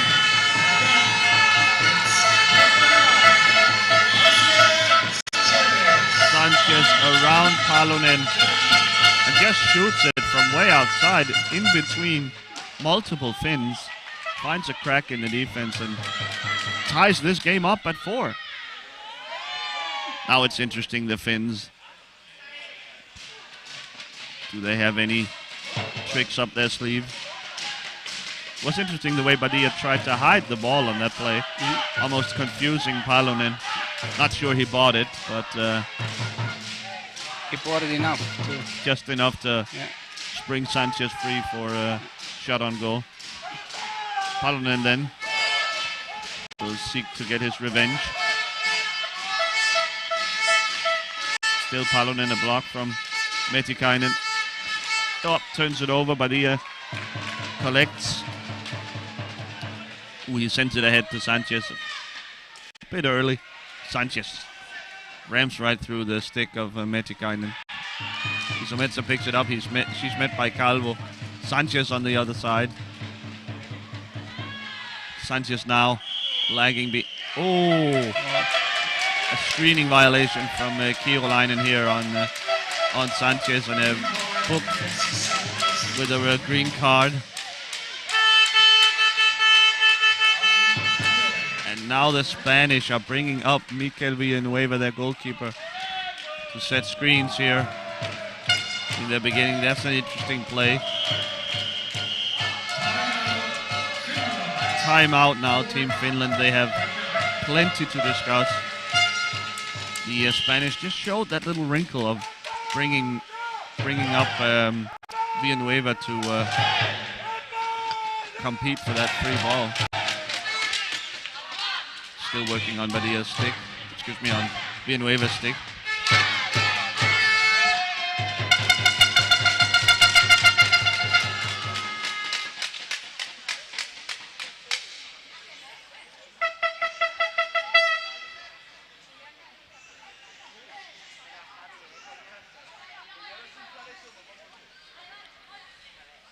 So the Finnish will have to come up with a new plan for opening this Spanish defense. They haven't had much in terms of goal-scoring chances these first 4.5 minutes of the second half.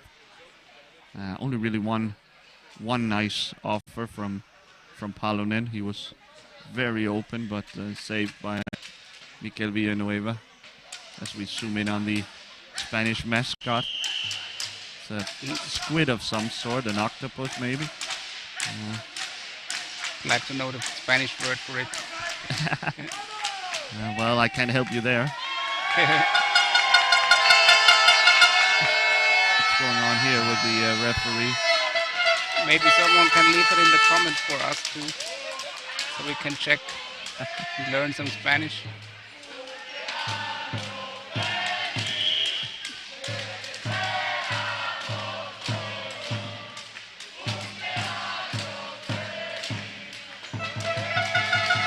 The Spanish fans singing "Happy Birthday." I think Miguel Casado has his birthday today, sitting on the Spanish bench. He is being serenaded by the crowd.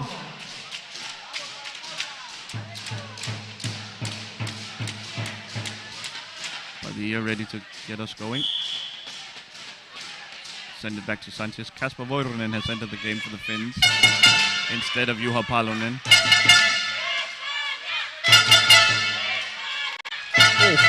Voironen wins the ball himself. He has immediate impact.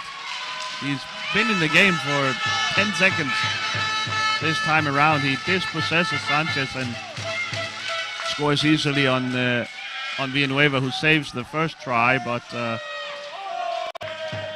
can do nothing off the rebounds.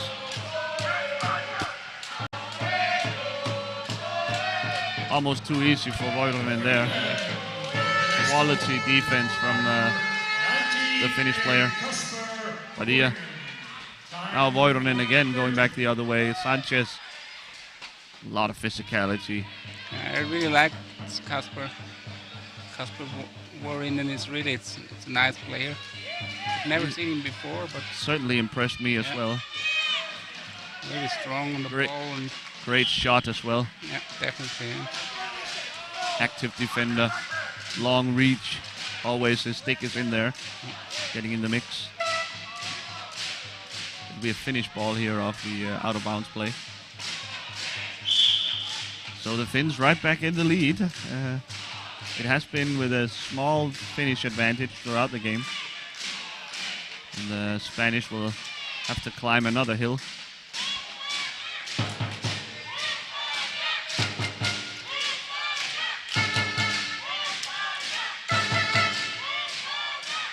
Voironen shot saved by Villanueva. Padilla, Voironen.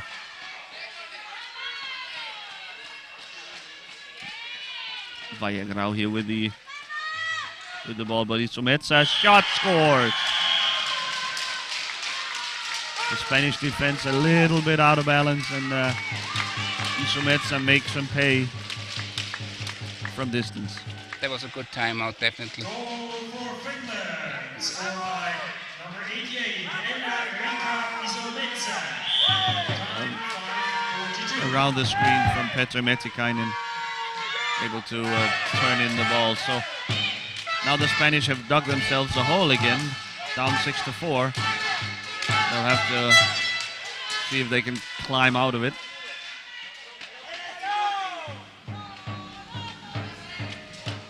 Isometsa back the other way.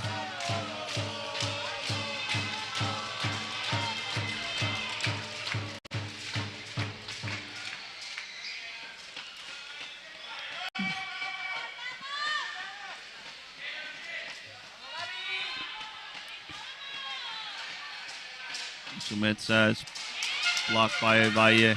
Here comes Padilla.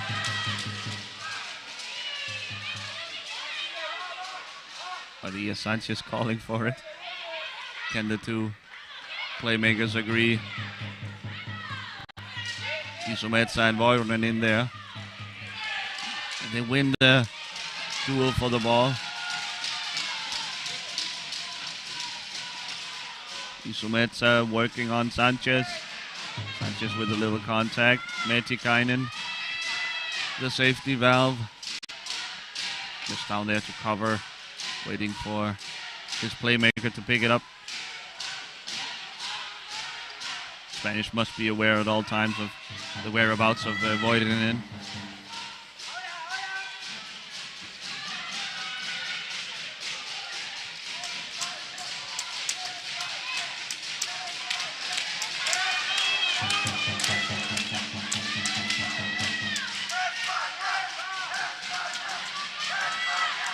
Almost stolen by the Spain defense. Voironen.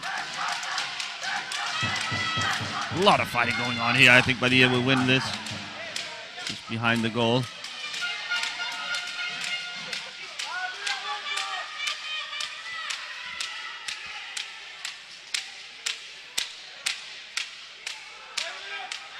Badia tries to turn it in on Ahonen. Not this time. Voironen comes to harass him. Another shot and a score! Oh, he just kept working that little corner. And despite Voironen and Matikainen being in pretty good position to try and stop him, somehow he finds a way through. Roger Badia not to be denied. Look at this stuff. Voironen right there. And Matikainen and Ahonen, but somehow finds a way through. Tough luck there for the Finns. They were in great position to stop a shot like that. The power of the octopus.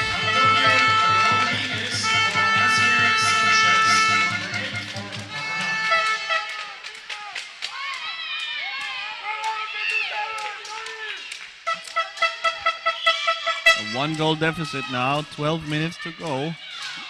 This is turning out to a very, very interesting, entertaining game. Back and forth action. Voironen. Oh, almost on. Almost had a shot at it. Isometsa. Yeah, we really didn't. I really have to be honest. I didn't really know what we were going to expect here. But yeah, it turns out to be a really nice game. Really entertaining here. Pleasant surprise. Onto the court. It's so entertaining. We miss substitutions left and right. Oh, yeah. Out has gone. I see it. Oh, shot saved by Villanueva.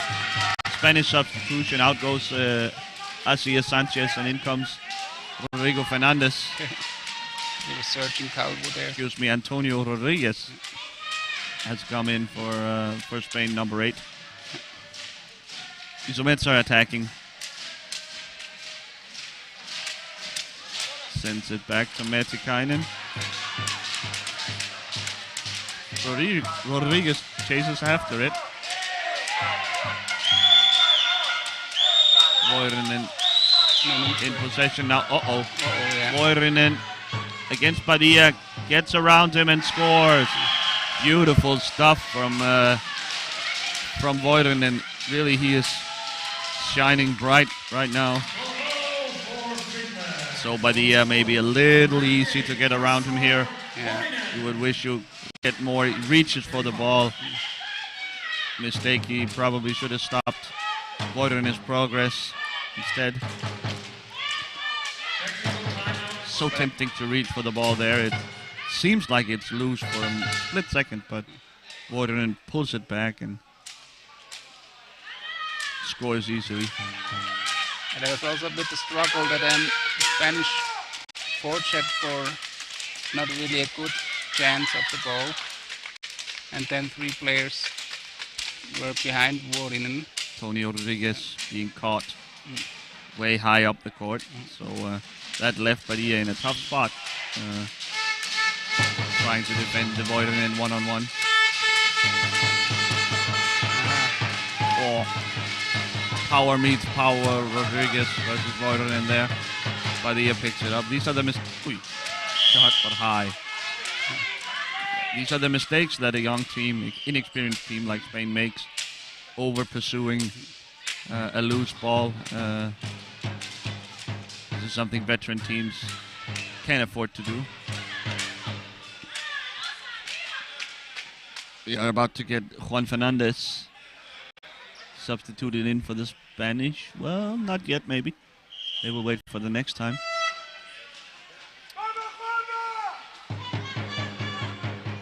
Never mind all of that. Here comes Fernandez.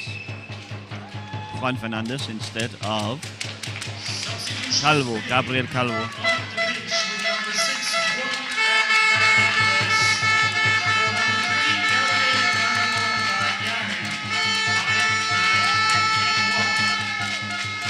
Calvo, a good defender, but the Spanish preferring to get another handstick player on the pitch.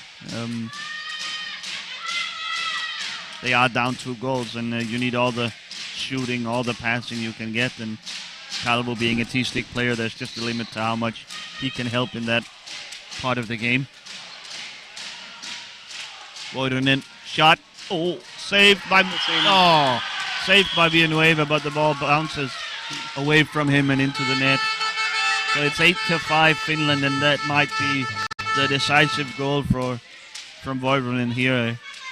3-goal deficit now for Spain.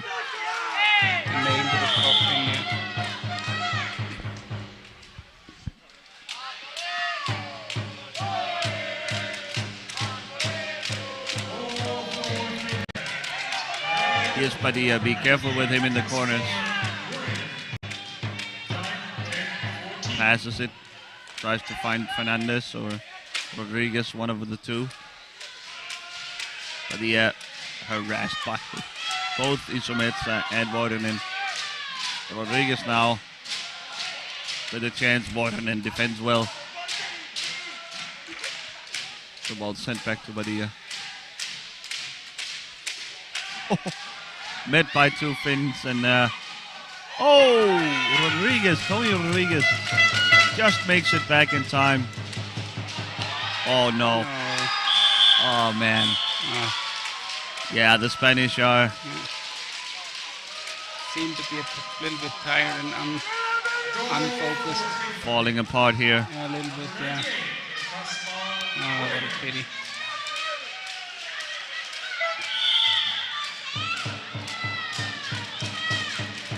Too bad, the Spanish. They had a pretty good chance in this game, I thought, but 4-goal difference now with only 9 minutes to go. That's probably too big of an ask.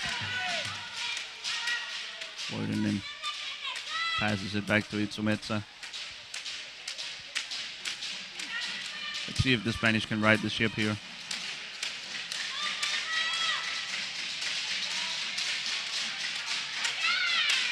Padilla pressuring high up the court.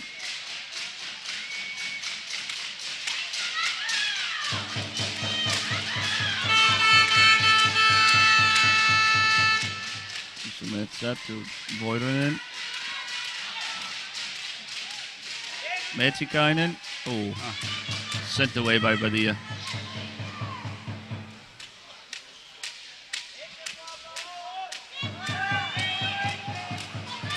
Voironen.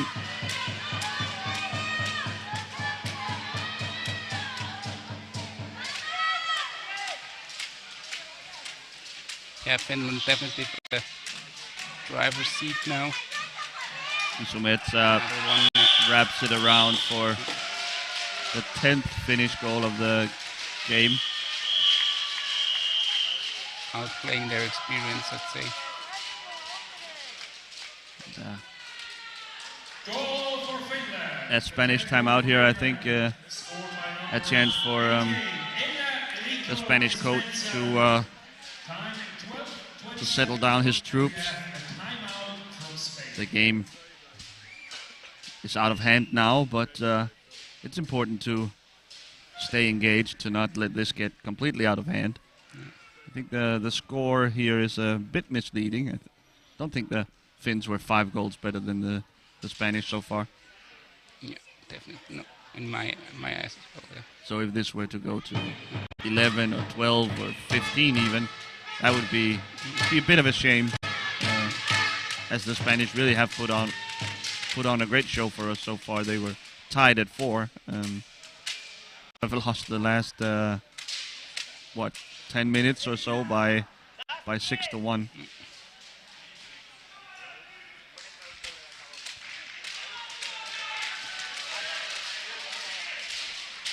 Quick look at some of the Dutch fans. They are getting ready to see their guys in action at 6:15. They will face Team Canada.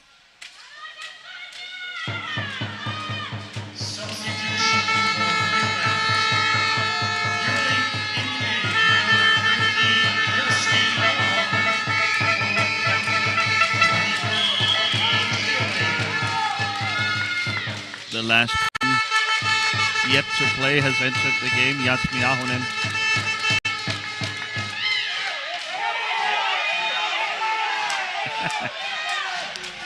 Screaming and shouting from the Spanish fans behind us. Don't know if that makes it through the screen back home, but they are certainly still engaged.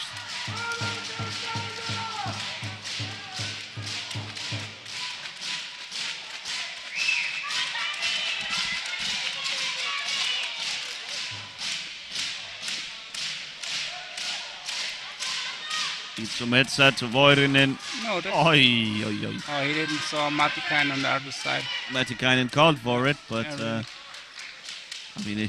Voirinen was so wide open he could think of nothing else but a shot on goal. His backhand misses narrowly off the post.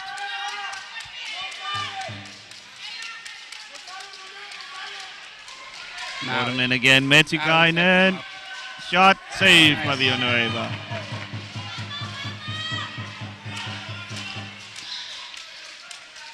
Matikainen, the rare 1-point hand stick player.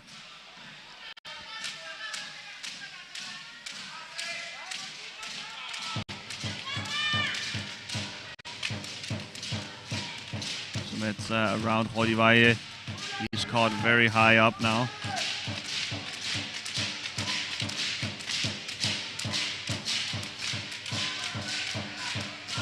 So Metsa. Met by Fernandez. yeah, she can take her time now. Finnish are not in the urgent need of another goal. Calm Trying the to game a little. grind away time here. The Spanish playing keep away from the Spanish.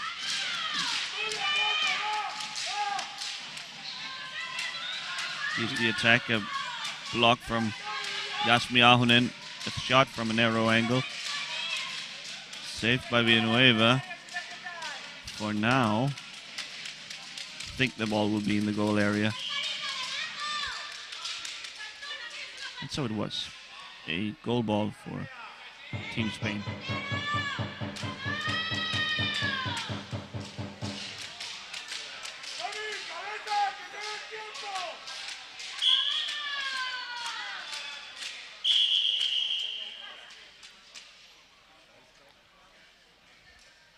We get another stoppage here.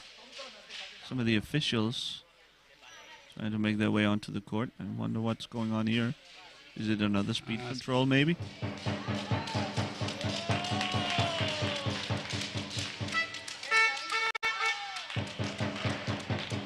Yep, Itsumetsa has been selected for speed control.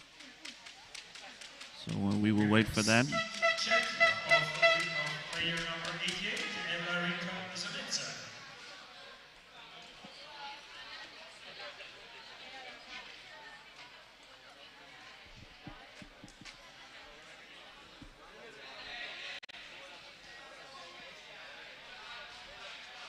So we await the results of the speed tests here. I'm not quite sure I see the point from the referees. Of course, the rules are rules and they must be followed, but in a game that is well and truly out of hand, only 5 minutes left, not sure I see the point of running a speed check at this late stage.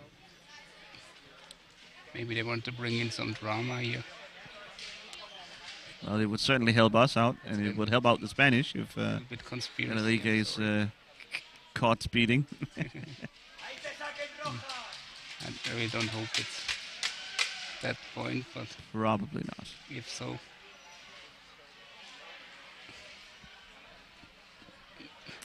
It's all part of the Illuminati plot. it's a little bit too late. Only 5 minutes left for the Sursey miracle.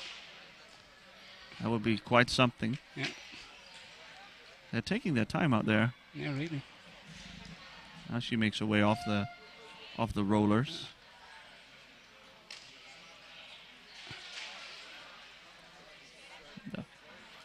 No. Oh, surely not. No. She will, No. will receive a red card here. No. Oh, The second player today we have seen caught speeding. I was really not aware of. I'm sorry. Excuse me? Bad joke. The second Aye, time. Well, so Really? she little housekeeping. She receives a game match suspension. She's not allowed to return to the game, and her teammates must now play short-handed for 5 minutes, which is just about the exact remainder of this game. And even if the Spanish are to score, the Finns will not be allowed to bring in a new player. They are allowed, of course, substitutions if they wish. But always keeping in mind that Elrika's classification points are still counting towards the team total. So they can't just sub in anybody. So the Spanish given a lifeline here. Can they make up 5 goals in 5 minutes while playing 5 against 4? Little drama here at the end. Are the Spanish preparing Asier Sanchez to come back in? We saw the Italians play Team Holland earlier this afternoon and earlier today, and when Patrick Ansotto was sent off for the same reason, the game got completely out of hand. It changed on a dime.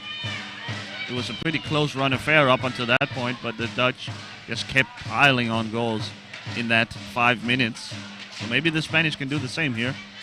They need to hurry up a little bit. After all, they need to catch up 5 goals in 5 minutes. Shot saved by Ahonen. Padilla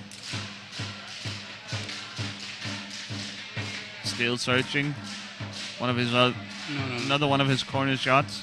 Ahonen, bit too inexperienced for that sort of thing. Padilla and Rodriguez. Padilla with a shot blocked by Voirinen.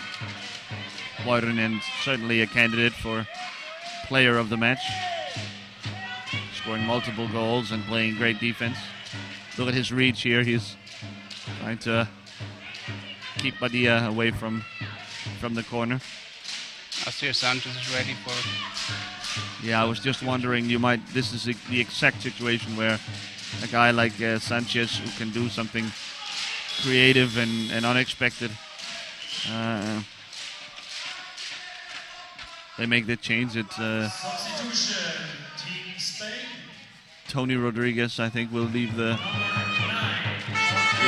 field. He needs to hand over the captain's armband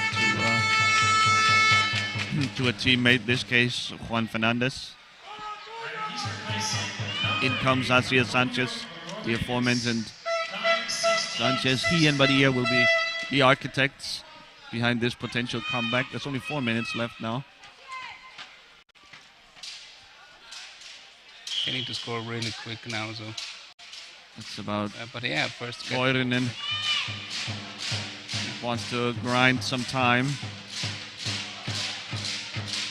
Give the referees credit, though. They called for this strange speed test late in the game, and they were right. They were correct. Elrica was speeding, and now the Spanish given a lifeline. A shot blocked by multiple Ahonens. Sanchez. Oh, no goal.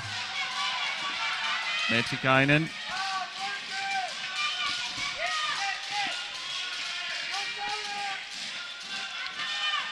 The Spanish need to work more with screens.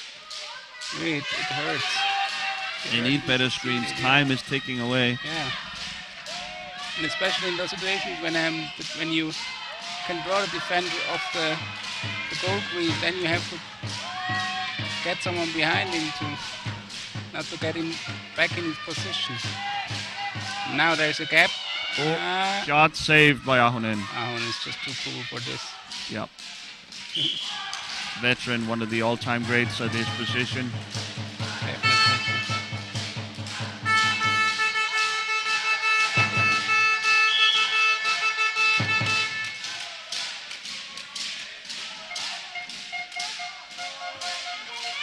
Yeah, I'd say Finland's Finland is going to hang on here. Too cool for this sort of thing. Voivonen sends it to Metikainen. The Spanish need to bring some pressure. Metikainen sends it ahead. now put the screens there. Need to be quicker with the screens, the Spanish do. Oh, that. Man, the net was moved. I thought it was a goal for a moment. But Metikainen collects, Voivonen. Pretty good job of the Finns here salting this game away. Yeah, impressive. Without being a man down and all. not really getting hurt. Not getting carried away, just carrying on with business. Yeah, Voivonen keeps getting out of the Spanish pressure.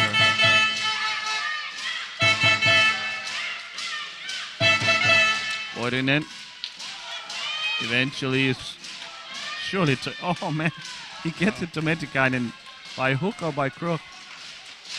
Metikainen now alone, he sends it around the boards. Finally Badia can collect. Voivonen still fighting for it. Fernandez met by Ahonen, Metikainen there.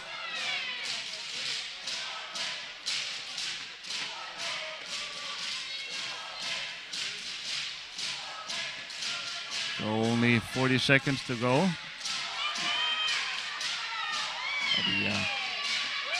Badia.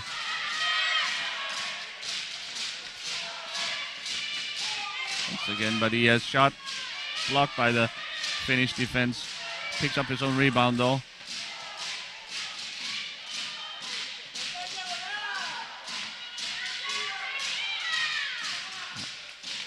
Time ticking away here.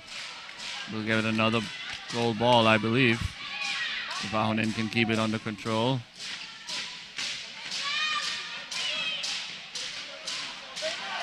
Well, up to Ahon is really wow. The veteran milking those last seconds from the clock. It's a 10-5 win for Finland. I think the game was closer than that. But maybe the Spanish with a little more experience, a little more cynicism in screening and defense would have been able to make this a game. But the game ends 10-5. This basically cements Finland's place in the semifinals. The Spanish will have to play for secondary positions.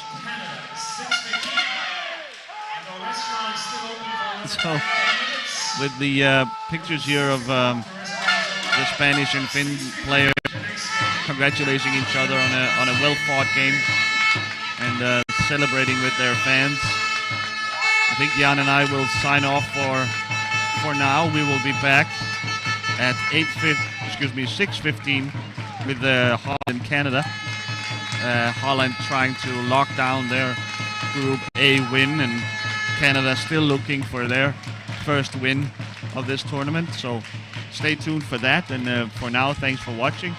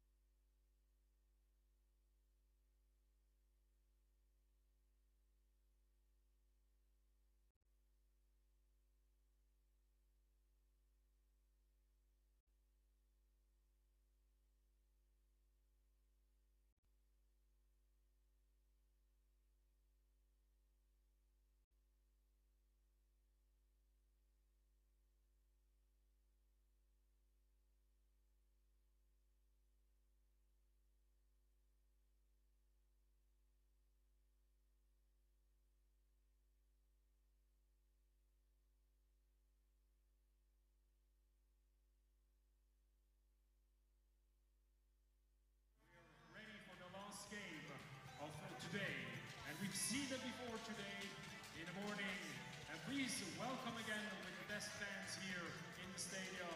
Please welcome the Netherlands.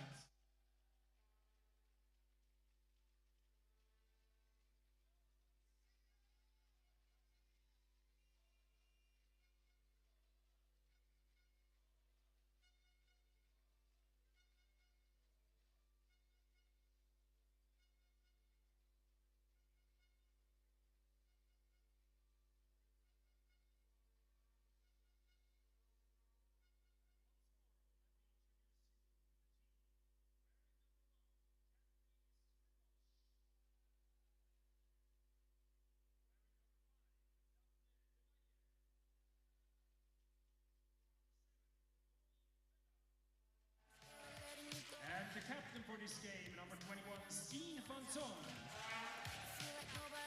Number 78, Lucas Gel. Number 2, Ilse van Kemenade. Sorry. Number 7, with the number 9, Tim Hare. Number 11, Richard Guspa. Number 14, Dennis van der Bomen. Number 17, Jules van der Heyden. Please welcome the coach, Dick Kochius. Assistant coach, Ad Hagenaars. And team manager, Rob Hansen. And they flew from over the ocean. They're wearing the maple leaf. Please welcome Team Canada!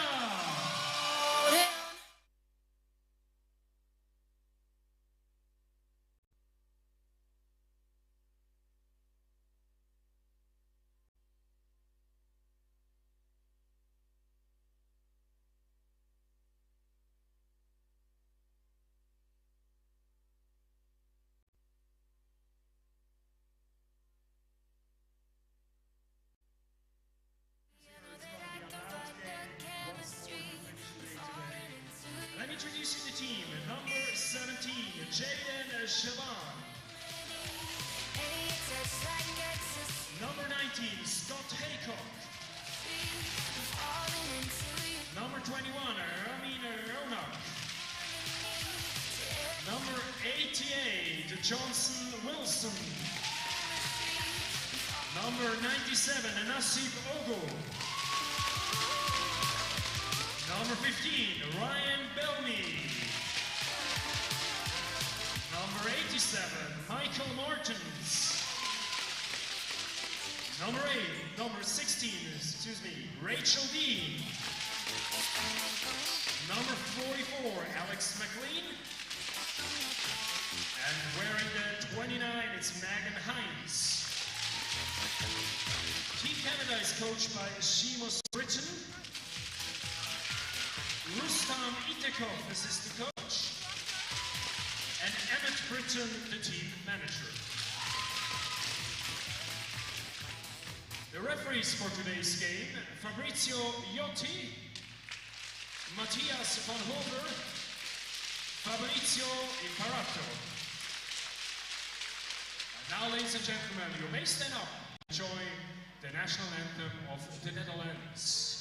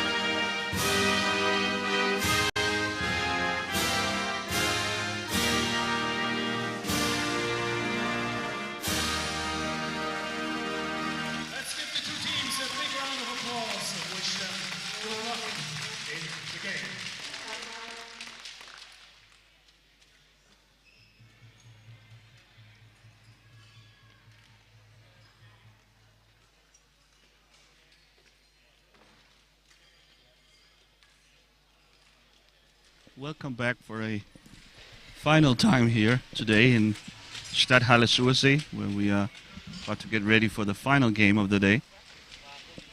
This is game number 6 today. Canada versus Team Holland. The Dutch, of course, the pre-tournament favorites. They have taken control of Group A after their win against Italy earlier today. And they are sort of in a one-on-one with Team Switzerland. They will be facing off tomorrow. So as a sort of dress rehearsal for that game, here they face the up-and-coming Canadian team.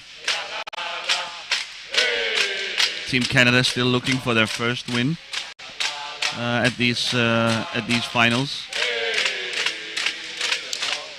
They have, to be fair, struggled so far, taking a couple of big losses, but not to be discouraged. They are here to learn. They're here to continuously improve, and they have indeed improved by a lot since the last time we saw them. So step by step, steady on improvement.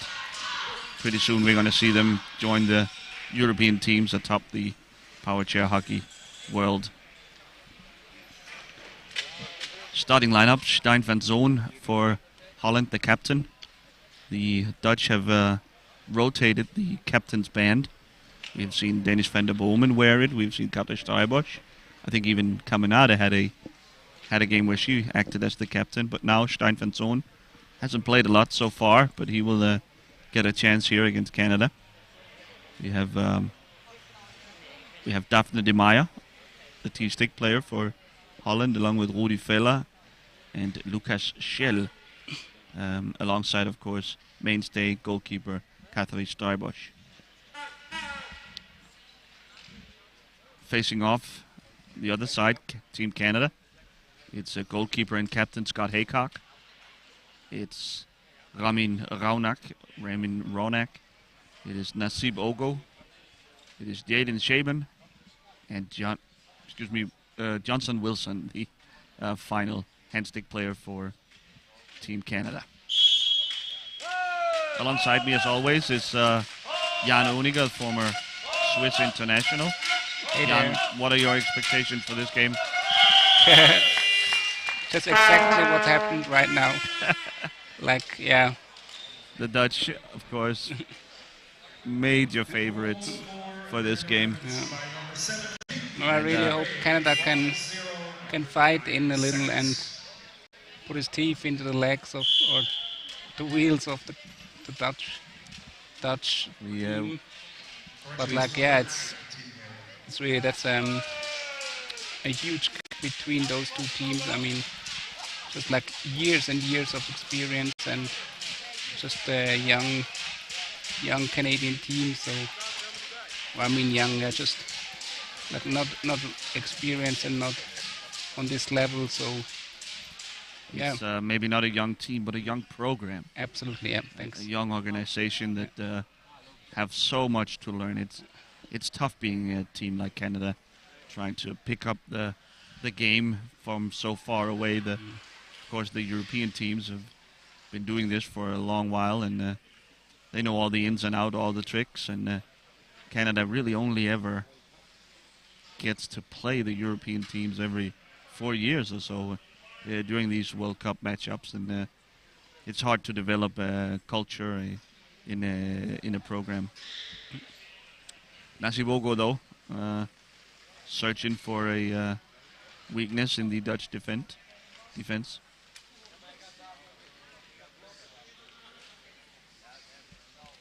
Maybe picks up a screen here from Ronak. Bogo.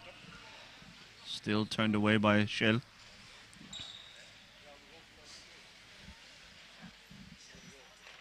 The Dutch purposely sitting back here, letting the Team Canada get their feet wet. Schell, though, pounces alongside De Meyer. They win the ball, and it's Rudi Vella taking over the And I think the Dutch have had the ball for a combined something like 15 or 20 seconds, and they're already scored 2 goals. Doesn't take a lot when you have great creativity from Vela and a hard, precise shot from Lucas Schell. Vela just gave Shell the time to make the drive behind the net, and then just waiting at the far post. Ronek gets a go here. With his special one stick of the handling there. Of course, dealing with his disease, the spasms, muscle spasms, Yes. and it gives him a rather unique style of play. Always love watching Ramin Ronak. He's fighting so hard, always in there. And Schell picks up his second.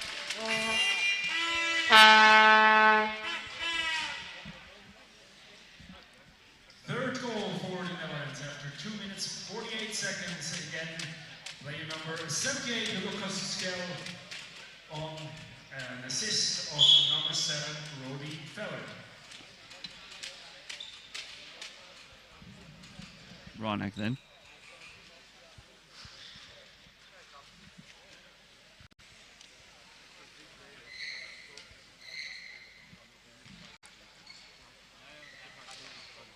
He tries to fire a shot as he crosses midcourt. It's blocked by Lucas Schell, and he collects it himself. Here's Vela. Vela around the net. Yeah. Referee ball here. Maybe the ball gets stuck, or Wilson dropped his stick. Not for the first time in this tournament, it has to be said. He's playing fast and loose with the stick. It's a referee ball, so the 2 players will have to fight for it. One on Canada by Ogo in front of Vela, and Ronak. Arms and legs akimbo will collect in the corner. Here's Ogo.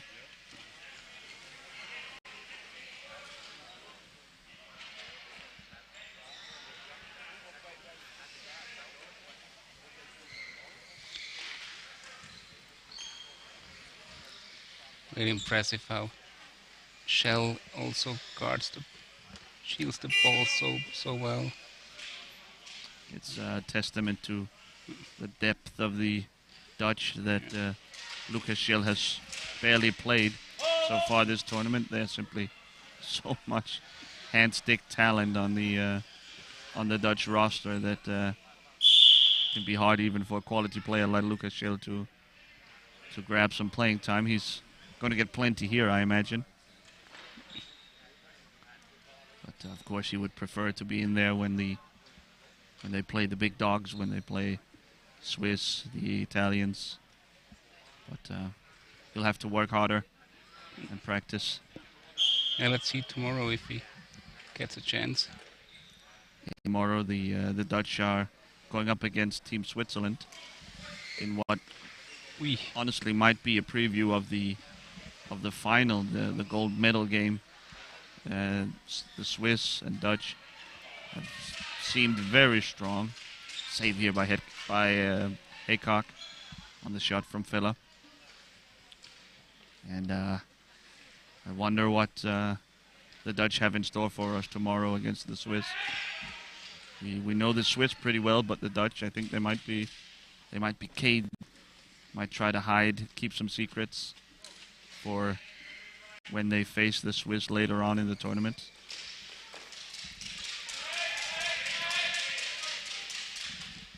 The defense stiffening up, tightening up a bit for Team Canada.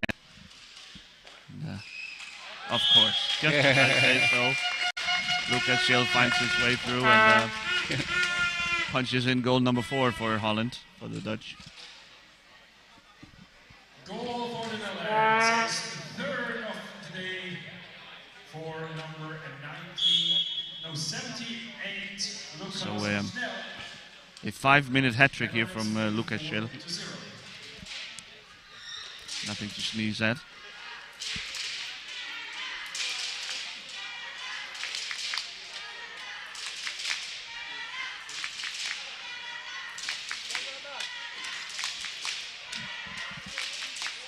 Filler and Schell now alone with Haycock.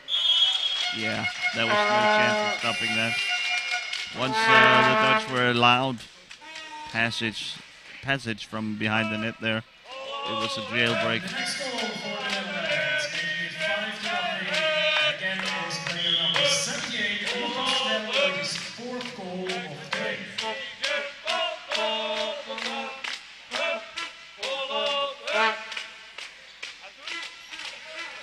The Dutch getting closer to that 1 goal per minute pace we have seen a couple of times in this tournament in the early in games where the dominant team just keeps piling on. Usually it slows down a bit towards the end, but if anyone can keep up that pace, it's going to be the Dutch. Van Zoon to Villa. And some sort of screening violation, I think, called against the Dutch. We get our first substitution. In comes Megan Hines. Out goes Jaden Shaban. Onto the field with the number 29, Megan Hines, replacing number 17, Jaden Shaban. 5-6-27. So, Megan Hines subs in. That means that now actually there is a bit of experience for the Canadian team in there. 4 of the 5 players also took part in the 2018 World Cup down in Italy. 6 minutes and 39 seconds, scored by number 7, Robbie Feller. Great show of his skills. Really, He's, really incredible skill play. Ooh, Ronak there, almost. you saw him tip over Yeah. yesterday, or was it the day before? But this time keeps all 6 wheels to the ground. Wow.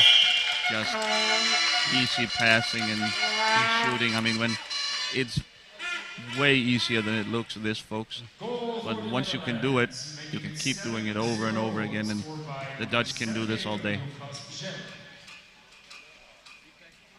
His 5th goal of the match.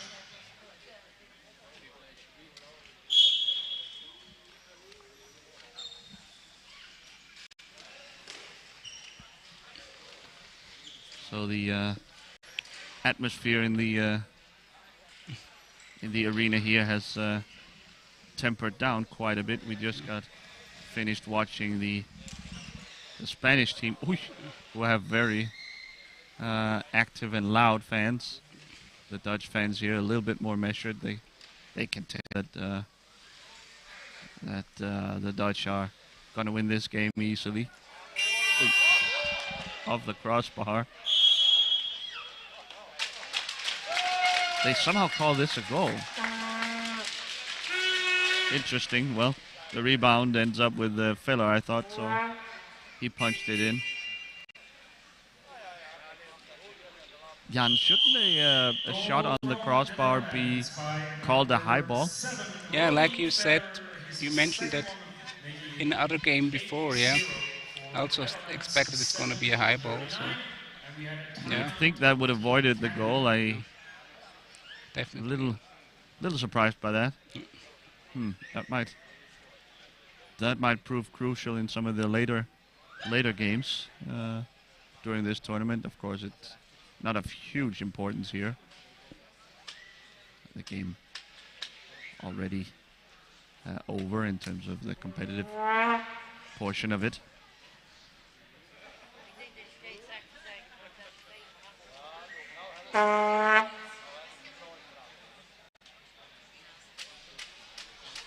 Maybe the fans in the arena also struggling with the heat. Yeah, Yeah, and an ice certainly.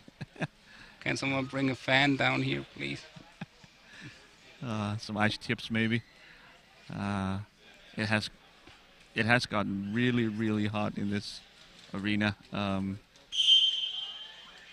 course, a heat wave washing over Central Europe, where Switzerland, no exception.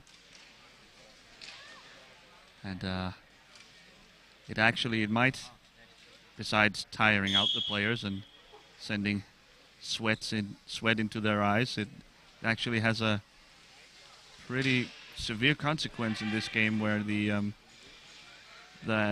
power chairs have a built-in heat fuse that will switch off the chair if it gets too hot.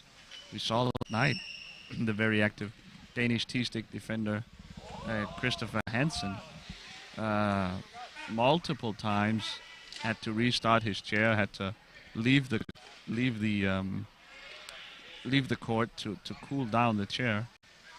I think a Spanish player as well had to last night, and so it's actually a bit of a concern that the temperature gets so high. And you'd imagine once we get to the finals and the semifinals, the arena will be filled with fans and a lot of activity going on, and of course a lot of driving around. You know, it's going to be intense and not a lot of standing still, so that could be an issue going forward. Scored by number 78, Lucas, making it 9-0 for the Netherlands.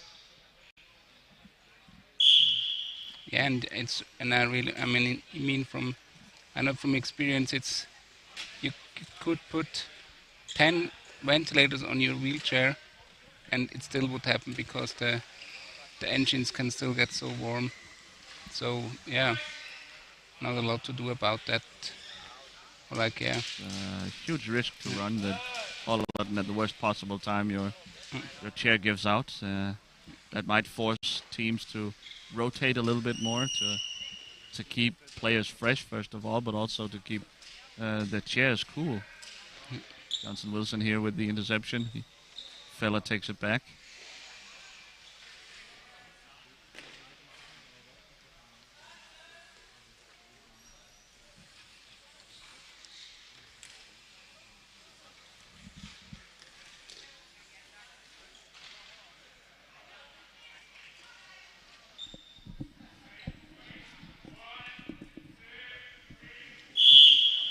Canadian goal ball here.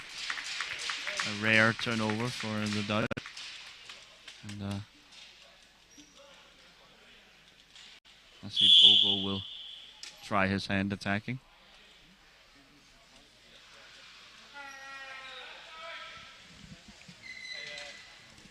A shot. Oh! Deflected by Shell. This a high ball, surely. That was incredible. The shot from Ogo bounced off of Shell's stick and right in a beautiful, perfect arc into the goal. Yeah. Way high, of course, the ball here. It was probably 2 meters into the air, but almost That would have been nice. able to pick up a goal here from Ogo with a little bit of a speculative shot from way down his own end of the court.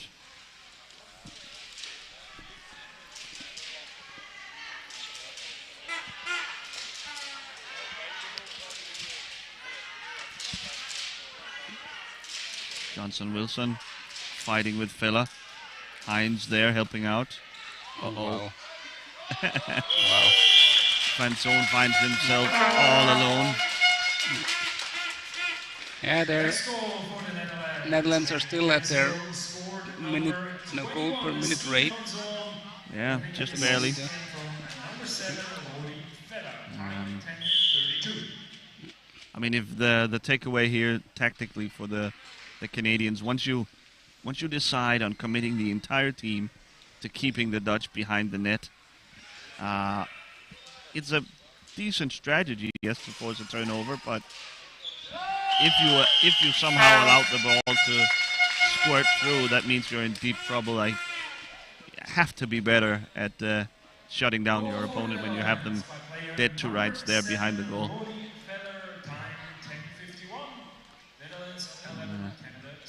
The Netherlands again to that 1 goal a minute pace. But in 9 seconds they'll have to score another one.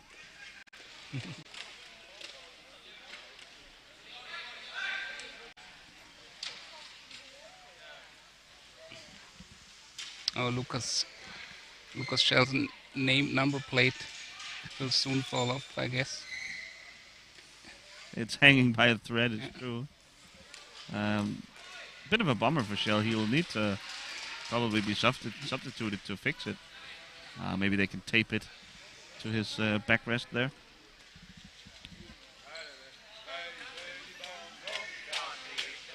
Maybe he can make it to halftime.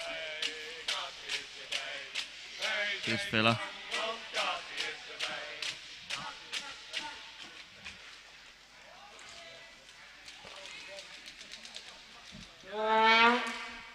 Blocked by Ogo. The shot from Filler. Excuse me. Even the Dutch fans are too tired or have too warm to sing here. Yes. All alone. Oy, oy, oy. Shell whips it way out of bounds. High ball, obviously. We get the Canadian substitution. Substitution on Team Canada. Going on to the pitch, number 16, Rachel Dean, replacing number 88, Johnson Wilson. Johnson Wilson will leave the court, and in comes Rachel Dean. Time 12:03. Jules van der Heyden gets also ready for a little shift in this game. In the meantime, Ronak will try and create something for Team Canada. Oh. Spin shot, fella wins it, yep. And here's Shell.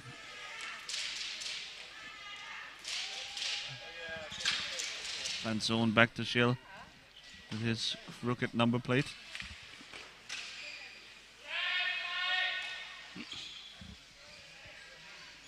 Fella will follow Shell around the net. Curious action.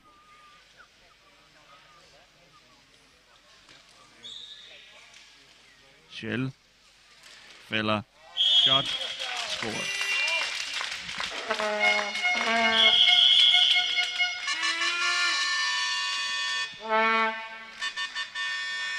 Here comes Van der Heyden, the substitution you mentioned, Jan, in for Fella.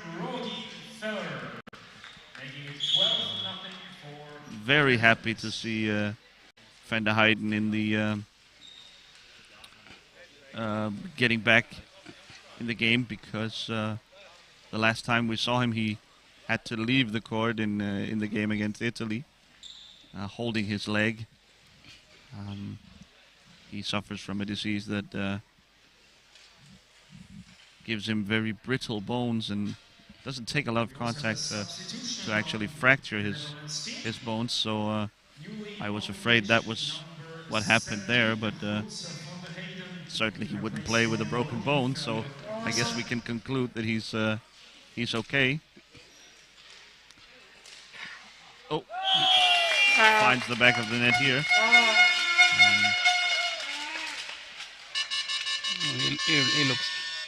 He looks really okay. He looks all right, yeah. Or not? Ah, no. Okay, it's a technical issue.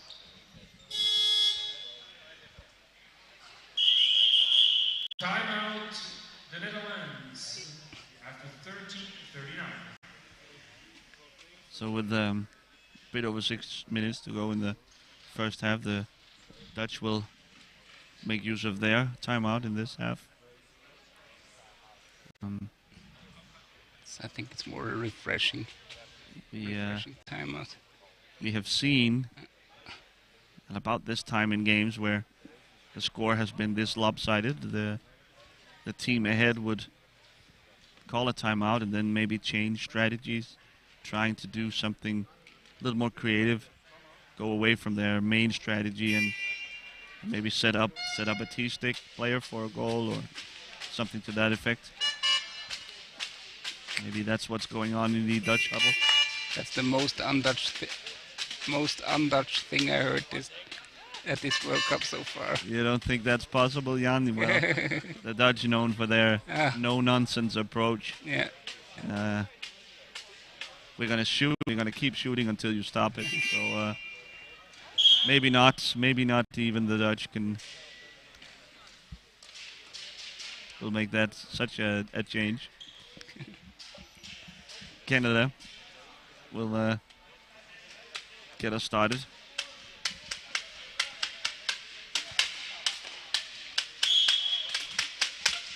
Yeah, and I mean, I didn't mean it disrespectful.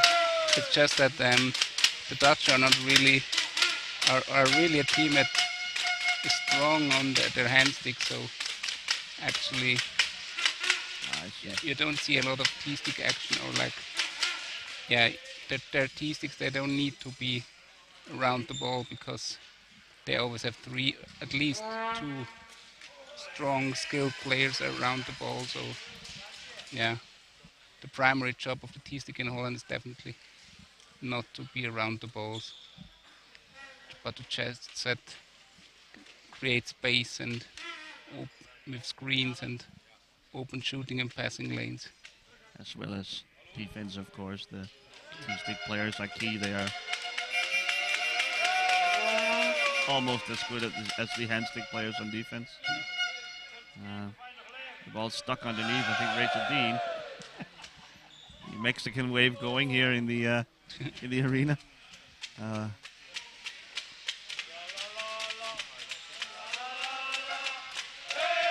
Dutch fans have woken up.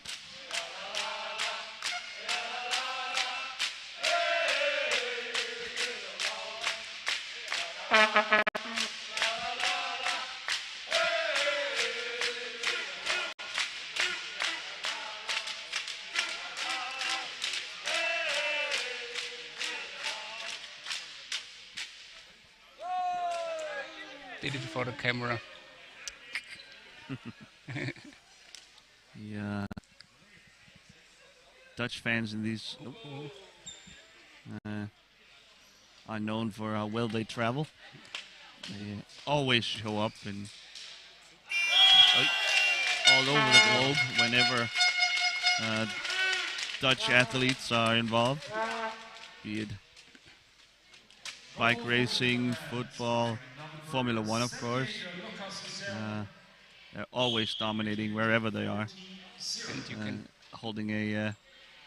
having a party.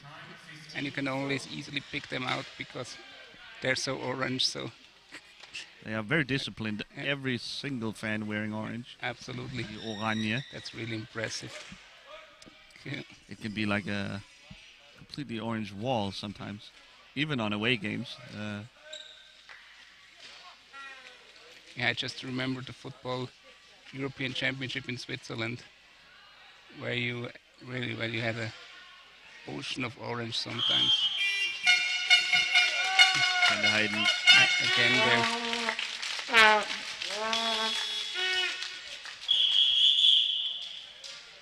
We will have yet another substitution. Out goes Lucas Schill. And then comes the Bowman. Van der Heiden's teammate in GP Bulls. 17 goals van der Heyden, making it 15-0 for the Netherlands after 16-14. And new on the pitch for the Netherlands with the number Earlier this tournament, we saw Denmark beating Australia 32-0. The Dutch is on pace to beat that record. See if they keep up the pace or if they let up slightly. Yeah, I hope they slow down a bit. But yeah, I mean, all the power chair hockey players watching this stream, I think most of us remember our beginnings, so yeah, we all started with those results. I mean, yeah, you have to learn, you have to experiences, and yeah, losses are a big thing of the experience in the beginning. Gives you, Nice. gives you some hair on your chest, and it's almost a rite of passage for a young program, such as the Canadian one, such as your Swiss one, Jan, when you got started, that you always start out being beat by Holland. Yeah. The Netherlands will just show no mercy, and they're always so excellent teams that they really,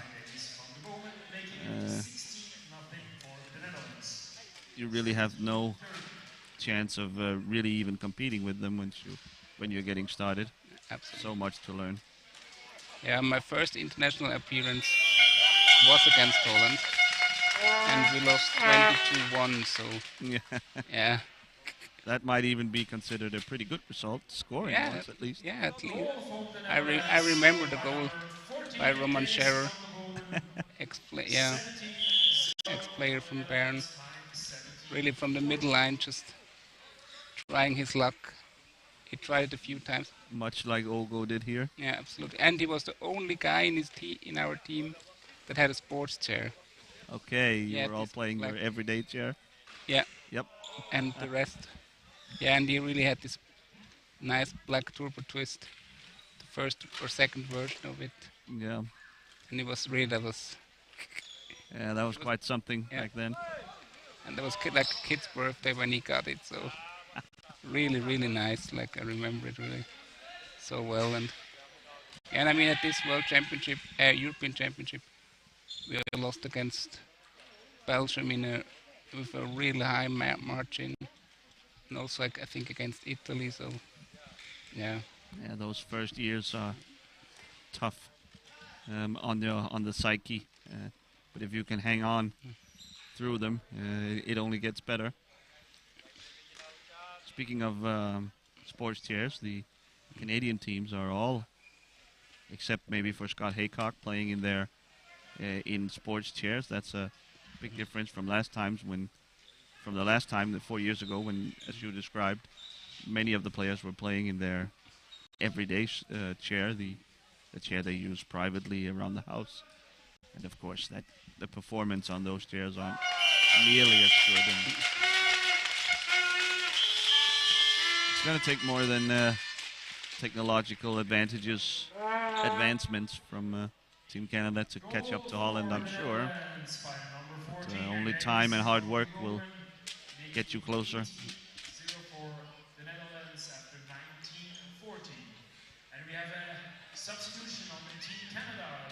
What's your recommendation, Jan, for a young, struggling program like the Canadian? 29, Megan Hines.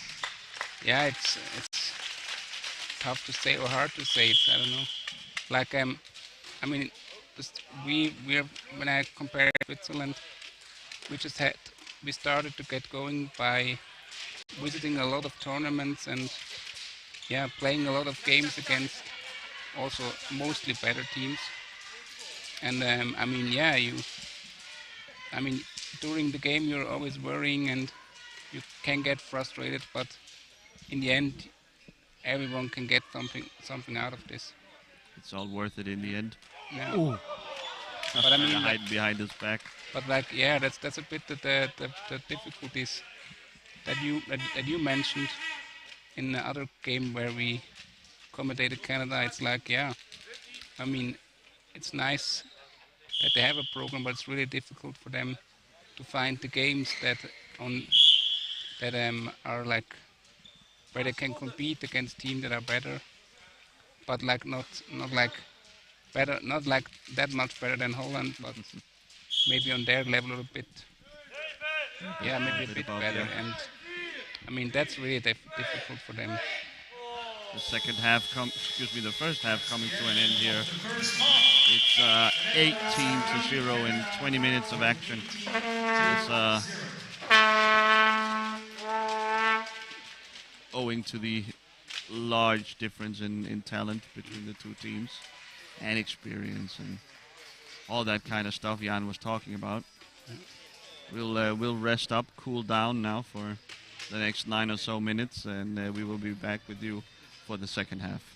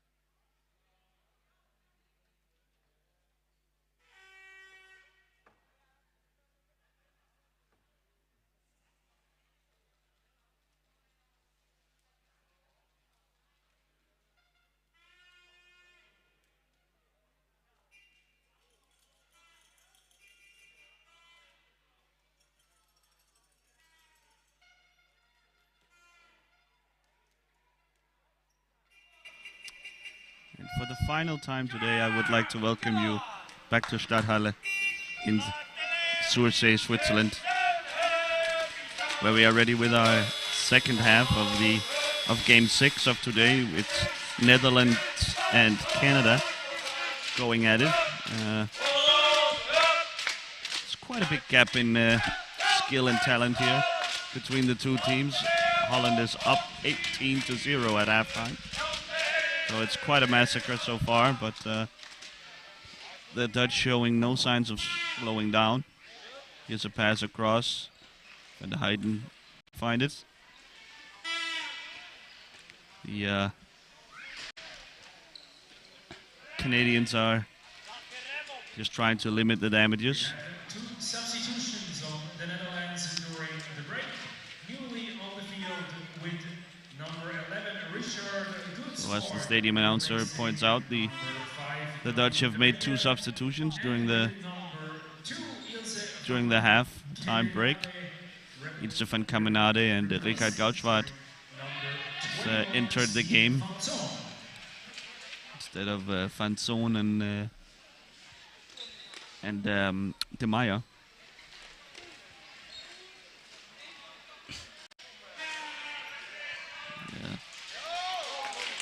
Wow.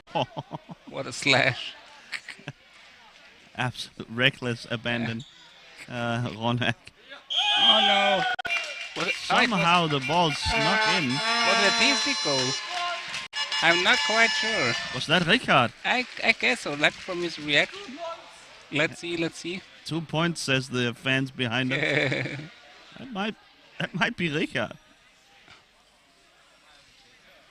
I think referee Matthias Verhoeven will figure it out with the timekeeper's table. Now we can see. By number 11, so goal for 2 points. Which makes the noise for Richard Goodstorm. And now, as if things couldn't get any worse for the Canadians, they give up a T-stick goal. Looked a little weird. I didn't quite see what happened, but somehow Goudswaard, number 11, was able to poke it through. In power chair hockey, a T-stick goal is rewarded with 2 points. So the lead up to 20 now. We have seen quite a number of T-stick goals the last couple of days. Yeah, what is this, number 4? Yeah, that's number 4. Yeah, Jan is keeping track. Yeah. Jan, a T-stick player himself. So he's keeping notes on that by 4 different players. Yeah, this club is growing. The World Cup T-stick goal club started out by having no members before the tournament, and Sara Granada opened up this, I guess, founded the club yesterday for Spain against Australia. And then she was joined by Kieran Watts of Australia today, and Goudswaard here as well. And who am I missing? Dave Inhilde. It was Dave Inhilde, of course, for your teammate through many years of international Swiss play. And we have a honorable mention. That's Roman Hill from Germany. I really like the German approach, that they really tried everything to make him succeed. The Germans they were unlucky in the end, but the Germans were blowing out Australia, much like the Dutch are doing here to the Team Canada. But they just switched up their entire approach. All they wanted to do through the entire game was to set up Roman Hill to get a T-stick goal, and he had 5 or 6 great looks at it, couldn't convert, and so ultimately it ended up being the Australians setting their guy up, Kieran Watts, their captain, and he ended up scoring a T-stick goal despite the Germans spending the entire game trying to get one on their own. Shot from very far down court. I think it was maybe a pass to Van der Heijden. Ogle picks it up. Ronak just missed it. by some centimeters. He had a He had a chance on, I think. There was no Dutch defender between. Ronak now leading the pressure here from Canada. Maybe that's seems to be a strategic change. Maybe a little more activity from Team Canada. He switches with Ogo now. And remember, for Canada, this is all about improving as a team, as a program. They obviously did not ever hope to beat the Dutch. They know they are completely outclassed. But they're going to have a placement game later. Probably the 9-10 match, in all likelihood, against Australia. Though nothing's for certain yet, but it'll be a rematch of the same game 4 years ago in Italy, where the Canadians did come out on top despite having taken larger losses than Australia throughout the tournament. But once we got to the game, the Canadians seemed more ready, playing more positively, more active on defense, better offense generally as well. So they are trying to repeat that win over their sort of mini rivalry with Australia.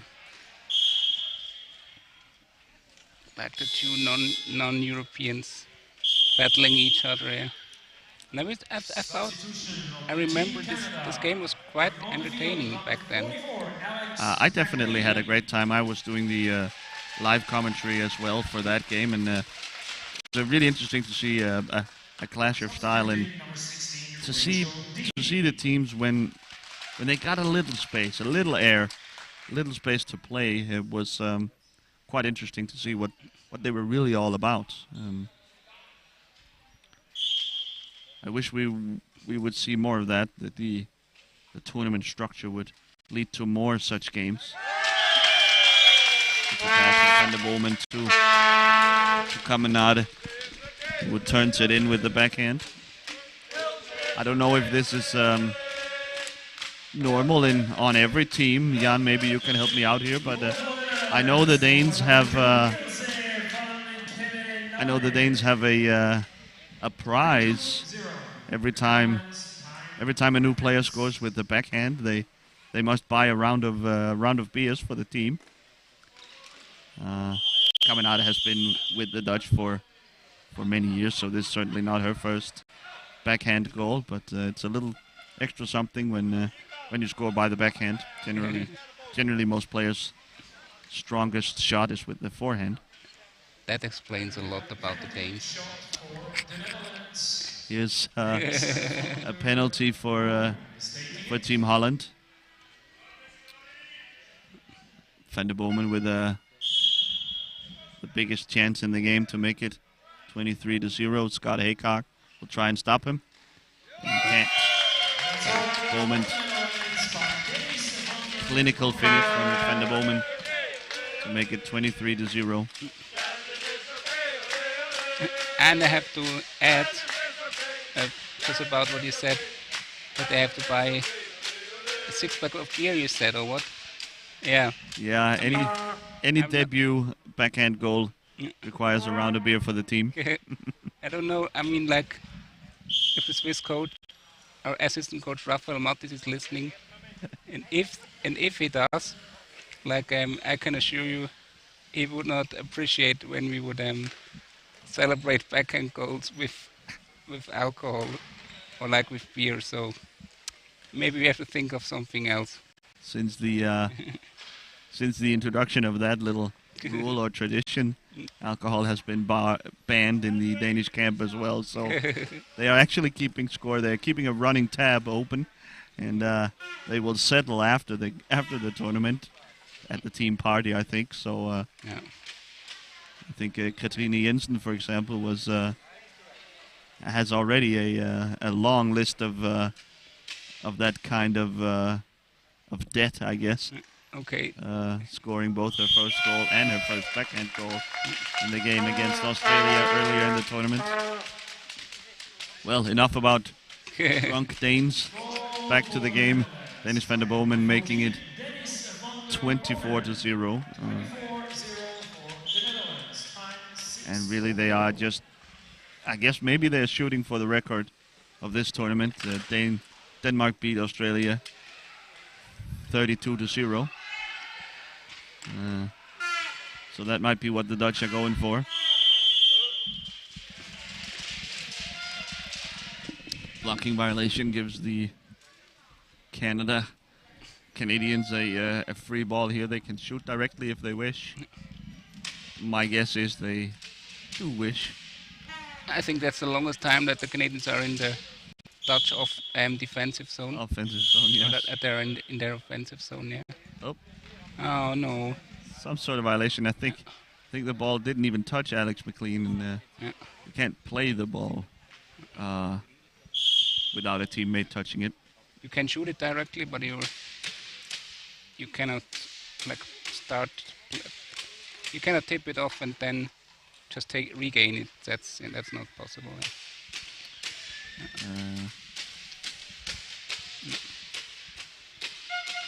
Alex McLean has come into the game for Canada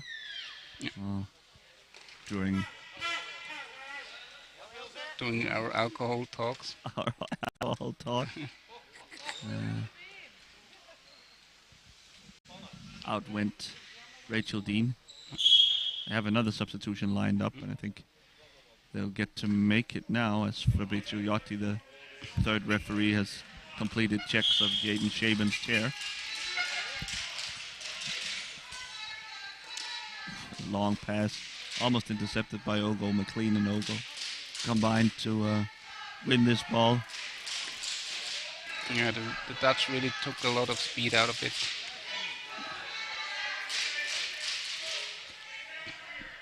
So it's 2-on-1 in the corner. Ronak sends it out. Van Heiden back to collect.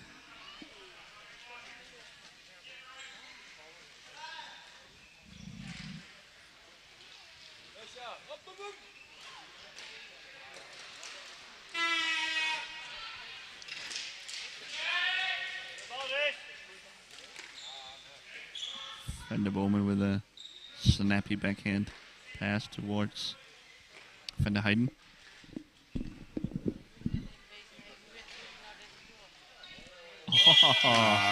Bad luck there. A shot that was off target, but turned in by Ogo himself.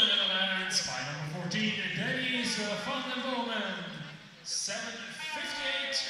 We'll call that a Van der Bomen goal. Substitution on Team Canada with number 17 returning. Fair Ogo of the own goal. Jaden Shaban. For Alex McLean. I'm guessing could be French. Shaban. Shaban. I'm going with Shaban. Enters the game.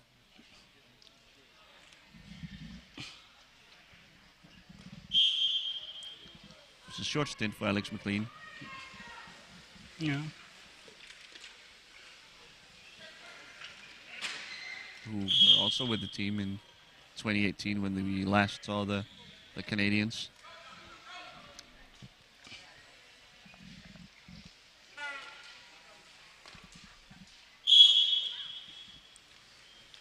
Team here is also ready for short shift in this game. Along with Stein van Zoon. He's been in already. Shaban now. Van der Bomen.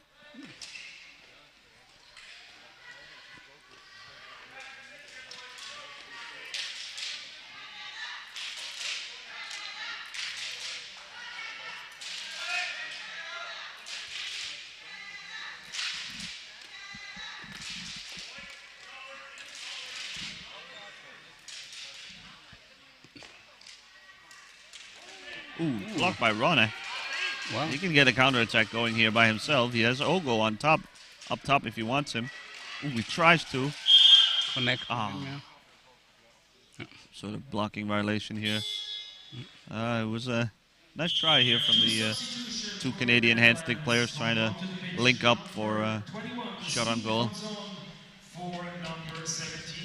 So in comes Stein van Zoon and Tim Here For number 14, Dennis van de Bomen. in for Van der Bomen and Van der Heijden.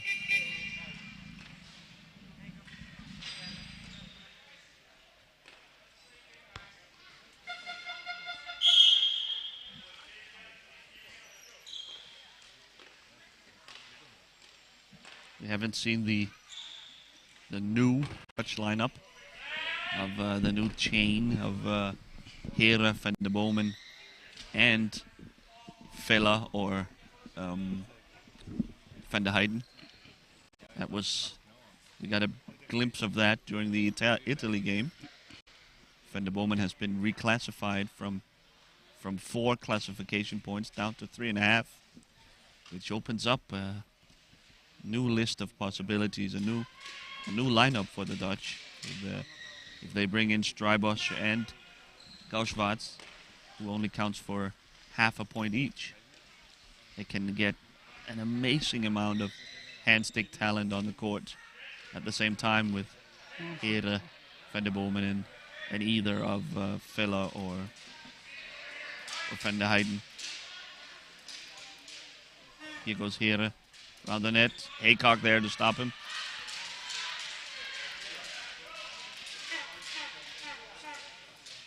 Van Zoon leaves it for Here.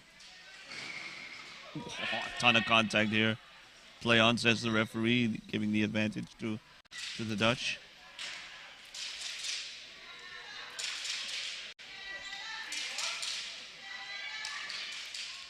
There behind, there's a big gap. Won't go back the other way. He just sends it deep into the Dutch defensive zone. Always on the edge of control is Ramin Ronak. Whoop. Oof. More contact here between Ronak and a Dutchman. Ronak even tried to catch his ball with his own foot. Glad nothing happened. Backhand shot by Ogo, but no Canadians there to follow up. And Tim Here was ready. Absolutely. Now. Took him too long. Oh, wow. a spinning shot around the back. Nice pass. Oy. Oh, he failed. Just miss hit that kid Ogo. Nice sign of life here from Canada. Trying to get on the scoreboard.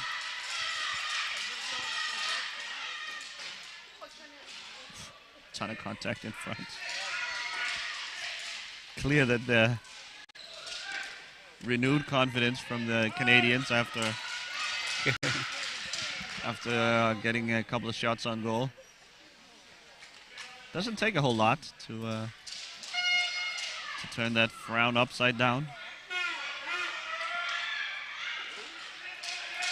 Oh. Canada defending well.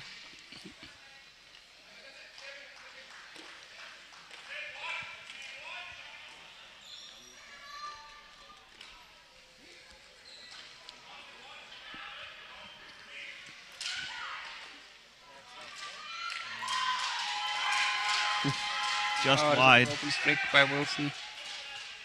Oh, And Wilson broke his stick again. Shaking his head.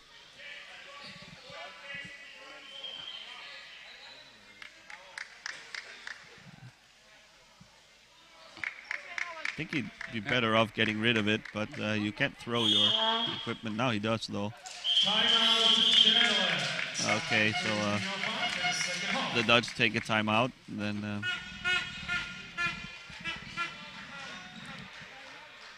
Johnson Wilson knows what to put on his wish list for his upcoming birthday. He needs another stick. Probably he brought a reserve, but he hasn't been going through equipment pretty quickly this tournament.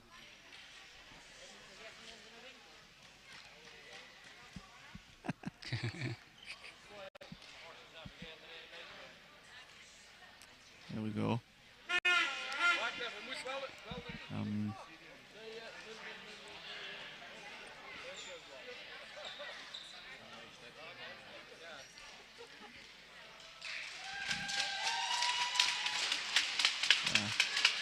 The Dutch not even huddling up on the bench here during their timeout. It seemed like it was almost to help Wilson out.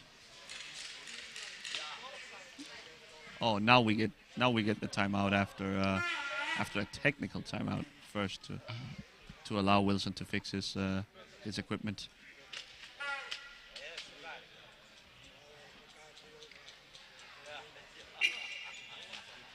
So 7 minutes to go. The Dutch need to will have to return to their 1 goal a minute pace in order to beat the Danes' record of 32-0 that they got in the opening game against Australia. It's I don't know how valuable that type of distinction is. I think both the Danes and the Dutch today could have scored many more goals if they really wanted to, but nevertheless, it's a spot in the history books.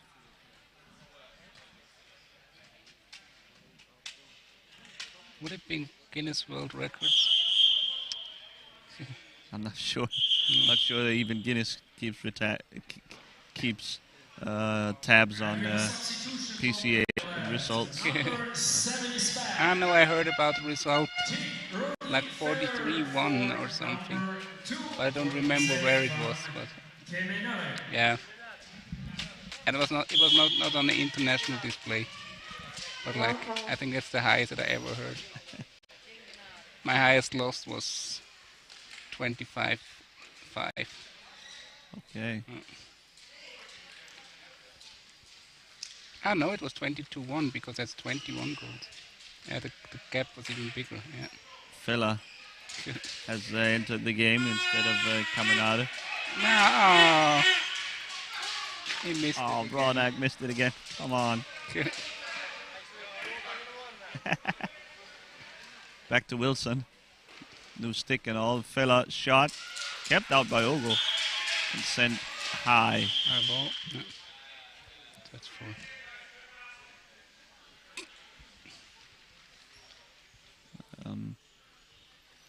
It shows you Fella subbing in for Caminada. It shows you the Dutch not even making use of all their 12 classification points.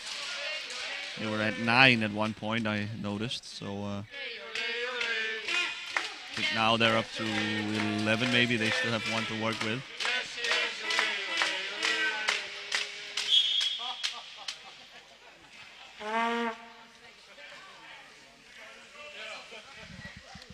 Shot from Ronak, just wide.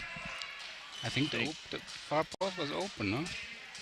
I think it would have taken a little bit more to beat Patrick Freibosch, yeah. Ihre.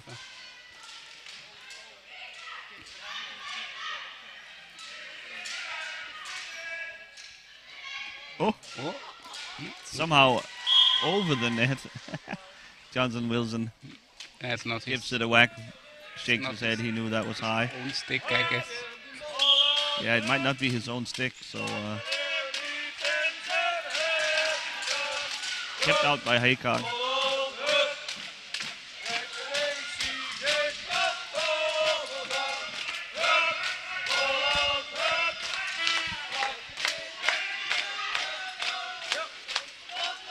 Oh, Here.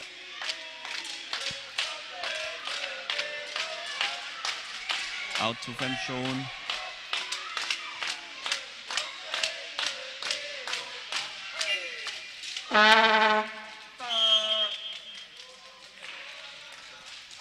Have a referee ball.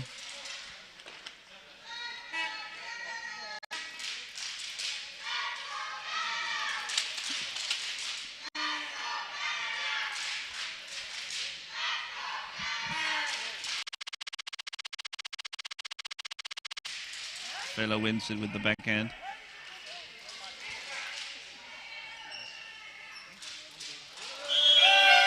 Shot and a score from Vela.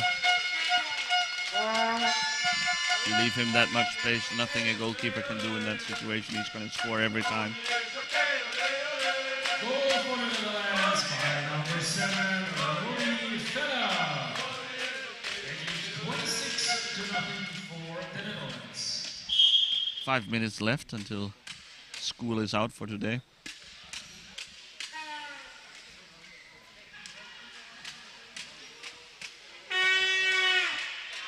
Oh, Ronek gets by multiple Dutch defenders, but ultimately Vela and Hera takes it away from him. Ooh. Oi. Wow. What a pass from Hera. How did he thread that? I have no Goal clue. for the Netherlands, again by number 7, Rudi Vella. Magician here. 27-0 for the Netherlands, 15-13. So in a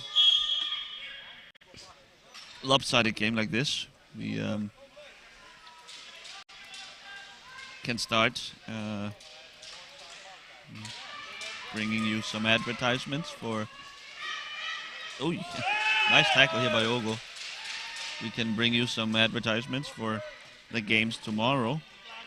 We start off once again at 9:30 with Italy versus Canada. So Canada will have to...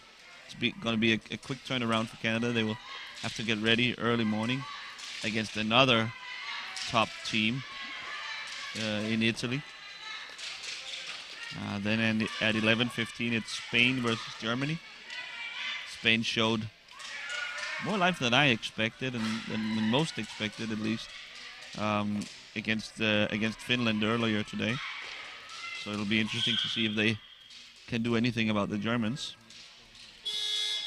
Then the headline match at 1 o'clock. It's the hometown Swiss against these Dutch players. That will be a game for Group A supremacy. We'll see how hard they will fight for it. I think both teams would prefer to avoid Denmark in the semifinals, so the winner will get Finland in all likelihood. So that's on the line there. We'll see how. Also, of course, bragging rights is always on the line, and there's a bit of a rivalry, I think, developing between Swiss and the Dutch, and we'll get another episode in that tomorrow. That's at 1. 14:45, 2:45. It's Australia and Finland. Australia looking for their first win of World Cup competition. Finland are just about ready to go to the semi-final. They have punched their ticket. So maybe we'll get some alternative lineups and some fun there. We have Canada-Belgium in a game that Belgium will look forward to. They have had a lot of tough opponents, Switzerland, the Dutch and Italy. They have taken it on the chin so far. Maybe against these Canadians, they will get a chance to show off their skills, stretch their legs a little bit. That's at 4:30. And then to round out the day, to round out the group stages, it's Denmark versus Spain. Denmark also ready for the semi-final, but the Spanish were a entertaining group. So they might make it a game against Denmark as well. The beat goes on. The Dutch make it 28-0.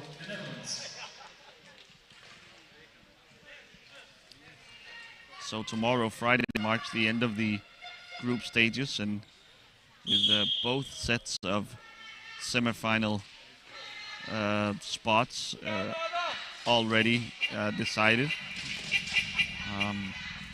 We are looking forward to Saturday when we will see games between number 3 and 4 of each group, and of course the semifinals. The semifinals begins at 2 and 4:15 as well. So the game's a little more spaced out on Saturday. As they're on Who was it? Sorry. It was Richard Gausswart again. Gausswart with another Yeah. goal. So he has to create his own club now. I guess he found the true T-stick goals club. Oh man. Oh, nice, really. And, Richard Gausswart, such a nice guy, enthusiastic. Always, just truly loves this game, and to see him have a little success here, personal success as well. Well, it's a bit of good news coming out of this game. Yeah, it's a pleasure to see, definitely. And he also, obviously, his goals counts double. Uh-oh, Ogo back the other way, shot! Hey! He snuck it in underneath Streibosch. Looked like Streibosch had saved it, but it just snuck in. And the Dutch players are laughing here. Team Canada gets on the scoreboard. Beautiful stuff here by Ogo. He takes a shot from far out, and the the ball just sneaks in. The Canadian fans are going crazy. Even the Dutch fans are joining the fun here. Oh, shot from Fela, saved by Haycock. The arena announcer is quite happy about that goal. Yes, I think that's a unanimous feeling in the crowd. Canada finally getting on the board.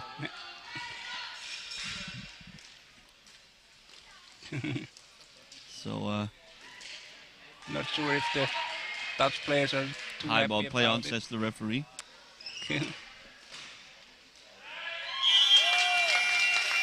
Goal crease area. Goalkeeper's So area, sorry. So the goal disallowed. And I think the referee believes that Tim Hille was in the goal area.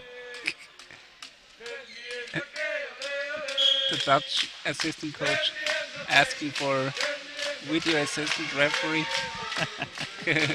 No VAR here, of course. Yeah. I hardly think that would be necessary in a game where the score is 30-1. 1 minute left.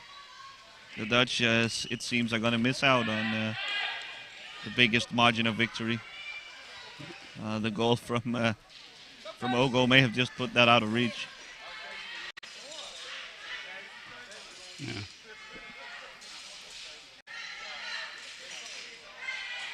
Maybe they're in for one more, but let's see. Here.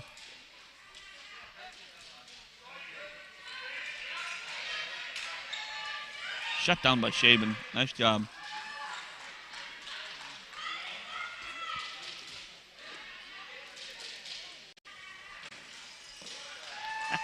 Ronek swats it away. The big fly swatter. Touch to his right hand.